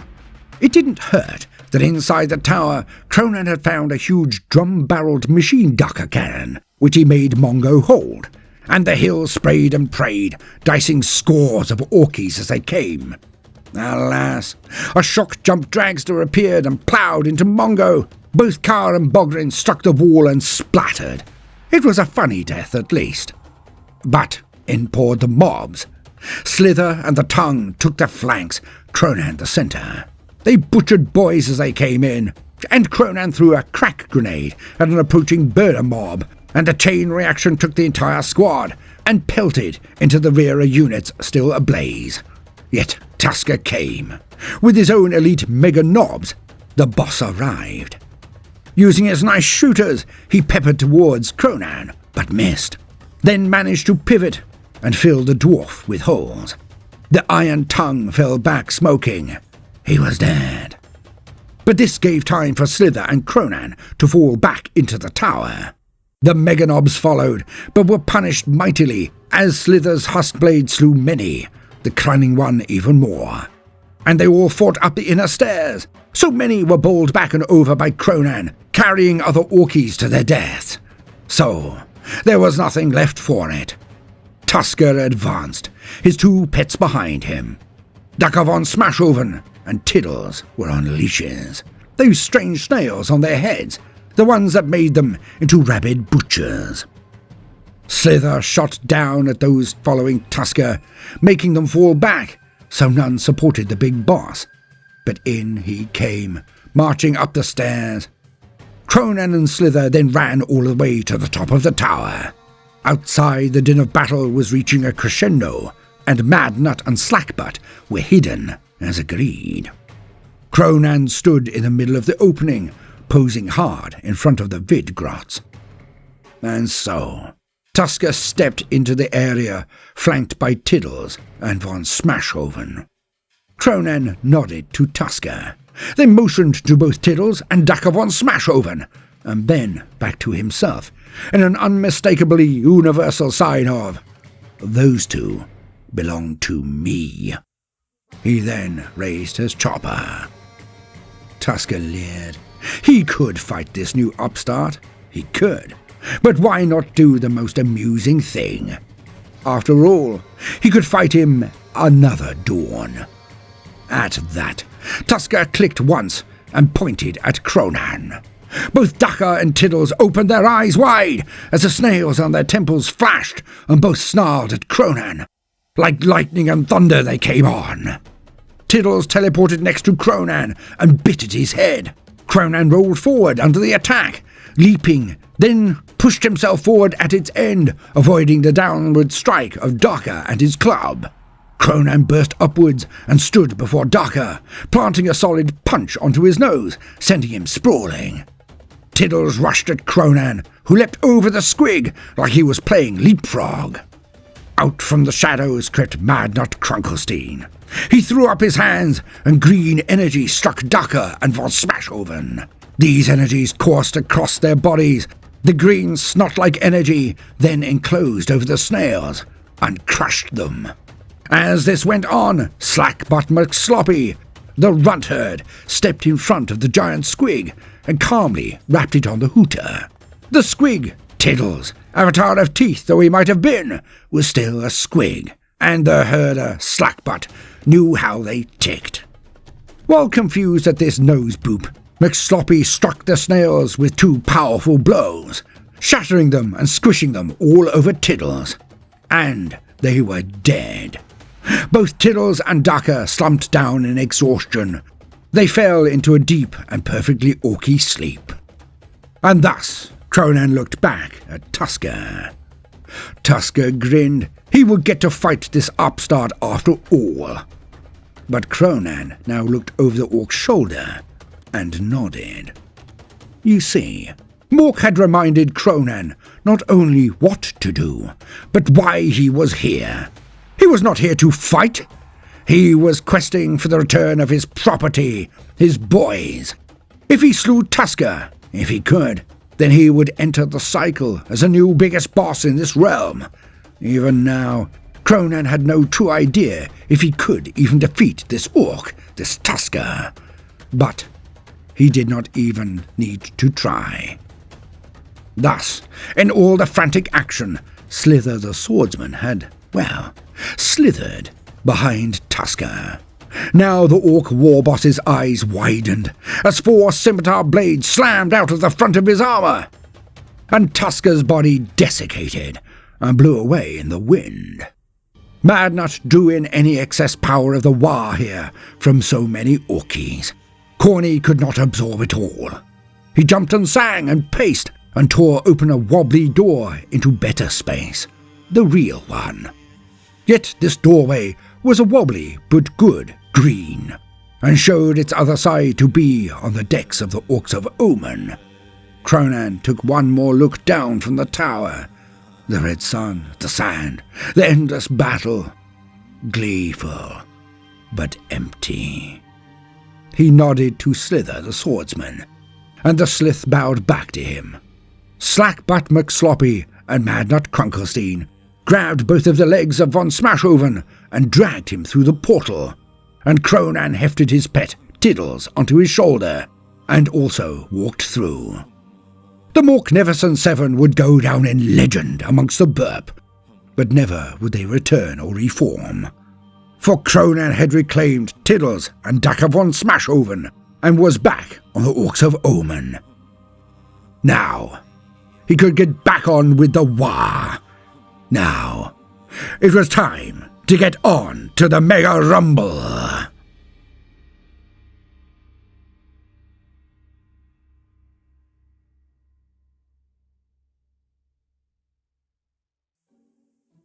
From Baldermort, Mrs. B. and Lightbringer, Merry Christmas. The Tales of Kronan will return in 2026 for its final episodes. And please all remember, Kronan Da Kunnin is brought to you by the incredible generosity and support of the ever-patient and amazing patrons of the channel, and of course, the one-off support thanks that make these tales possible. My eternal gratitude for all of your support in these self-made pieces, which never do particularly well on YouTube.